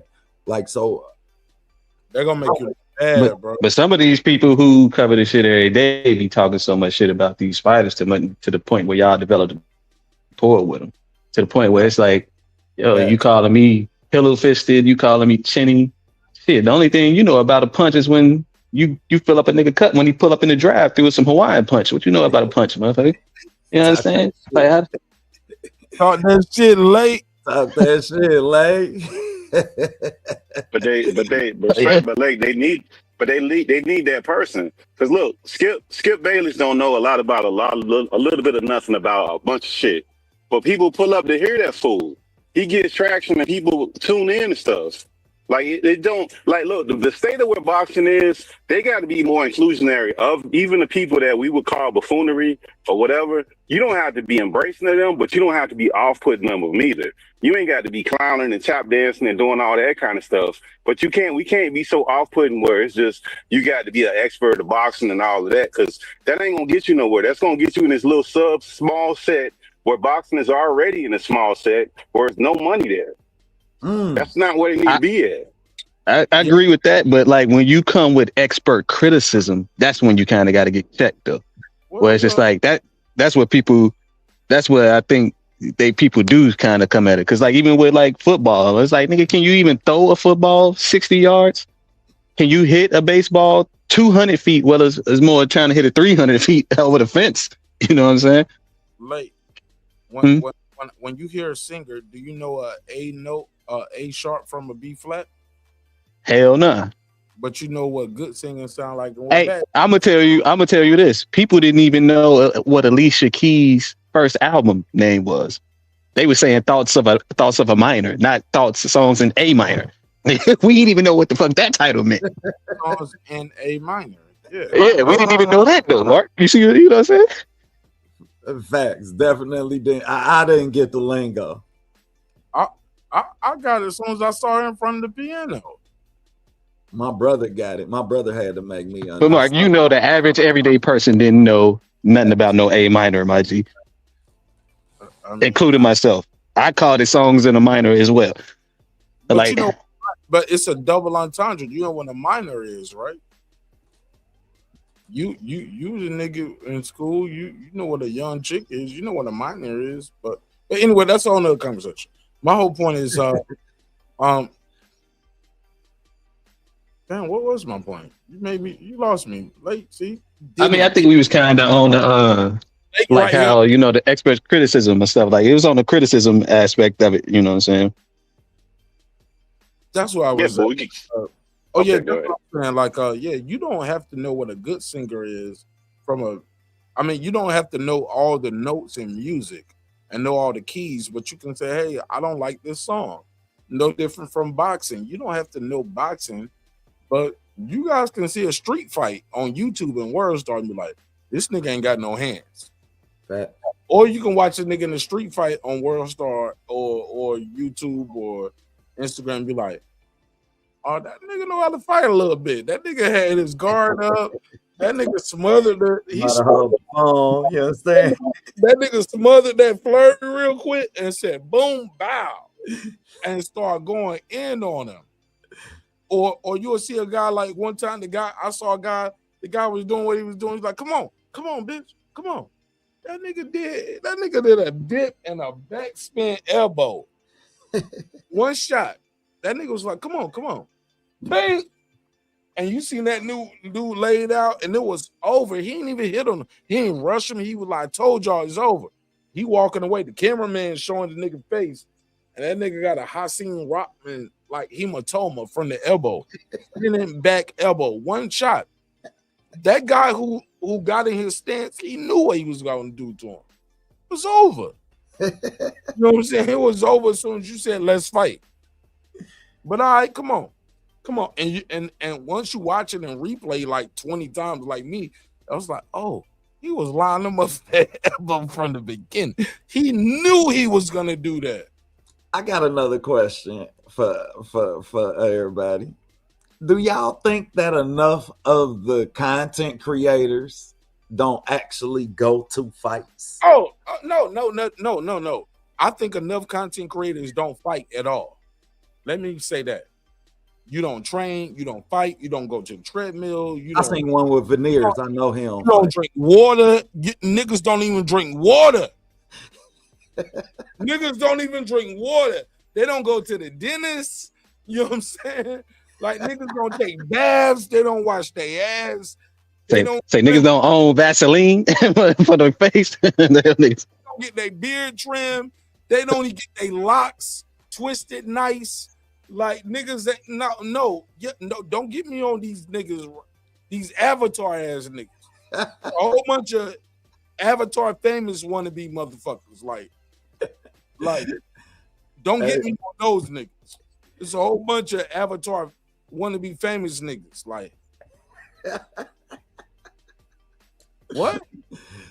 Niggas decline you about your jersey, but not the Joe Carter. But do they even know who Joe Carter is? Won't cut their camera on at all and show you what they wearing today, though. Show us what you wearing today, nigga. Like, let's do a gear check, nigga. We do hardwood classics. You see that patch? Shit, nigga. Fuck. That patch too. That patch mean this was a few blues. And you got the hat and mask too. You did? Hey, we do this shit. We come from that. Nah. Like, I didn't even show you the jeans and the shoes, nigga. Man, don't get me started, man. Where them space foams at? I got all space. I had space foams on with this shit. I got your rent and your child support payment on. Keep talking that shit. For real, we could go there, but you know, I don't think you're gonna make it around the corner. I never understood that. Like, wait, I can't, bro. I can't with niggas, bro. It is, man. It's like that's what make you happy. That's what move you. You know, hey, OTB, I'll be like, I see you at the top. If you make it, you did. If you get there. And look, and when I say that Pittsburgh T late, you know what, some people from the outside looking in don't even get how deep that metaphor is. They think I'm saying I'm at the top, nigga. And when you get here, I'm gonna push you off. Late, you met me, brother. We don't chop it up in several cities and states. That ain't who I am. No. When you get to the top, nigga, I'm gonna see you. Cause you made it, nigga. It ain't got nothing to do with me. And I don't care if you get there before I get there, but I'ma see you there. I see you at the top if you make it, my nigga. Like, I'm gonna see you here. Like the sun shines every day, up and down. I can't stop that shit from happening. That's like you can't stop nothing I'm got going. You can't stop it. This you is gonna, nigga, every day. This sun gonna rise over here, nigga. Ain't none of y'all YouTube niggas gonna take these watches and rings off my Hey. Ain't none of y'all gonna stop these neon lights from shining. This logo from being on my chest. You can't do nothing about it. Because if you could, you would have a long time ago. Let's never forget that. If you can stop my plan, what God has for me, what OTB has for him, what Pittsburgh T has for him. And I ain't talking to nobody in particular. I'm talking to whoever applies. You know what I'm saying? Period. Like, man, I just believe all of y'all got greatness within y'all, man. And I just, man, I dream big and I dream in color, bro. Facts. And I'm help, but I'm just telling you, man, like you gotta go and get your shit, man. Because at the end of the day, man, the day gonna end. Facts. And it ain't about what I said on YouTube. It ain't about none of this shit. What did I leave for my family? Facts. My daughter go to college. Do my wife got to hit the stroll? Is the house paid for? Why you think? I'm just dead ass. Cause look, even without YouTube, y'all know this shit is a business now too. Yeah. This shit set up. Facts. Y'all gonna get some Martin Ash lives, even when Martin Ash dead. Facts. Set up that way. Facts. My family's involved in it. It's a business. Yeah. Small business, very small portion of what I do. But it's a business nonetheless. Y'all niggas just playing Madden. Y'all think this shit is a hobby. No. What we doing right here is intellectual property, and I challenge each and every one of you guys to invest in yourself. Every time I talk to this nigga OTB, what am I talking about? Branding, marketing, promotion. Planning, marketing, bro. What you want to do, where you want to go. You do. What do I say? How can I what? Help you. And I ain't gonna hold you, man. I done been on a lot of different platforms. I done been part of a lot of different projects. But that's the first time somebody done asked me that question. All the shows you done seen, OT, and I done been on all of them. We can end it there because I don't want nobody to feel offended. Yeah, I ain't singling out nobody that you seen me on. Yeah, I mean, because hey, it's all love. Yeah, it's all love. But that meant a lot to me. Like, yeah, I mean, and for anybody that do feel some type of way, then you should have asked the question. You should have thought to ask the question. Yeah, I mean, period. If you do, fuck you. Guess I won't be seeing you tomorrow. Nah, man, I'm dead ass, man. I'm like, man. Yeah, I mean, me too, bro. Real talk, man. Because that's something that we don't. That's a responsibility that we have as a culture, though. You're supposed to, I mean, leave that behind. You're endeavored to leave your experiences on the youth that you come around. I mean, on anybody that you can keep from experiencing what you do. So if I watch you go through the same shit that I went through, then shit, I ain't failed you, I failed me. Because I took the time to watch you go through the shit that I went through. And also, somebody like myself who's went through this a couple times, I'd be remiss if I say, hey, look, let's try something different. You know what I'm saying? Let's try something different this way. And that's something else that from my own mistakes. You get what I'm saying? Facts, that's dope, but that's something else that you don't see a lot of people. YouTube monetization, they get that little $sign in the chat and they lose their fucking mind. And I'm like, nigga, I'm not your enemy. I'm still the same nigga. I know, look, but I get it though. Whenever you open a shop, you open the store, you need to get customers in there. and you get that $sign in your chat, and now you need customers in your shop. Man, everybody eats, B.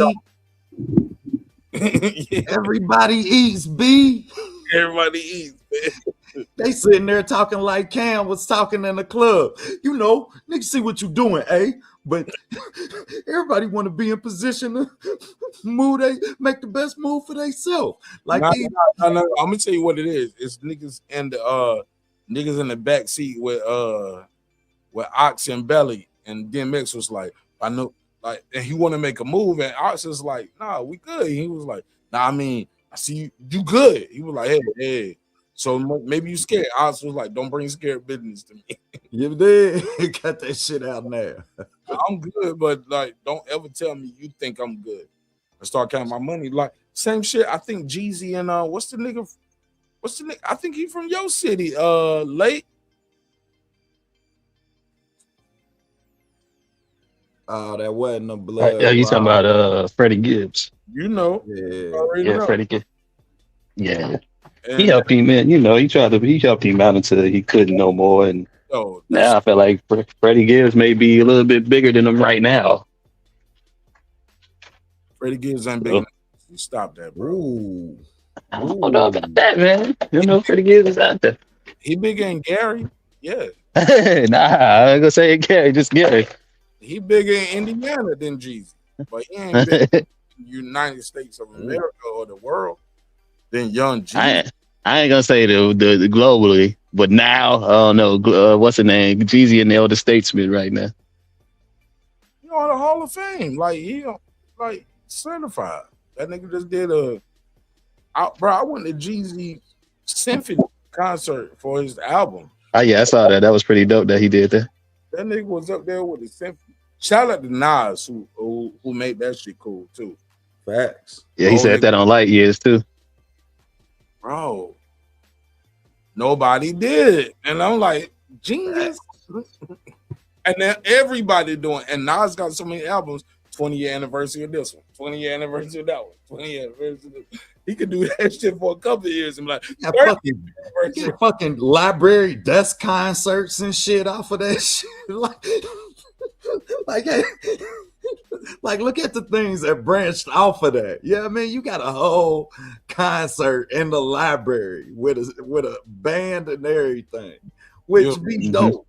I like them desk concerts, but you right. Without that symphony shit, not the desk, not the tiny desk. I'm talking about when niggas go, they do a show and they have a orchestra, have a 36, have a 36, yeah. Yeah. But you don't have the tiny desk concerts without the orchestra. Man, I'm still working on my tiny desk. Respectfully. I got some shit for y'all. You deserve it too, man. Hold on, what my man say? Within my community. What my man say? Where are we at? I sold 30. Where are we at in society today? Come after me. I'm a man. I'm 40. Gundy, that was the y'all hear that shit real quick on some hip hop shit, on some business shit. Y'all hear LaRussell? I sold 30,000 albums independently within my community. We was really excited because with 30,000 albums, you know, we were supposed to chart, and I would have been like top 5 albums in, and I was like, man, we did it. And I get a call from a company called Luminate. Luminate works with Billboard. They decide who charts and how it goes, you know, and we like, man, we sold 30,000 units. And they come back and they say, none of your units count. All that hard work you did, it's for you and your community to enjoy, but it don't count for what we do. And we like, well, why? And they said, well, you called some of your fans that bought albums, you did pop-up shows, you did live streams, and you set a goal and said you was gonna sell this much. That's incentivizing them to support you. And I said, so marketing and promoting. Right. At first it was bothering me because it's like, man, you know, like we grind. What you talking about? Like we really did. I broke records. I sold out for 20,000, 18,000, 11. What y'all talking about? Publicly, we the first people who ever made album sales transparent. You seen every sale live. Nobody, no other artist, the industry don't do it. And they said, nah, that don't count here. They game, they rules. And that's cool. You know, it's like we're gonna take our ball and we're gonna do what we do over here, and I'm gonna make y'all look culturally incompetent. It is what it is. At the end of the day, it's like, let come what may. You know, and the fact that it happened to me of all people is like, I'm the one who gonna go speak and go educate. All right, it's cool. Let me tell the people what's going on though, and then y'all could talk to that. So it is what it is. We didn't chart, but we know what the fuck we did. So yeah, so 30,000 albums, man, first week, and they ain't give him credit for it. Damn. Oh wow. Late. Damn, we lost Pittsburgh T. I wanted to hear him talk about the politics and that shit. And I wanted him on this late with you on this government shit before I shut it down. Cause I want to end this shit, but I love when I have these conversations with y'all. Cause the show will be ready to end, but I still be ready to make some music, bro. I feel that battery in my back. I feel excited. I feel motivated and inspired.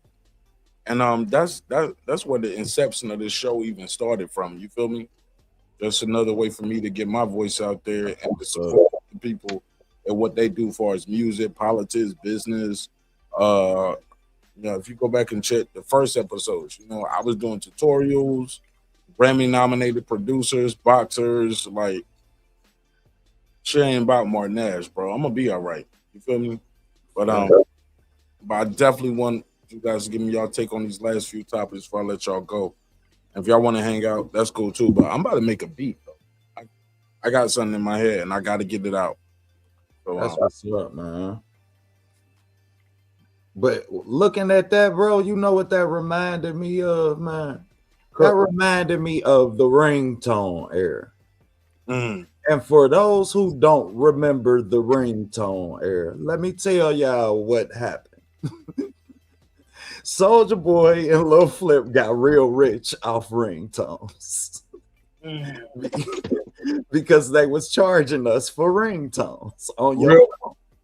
Real rich, real quick. Rich, real quick. Yeah, I mean, and they wanted those ringtone sales to be included in their album sales. And they told them, no, they're separate entities. Mind you, this is before iPhones and this, y'all could put the correlation together on your own. But these young brothers got real rich real quick. And to see that happened probably close to 20 years ago, man, like 2000, 2002, we're in 2026. I can give it a few more years if you want. And I'm sure we'll eclipse the time period for it to be 20 years. And we're still faced with this problem and the monopolizing of, the accolades that you get from dealing with these entities and Billboard and how they able to manipulate, your success and really determine your success is what they feel like they gonna do. But weapons that the God form against you, boy, they don't get to prosper. So I'm glad that young brother still figured out a way to for it to be a level of success for him. I don't want him to diminish what that accolade meant and what that accomplishment meant. And how iconic that shit can be and should be for the state of hip hop, because whenever you do something that ain't never done before, you deserve a stage that ain't never been granted to you. And I hate to see him deprived of it, but I know that, he'll have his day in one form. It might just be, in a different sport. He gonna get his just due. Shout out to homie Just Do. Facts. He'll get his just due. Big shout out to Just, man. Shout out to Just Do boxing, nigga. Facts. Oh yeah, I like everything that you just said, because it kind of sounds like what happened with Tory Lanez, man. Whenever somebody figure out a way to think outside the box or defeat the matrix, it's like, yo, here's a problem. Tory Lanez figured something out with the NFTs, how to make $1 million just that quickly. oh man, this looking like this may be an issue with what we got going on with this streaming right here. No. Corey shot himself in the foot at the same time too. Okay, damn, that was a nice pun right there. Well, he shoot himself in the foot, but somebody that was I gotta give you a props for that. That was like that was a full court. yeah, that like Hey, I'm not just the host. I'm an MC too. Yeah. He say he cheddar bobbed himself. But no, I mean like the whole NFT thing was something I think. I'm not just a client, I'm the president.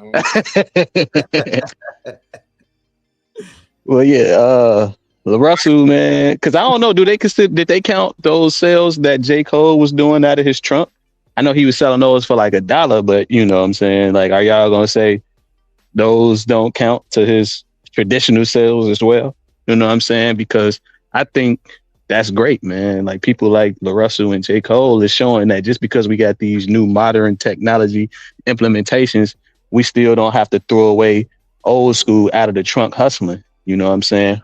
Like, you know, hey, yeah, use social media, use online, use streaming, but don't forget, man, you know, you can still get it out the trunk yourself, man. You know what I'm saying? And still make money that way and have a, you know, develop your direct to consumer audience. Hey, look, because let's keep it about how many niggas walked up to J. Cole with the 5 or the 20 or the 100? Man, facts. And said, just nigga, just keep it.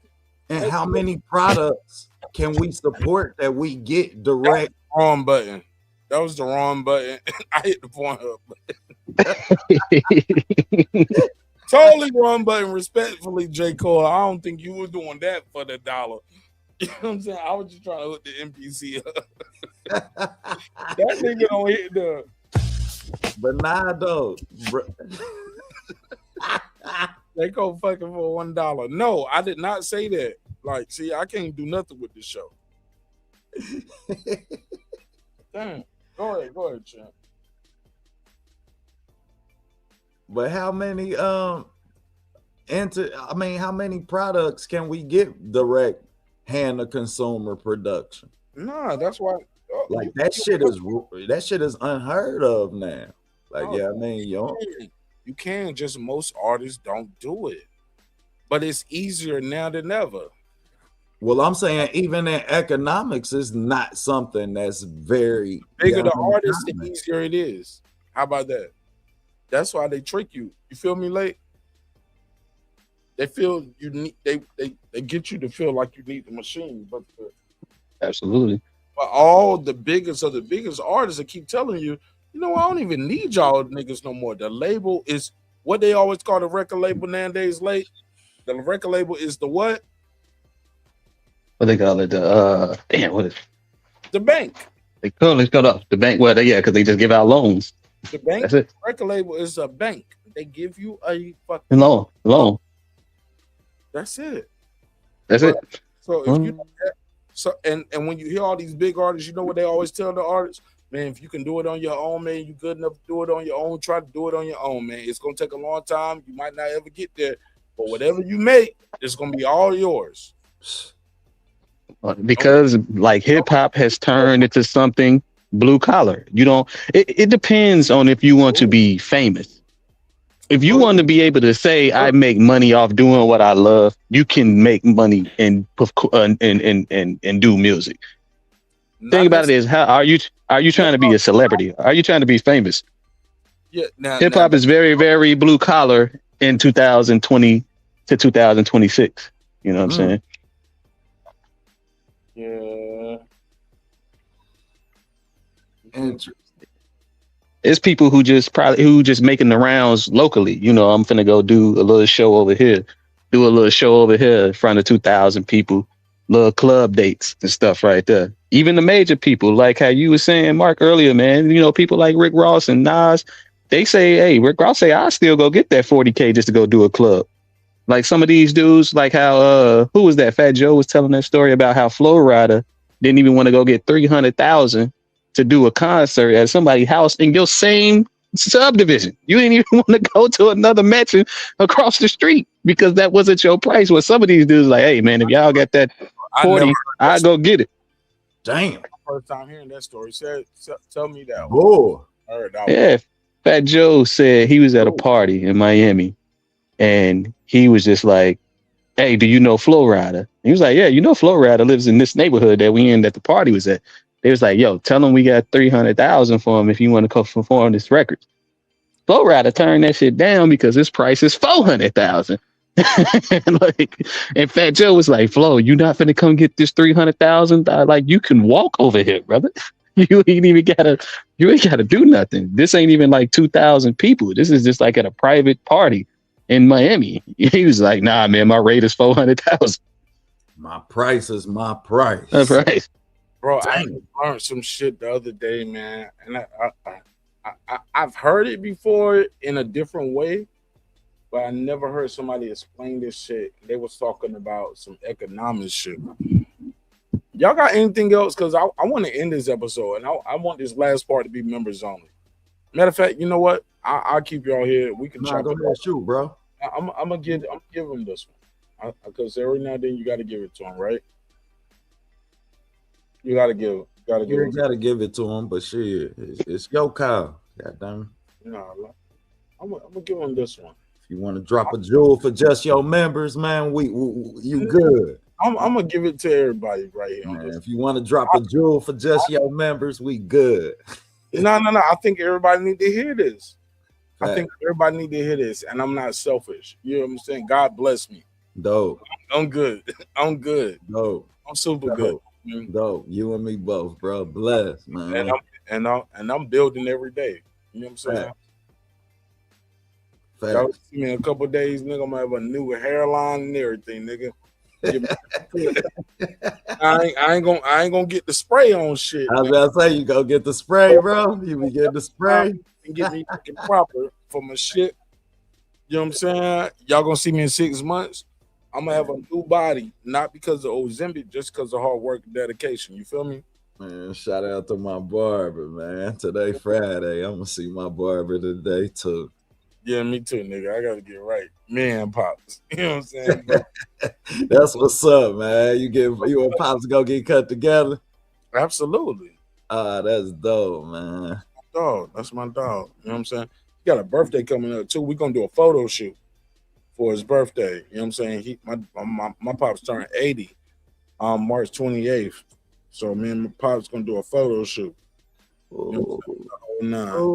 Pop square toes or pointy toes? Which one Pops rock, man? He's square. I don't know. We might be in that bitch with some Jordan 1s on that bitch. Ooh, okay, then. That's a good look, man. Or some 6s, like I don't know. Or we might just have some Stacy's on, like in his prime, in his essence, man. Was he a square toe or a pointy toe? Yeah, man. When he put it on, man. I got that's a good question. I don't know. You a square toe or a pointy toe guy? I don't know. I feel like even asking me that now. Am I a pony toy? I don't even know why they respond to that. I like them all. I like them all. Long as they match my suit and my tie. Facts. Like even now, like nigga, I got mad shoes and bro, I got shoes I ain't even wore yet, bro. Like I was talking to a nigga, like shout out to my homie KP. My homie KP from KC5, he was just in Atlanta last weekend, and we was chopping and we was kicking and we was talking about some shit, and then it was like, these niggas be buying shit and they don't do that, and I was like, I was like, on one of them. I was like, nigga, I got them Jordan taxis. I ain't even took them out the box yet. I got them Jordan, the retro 6s. I ain't took them out the box yet. I keep me a pair of fresh ones just to wear for a special occasion. If it's a reason I need, but I always got me a fresh pair of Butters, a fresh pair of Timbs. You know what I'm saying? I got like it's just me. Like I got some all white ones, got some Butter Timbs, got some all black Timbs. Like certain shit just regular. You know what I'm saying? Hey, but Mark, when it's time to pop that tag, ain't no better feeling, ain't it? Like, nigga, I had this shit for 6 months. Been looking at this shit in my closet. I finally got with tags on it still. I lay that shit out on the bed like it's the first day of school in high school, nigga. Like it's the Easter outfit. Ooh, I'm about to kill him. Nigga, I be walking around the house like, I'm gonna kill him in the morning, nigga. What I look like, babe? What I look like? Nigga, like when I was like, look, when I went to Japan, nigga, I had all my outfits laid out that I was going to Japan. I didn't even wear half them shits, nigga. I had all my Japan shit laid out. Even when I play my shit out to go to the fights, I'd be like, it's gonna be my I'm gonna land in this outfit. I'm gonna go to the dispensary in this outfit. I'm gonna meet up with Rachel and Anito on this one. We're gonna go to the party at this night. Like, nigga, I have all that shit laid out, man. Hey. After that shit half the time, nigga. I'll just be like, I'm here, pick me up. Man, we come from that era though, where we're being flies there. You feel me? Like shit, you would never, man. Shit. Nigga, I just be doing me, my nigga. I went to the Canelo fight, boy. I made show everything, man, every day. God damn it, man. I had, like when you say you had 2 extra outfits, I had 2 outfits I done bought. I ain't even wore yet. I can't wait till they get hot. Told him I got my first 2 outfits when they get hot already. That's why I told you we're gonna be all right. Yeah, right. Niggas got to eat the wings so you ain't getting sauce on the fit or on the shoes. Like you don't want no lemon pepper on your shoe. Yeah, man. Hey. Fuck the whole fit up, man. All right, let me play this shit, man. We're gonna get up out of here.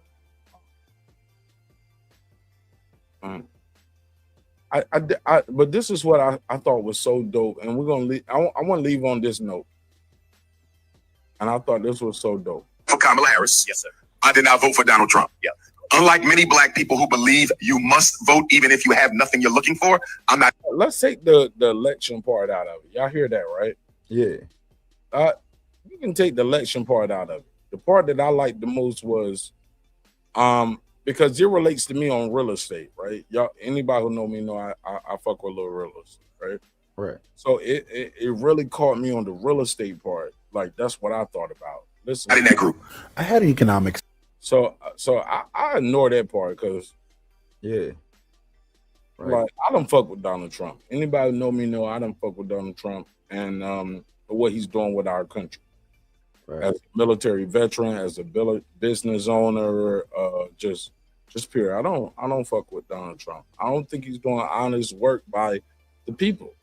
Right. Just simple as that. Like this shit ain't benefiting the people of America. Right. But this guy said he told a dope story right here about business and economics, and I never heard this story before, but I like it. I want y'all to hear it. And after this, I'll let y'all give me your final thoughts, and we close show out for all the good people out there. Let's go. Professor in college, I would always talk about how to abandon emotion whenever you're in a financial or economic negotiation, and how to dominate that negotiation. And he had a very interesting leveraging tactic that I never forgot. A green guy is locked in a room with an orange guy and $1 million, and the clock has 1 hour, and they tell him, look, all y'all got to do is decide on how to split up the money and we'll give it to you. But if not, you get nothing. So the green guy says to the orange guy, like, look, this is easy. Let's just split it 50-50 down the middle, $500K each. Orange guy says, nope, I'll take $600K or no deal. The green guy's like, wait, what? No, that doesn't even make any sense. They argue back and forth, and eventually the time runs out and the green guy doesn't take the deal. So he walks out with his head held high, no money, but with his head held high. He kept his morals. But what he didn't know is that the rules for the orange guy was a little different. The rules for the orange guy was if there's no deal made between you two, you get to leave with $500K. So for the orange guy, there was no reason for him to accept a deal that did not give him more than $500K. This concept is called BATNA, best alternative to a negotiated agreement, and it teaches us the most important rule in negotiations. A deal only makes sense if it's better than what you would get with no deal. Even if a deal feels unfair, if it's better than your BATNA, you take it. So what did we learn?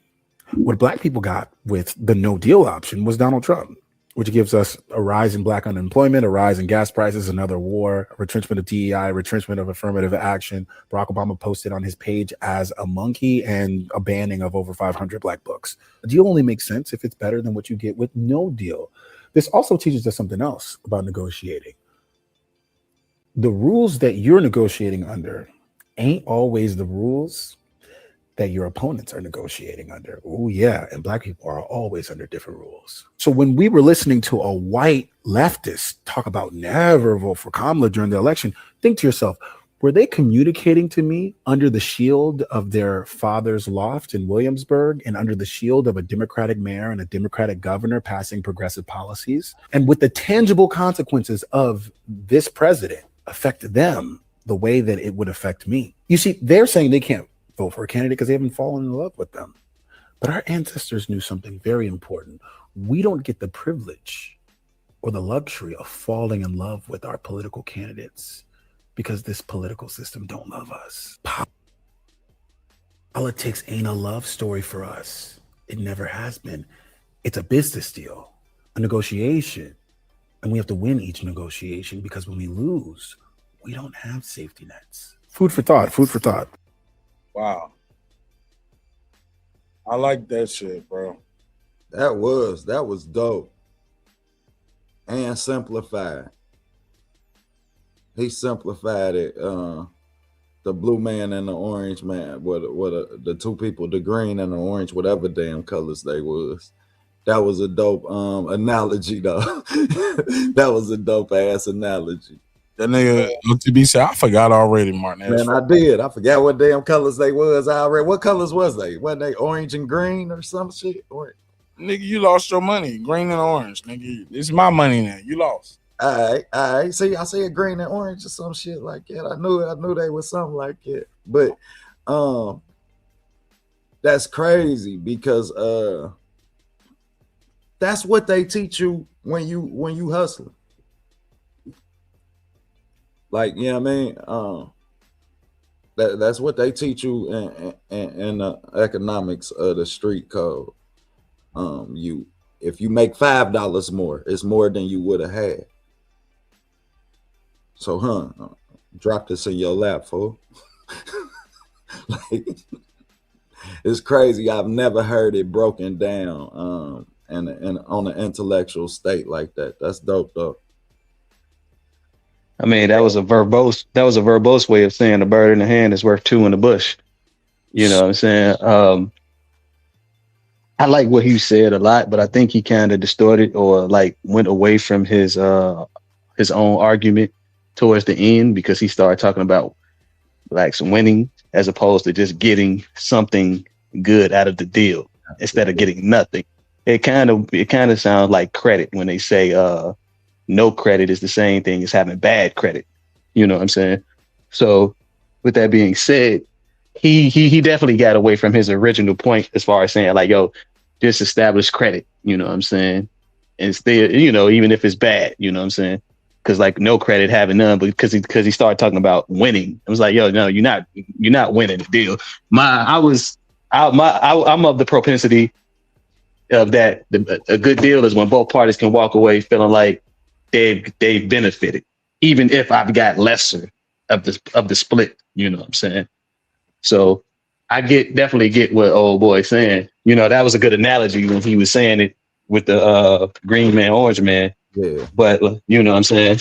But it kind of like, you know, at his very last two sentences kind of went away from that because it's like, no, we're still not winning. You know, we just kind of getting the best of what we can. You know, we still taking, you know, we turning these so-called bad food into delicacies. You know what I'm saying? We turning these chitlins into delicacies. We turning these oxtails into delicacies. You know what I'm saying?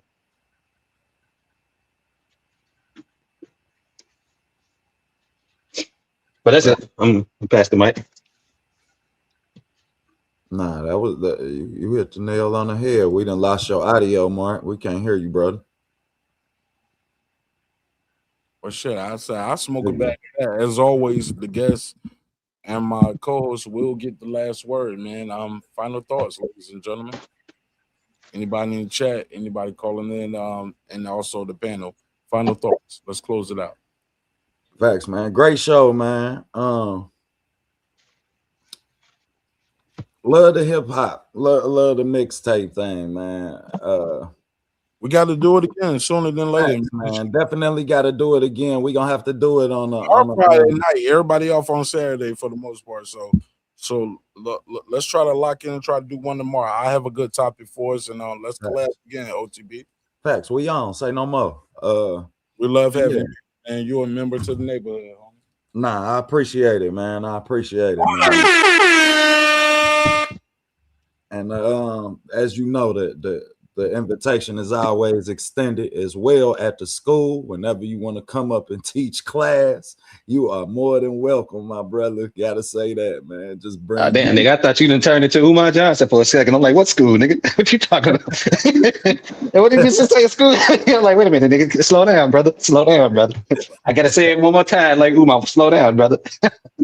Nah, we was talking earlier about trolling, bro. You know what you mean, bro. The point of the community, yeah, I mean, and my channel was really predicated, so I ain't have to deal with that. So I do a lot of film and boxing. Yeah, I mean, I do a lot of film. People just got here. They weren't here 4 hours ago when you did the intro. Tell them again.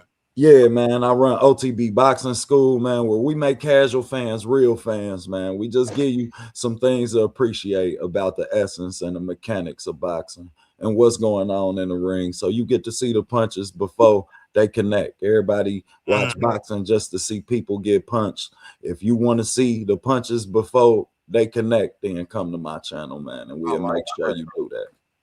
Yeah, and he knows hip hop and he knows politics. So he's a member to the neighborhood. My dog. Lake County, tell people how they can reach you and follow you on all platforms, man. Man, if you on Mark Nash TV, you can find Lake County. That's all I'm gonna say, man. Besides that, you know what I'm saying? Good. I was listening to the show earlier. I like the Iran talk. Late. We gotta go to that J. Cole. You going with me to Lake Cole? The J. Oh Cole yeah. I messed with it. He got 2 shows. Just decide which show you probably want to go to, and bro, you I'm know, trying to go buy us some tickets, bro, and all them shit sold out. You know that? Damn, for real? Damn, I ain't even think they was on sale yet. Nigga, both shows are sold out on Ticketmaster. Like, we gotta get us some StubHub shit. So we gonna have to pay extra. But I mean, shit, let's just get in there, cop some merch, and you know. Yeah, but you going with me to the Lake Coast? Hell yeah. My dog, because me and Late went to the Wu-Tang show. That nigga hooked me up with the Wu-Tang tickets last minute too. That nigga was like, Martinez, get your sad ass out the house. I was going to go, man. Get your sad ass out. I got this motherfucker Marcus like, damn, nigga, I thought you was still in Africa. Like, nah, nigga, I'm over here Wu-Tang stuff. That nigga said, and I got floor seats with your name on it. Hurry up, nigga. And I just jumped in the whip and went downtown, man, and now I'm at floor. I got floor seats with Wu-Tang. And look, and he gave me some throwaway seats, respectfully. Like, I know you don't know, but he had better floor seats. But what he didn't know was the other joints, huh? No. He know what seats he gave me, but I'm a finesse nigga. I finessed my way to all the way where he was there, all the way up front. Right. Boy, you always coming up, bro. I had the floor seat. He gave me a free floor seat, but I was back here. Bro, be wiggling. Where you at? He was like, I'm up here. I was like, I see you in about 5 minutes. Give me 15 minutes tops, nigga. But you know what? I don't Wu-Tang clean my ass all the way up to. Hey, LTB, my nigga that entered the 36th row. I'm in the 36th chamber. Hey, look, and I brought you a hoodie when I came up. Did I have some merch? Facts. I don't came up with some merch. I'm like, and I brought you a hoodie, nigga. Hell yeah. Hey, look, I had extra hoodies, nigga. I had one I had bought that I'm wearing. I had one for him. I had one for my sister, my brother-in-law, nigga. I look like I still t-shirt, nigga. I look like I still Wu-Tang shirts, nigga. That bitch, nigga. I don't finesse my way all the way. And my sister and my brother-in-law was up there. They was like, "Where you at?" I was like, "I'm down here. Where y'all?" She was like, "We up here, nigga." All the way up there. Right here. I was like, yeah, I'm down here. One of my niggas from the show. I'm jealous, man. I just to see them do Nah, Call man, of you ain't got Duty. your fellas, man. Come to the A. Fuck with us, man. We good. Hey, Yeah. I'm coming, man. Because even Mark, what's the name, man? I pointed out, old boy, what's ARP? I'm like, Mark, I thought Mark knew the nigga. The way Mark, him and they was gelling and stuff. I'm like, damn, you know this nigga, Mark? Nah, He's like, nah, I ain't no ARP. I knew him when you told me that was him. I was like, yeah, that's ARP. But I just started doing my Martin Nash thing, man. Natural networking. The Nash networking. That's what you got to call it. That Nash networking. I'm just like, hey, y'all niggas, You I know thought y'all knew each other. You got to be able to wiggle. I had ARP on the show. We still been, damn, matter of fact, let me, we got to do that tomorrow. I'm going to call that nigga tomorrow. I got to call him tomorrow. You know, he live here in the city, too. Yeah, yeah. He here now. You know what I'm saying? So I'm going to chop it up with AR tomorrow. I'm going to call him. But damn, that's dope. We've been talking about doing the show together, man. Just collab. But anyway, final thoughts, man. Catch Lake County on Martin Nash causing trouble. Because they had last week trying to get a triple double. If you know, you know. Hey, man, I love y'all. Thank you for your time, your energy. Thank you for supporting the show in a major way. Make sure you subscribe to OTB Bots in School, man. This is my guy, man. I got nothing but love and respect for him. I appreciate him reaching out to me and invite me to be a part of his world and vice versa. And yeah, man, we just trying to have a good time, have good content for you guys, mixing up hip hop, bots, and politics as usual. What we've been doing, you know what I'm saying? But we gotta expand the brand. So look, respect is free. Disrespect gonna cost you everything. Your family, your finances, most importantly, your life. So let's show each other love, respect. If we can't do that, let's just show each other the door. You go your way, I go mine. God willing, we both do fine. Or we can fight, nigga, and I beat your ass. Hey, look, I'm just saying. I second that motion. Saying, nigga, you can die about this shit too. It's up to you. Hey, look, I go Sin City Manny on your niggas. You know what I'm saying? Like on my mama's mama, nigga. Hey, look, drinks require sleep, goals require effort. Go there and get your goals. I'ma always get mine. And every time you watch me, OTB, Lake County, everybody in chat, we out here living our dreams, living our goals. You should do the same, man. All right, let's end it there. Sometimes we're gonna agree, sometimes we're gonna disagree. But one thing for certain, two things for sure, homegirl, homeboy, never forget this. Stay right there, y'all. I built this shit. Me. Brick by brick. And I'll be damned if I let you tear it down just because you don't like the way another nigga talk. I built this shit.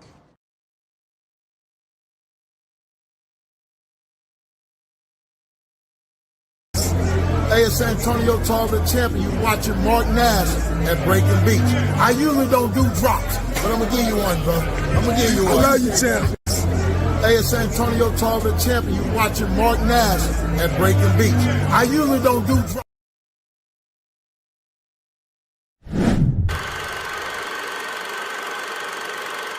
This that squad sound.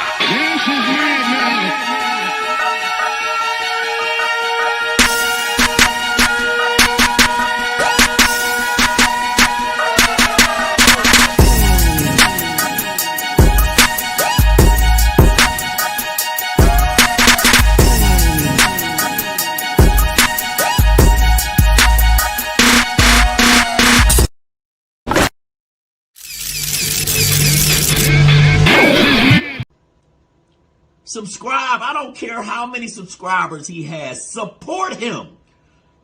So he made all this possible. He made it. No, Dr. Mark, God made this possible, and so did viewers like you. I see y'all on the next one, which will be later on today or tonight. It's your man, Martin Nash. I'll see you on the next one. Peace.